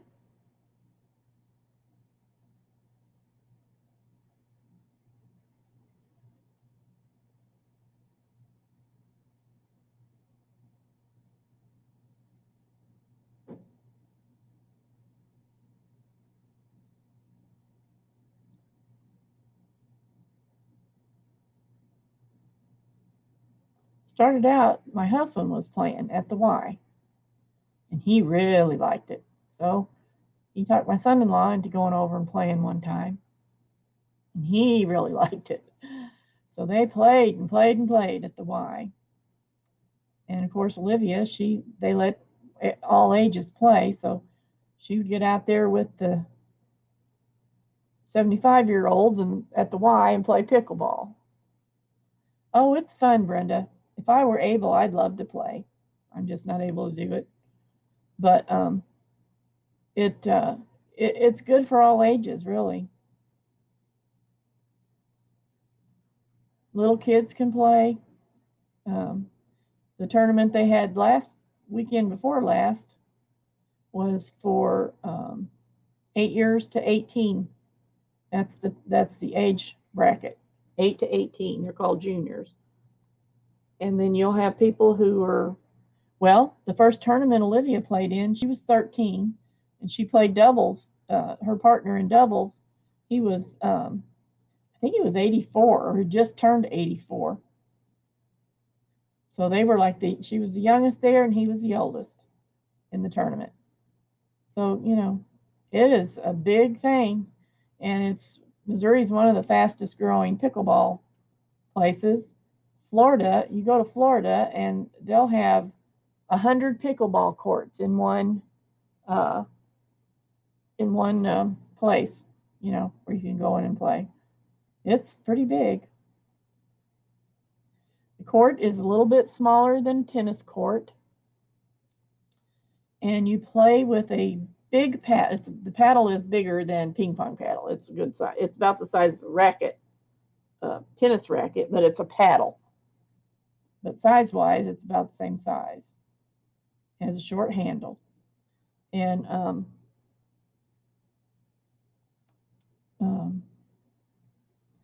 they use the ball looks kind of like a wiffle ball. It's about the same size. I think it's a little bit heavier, but you know, that's what it looks like. It looks like a wiffle ball. And you play it indoor, outdoor. You just got to have a court that's solid enough, you know, for it to be the same as a tennis court. And a lot of times what they'll do at the parks, they'll, with their existing tennis courts, they'll also paint out the lines for the pickleball. And they play singles, doubles, mixed doubles.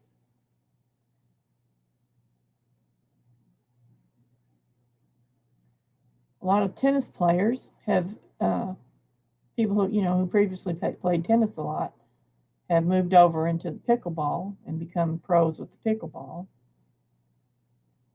Yeah, it's pretty big.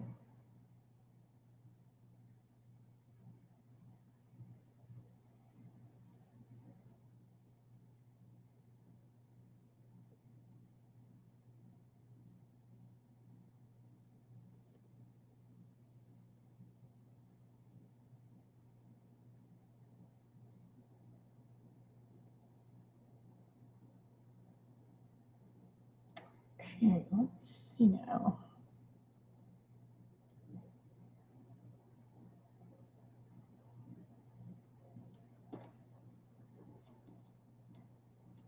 It's been, oh, I don't know when it first started, but I'm trying to remember. I want maybe in the 90s. I can't remember now when it started.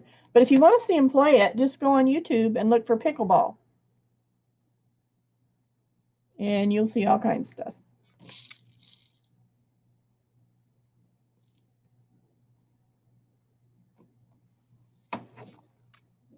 Let's see.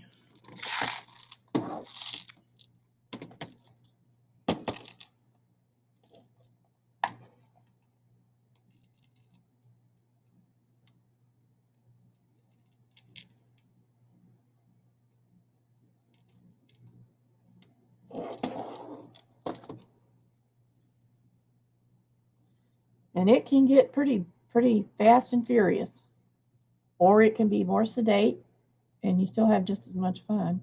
Of course, it's more exciting to watch the Fast and Furious.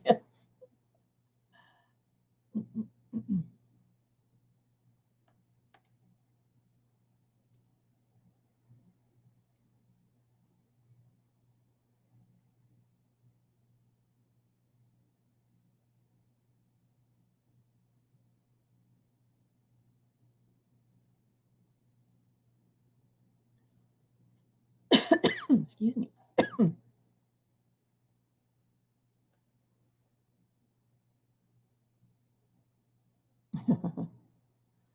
Hi, Cheryl. Little Cheryl. How you doing?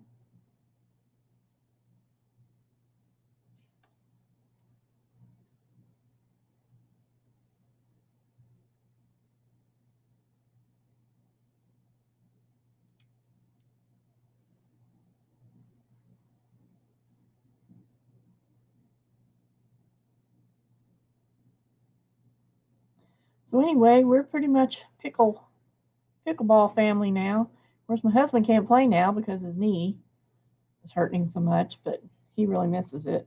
He'd like to still be able to play, and hopefully, if he ever gets knee replacement, he'll be able to play again. I don't know when that's going to happen.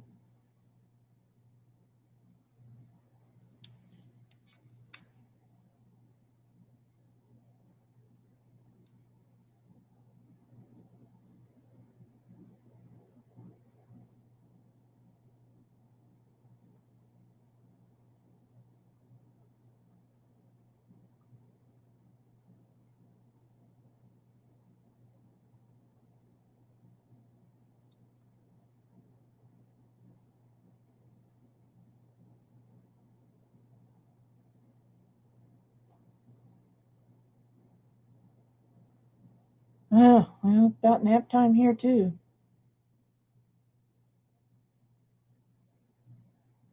The dog's already been napping, so she'll have lunch and go potty, and then she'll be ready to sit down with me and take another nap. She's still curled up over there on the couch.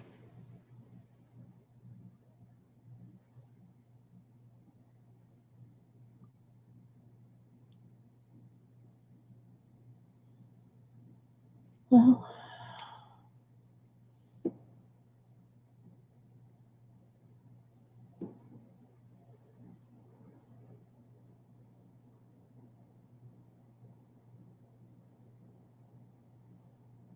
let's see, how am I going to do this?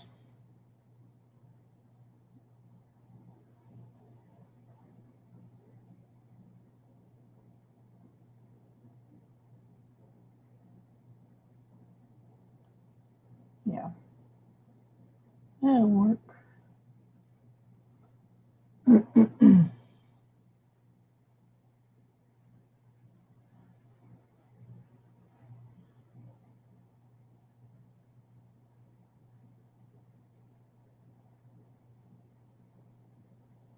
About to run out of thread.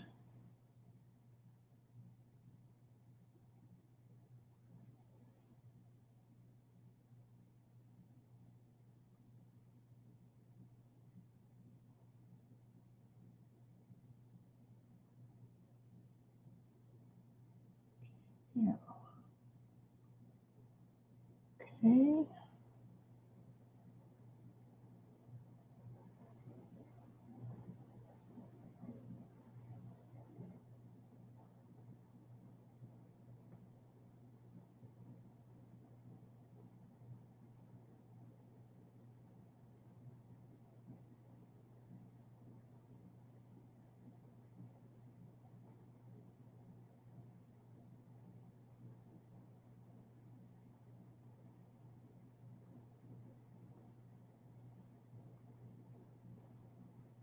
Okay.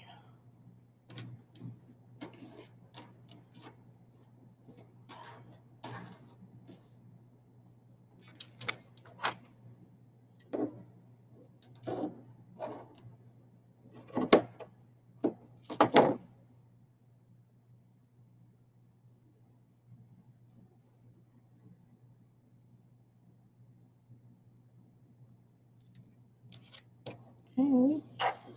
That one's almost done.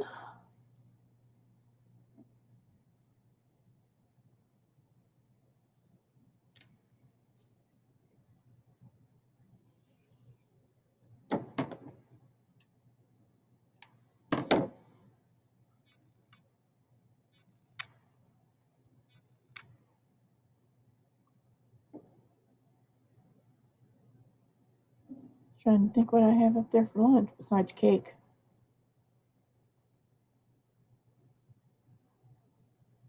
Thanks, Cheryl.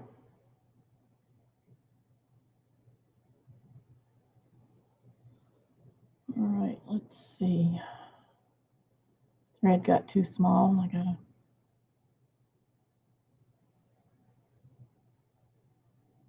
tie it to this other one. Ah.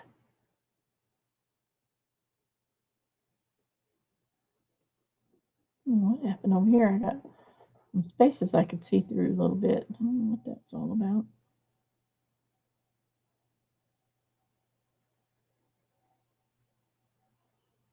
I'm not going to worry about it too much.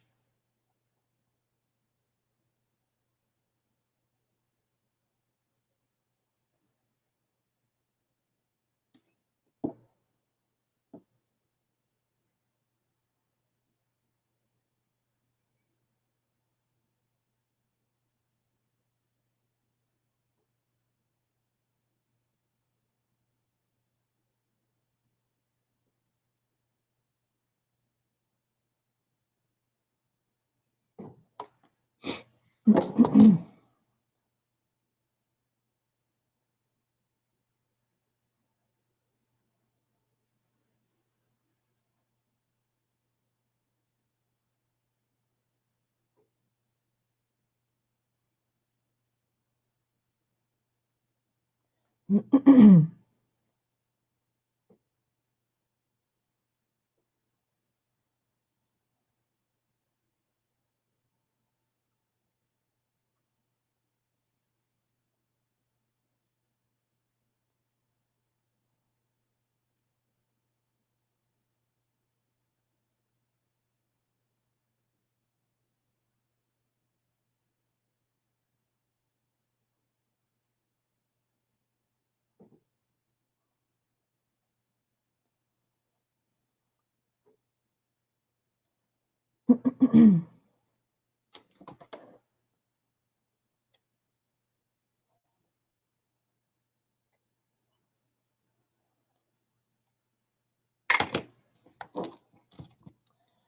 now I need something to close up the top of this. Let me see if I.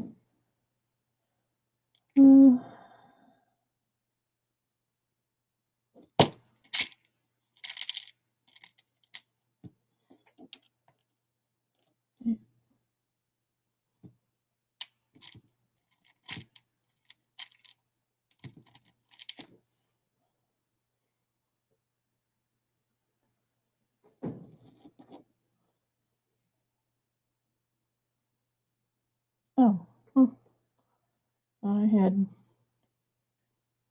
done something that I hadn't. Let's see.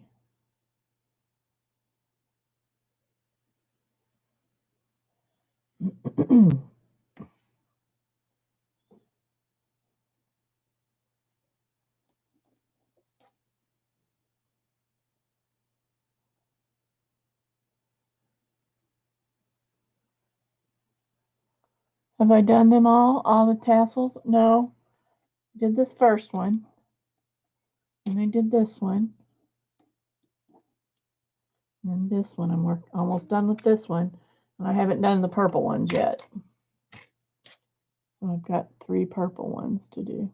But I'm not gonna finish those right now, because as soon as I finish this one, I'm gonna sign off and go get some lunch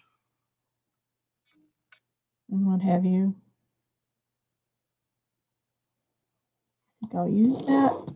And then let's see. Use some of these. So I'm making the loop right now. And then once I'm done with that, I'm gonna go for the day.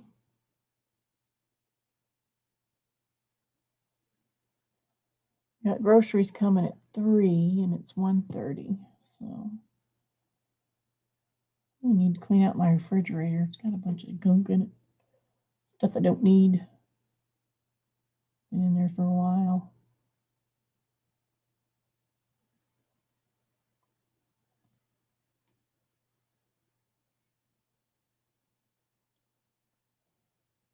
I think when my husband comes in from mowing grass, he's got grass on him. So when he goes to get in the refrigerator, the grass gets in the refrigerator off of his clothes. There's always grass in the bottom of my refrigerator. You know, right there at the front, at the bottom, in front of the drawers. Let's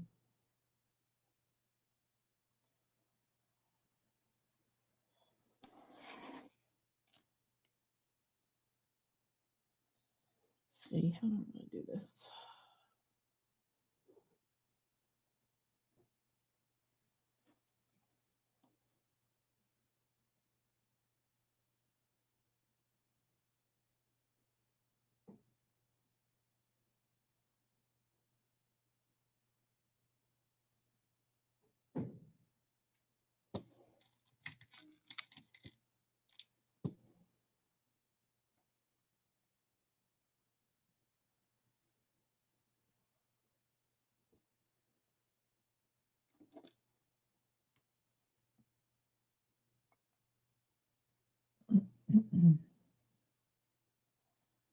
If y'all try these, make sure you post them somewhere so I can see them. Tell me where they are. I like to see how different people do things.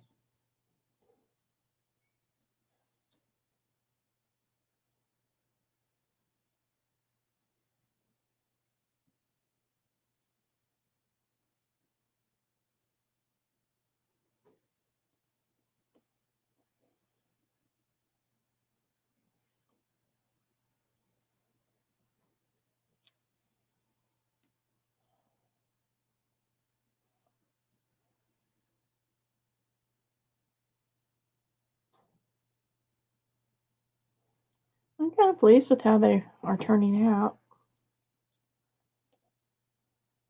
Kind of gets me back into a little bit of beading, which I do love.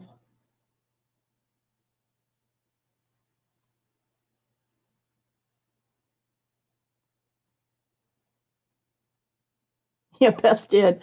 She did love them.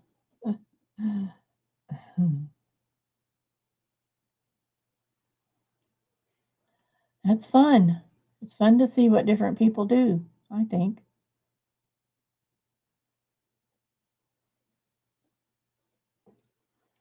Okay, now let's see.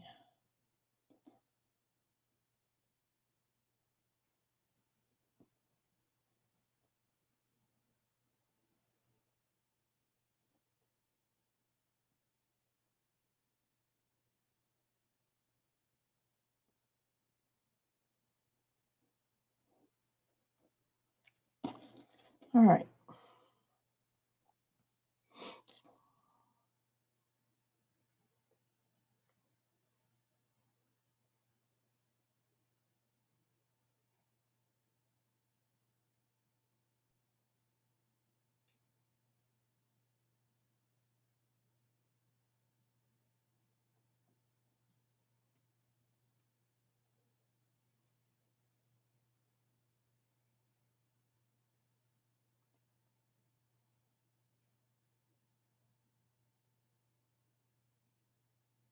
Oh man, that wasn't good. See that? Just broke my thread after all that. It happens. Doesn't usually happen with that thread though. It did that time. Might have had a nick in it or something. All right, let's start again.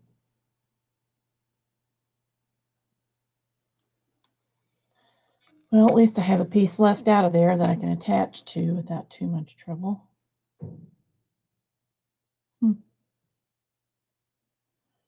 Like it was cut. I could have nicked it or something, or one of the beads could have sharp edge.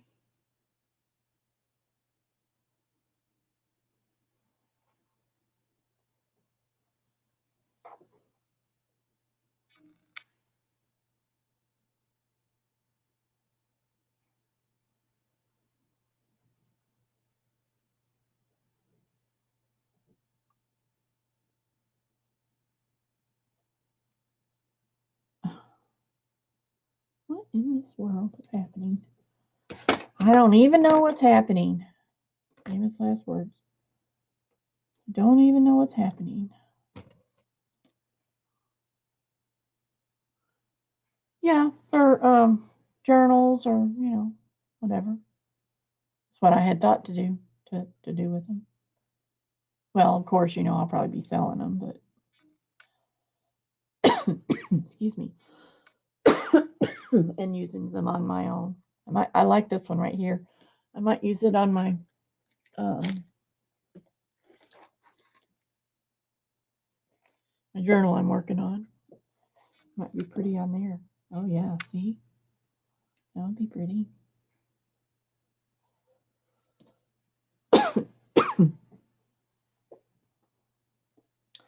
Might do that because I like those colors off with my journal. But yeah, whatever anybody wants to do with them. Hey, what you do with it after you get it doesn't matter to me.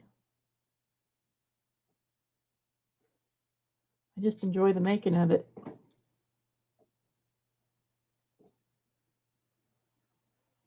I don't. Oh, okay. Very strange. What's happening?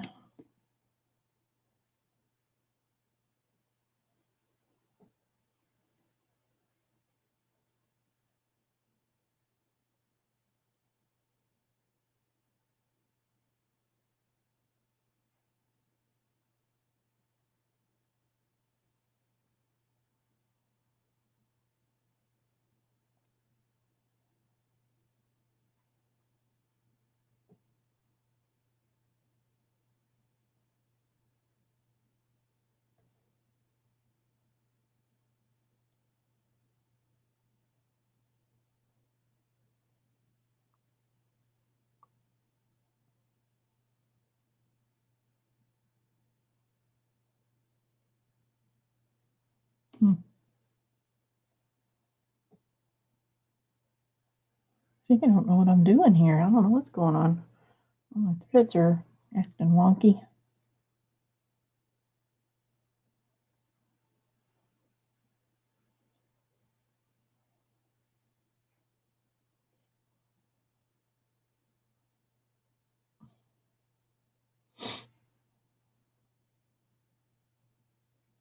Okay. You guys are in trouble now. That's all I can say. Don't mess with me. I'll cut you off.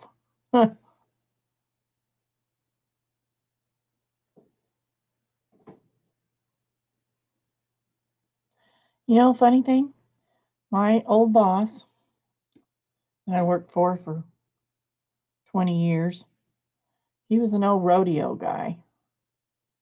He rode bulls. He trained animals. When he got to where he couldn't ride the bulls anymore, he was a clown. And you remember that old, I'm getting to Reba here in a second. You remember that old commercial where a big deer, what do you call it? Not a moose. What is that called? It's like a great big deer, but I can't think of what it's called. Anyway, I think it was Mutual of Omaha. They had this commercial where the animal walked through this house with his big antlers and everything. He trained that animal to do that. That was one of his animals that he trained. And when he was working in the rodeo, he knew Reba.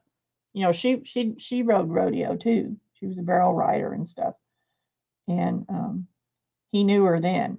And I said, really? I said, well, did she sing then? He said, yeah, but she couldn't sing worth a hoot. Of course, he was an old curmudgeon. You know, he would have said that anyway, just to be hateful. But yeah, she rocked his son, who later became my boss also, and rocked him when he was a baby and all that kind of stuff. You know, I always thought that was kind of interesting.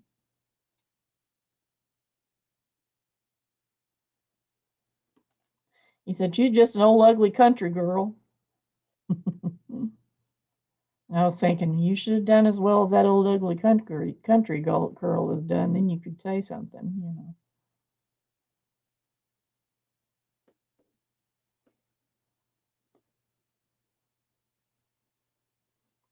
Well, this is irritating me.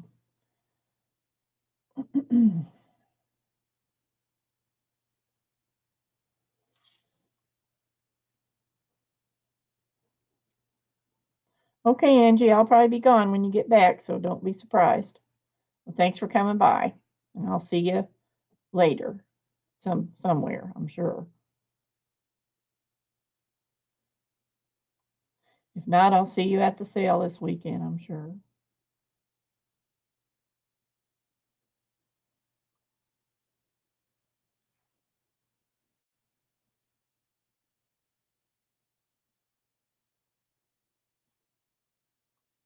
Probably wondering what in this world I'm doing.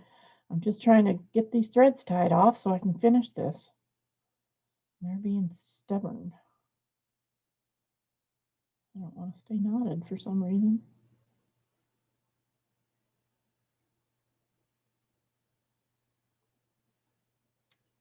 Now, hopefully that will work.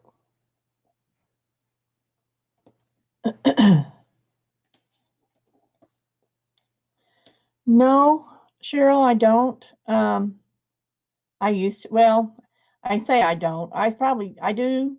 It's not open anymore, but I think it's still there. But I don't like Etsy. I started with it when they first started, and I liked it really well. But I don't like it anymore. I don't like the direction it's gone in.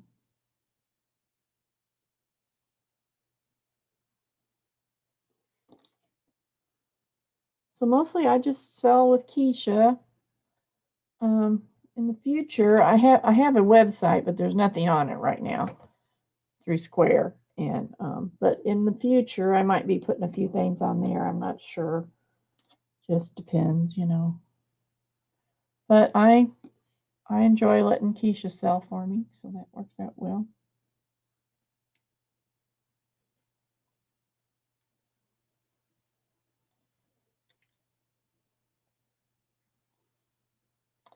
All right, I'm gonna try this again.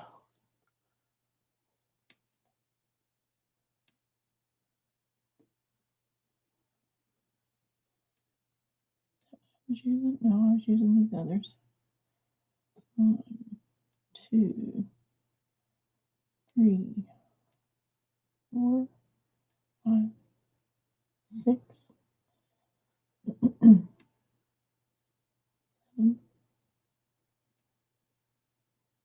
8, 9, 10.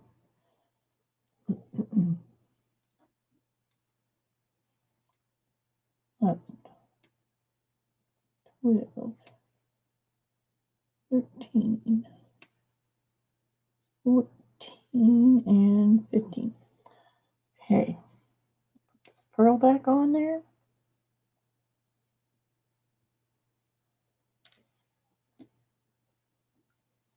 And pick up 15 more. 1, 2, 3, 4, 5, 6, 7,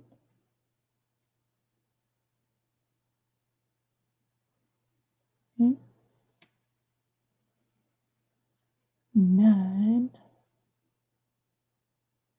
10, 11, 12, 13, 14, 15. I think I dropped one. 2,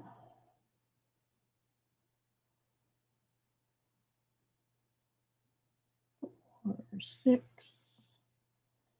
8, 10, 12, 15. Okay. What color would you like? And I don't even know how much they are yet.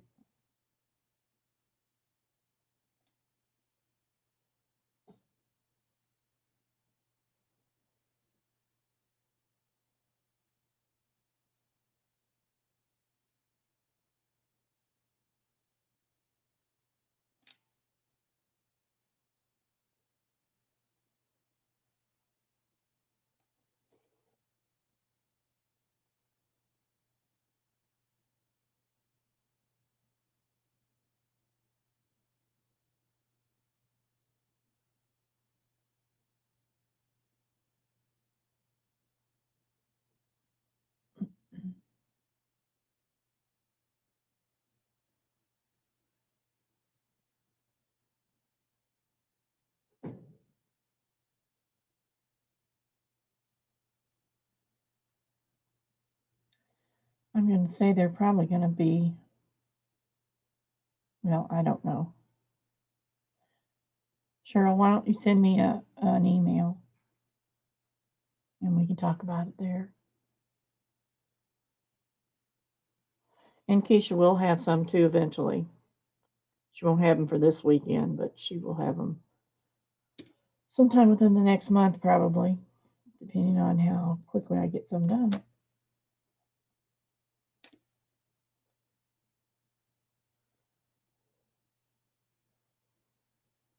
You need to go to some of the sales. They're fun. And there's always good stuff. I about got another box ready to send her over here.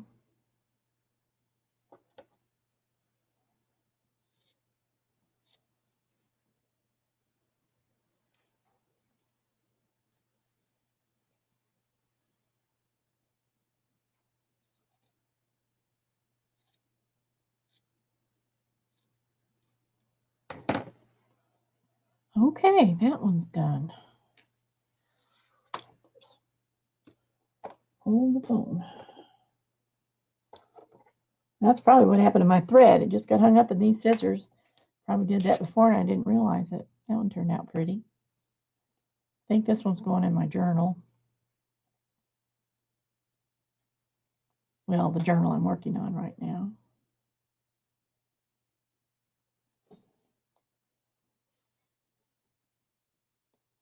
Pretty with that crystal on the top. It's nice. So I'm just going to, so I don't forget, put that with this. I can find a pen. Here's one.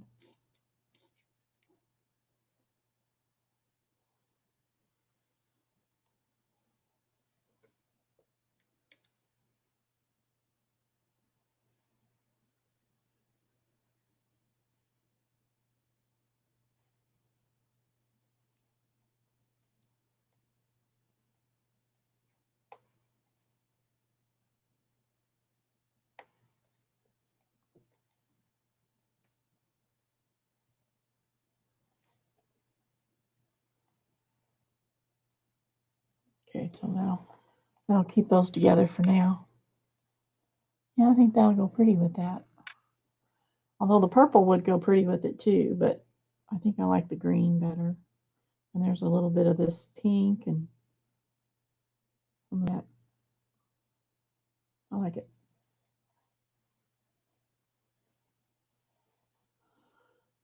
I might still put a charm on here. I wonder what I have that I would want on there. I'll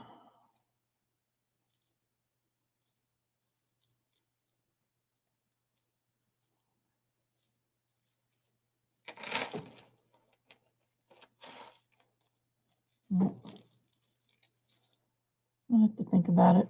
Look through my other charms. Oh, here's a dragonfly.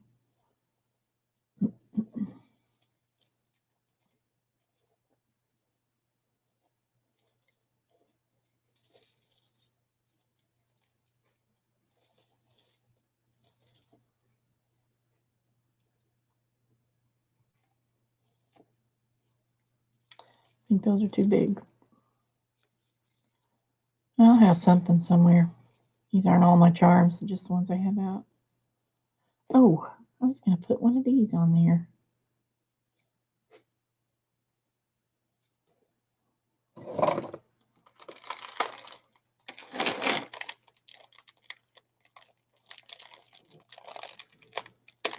Uh-oh, somebody's stretching. Stretching, stretching.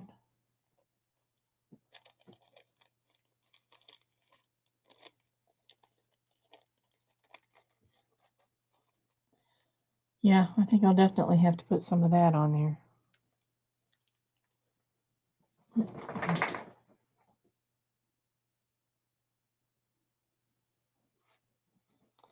All right, well, somebody's awake now, sitting there looking at me, so I'm hungry. She's probably hungry. We both need something to drink. So I'm going to say thank you for coming.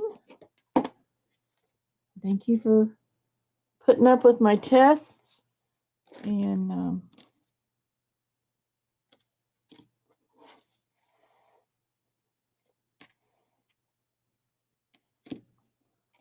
I'll see you next time. Brenda and Gypsy and Cheryl and Angie and all of you that have been here this morning, thank you. I appreciate the company. Hope you come back again. Don't forget, the sales this weekend starts Friday. So go to Kim's and you'll see a link there for it. It's a lot of fun. Okay. Bye-bye.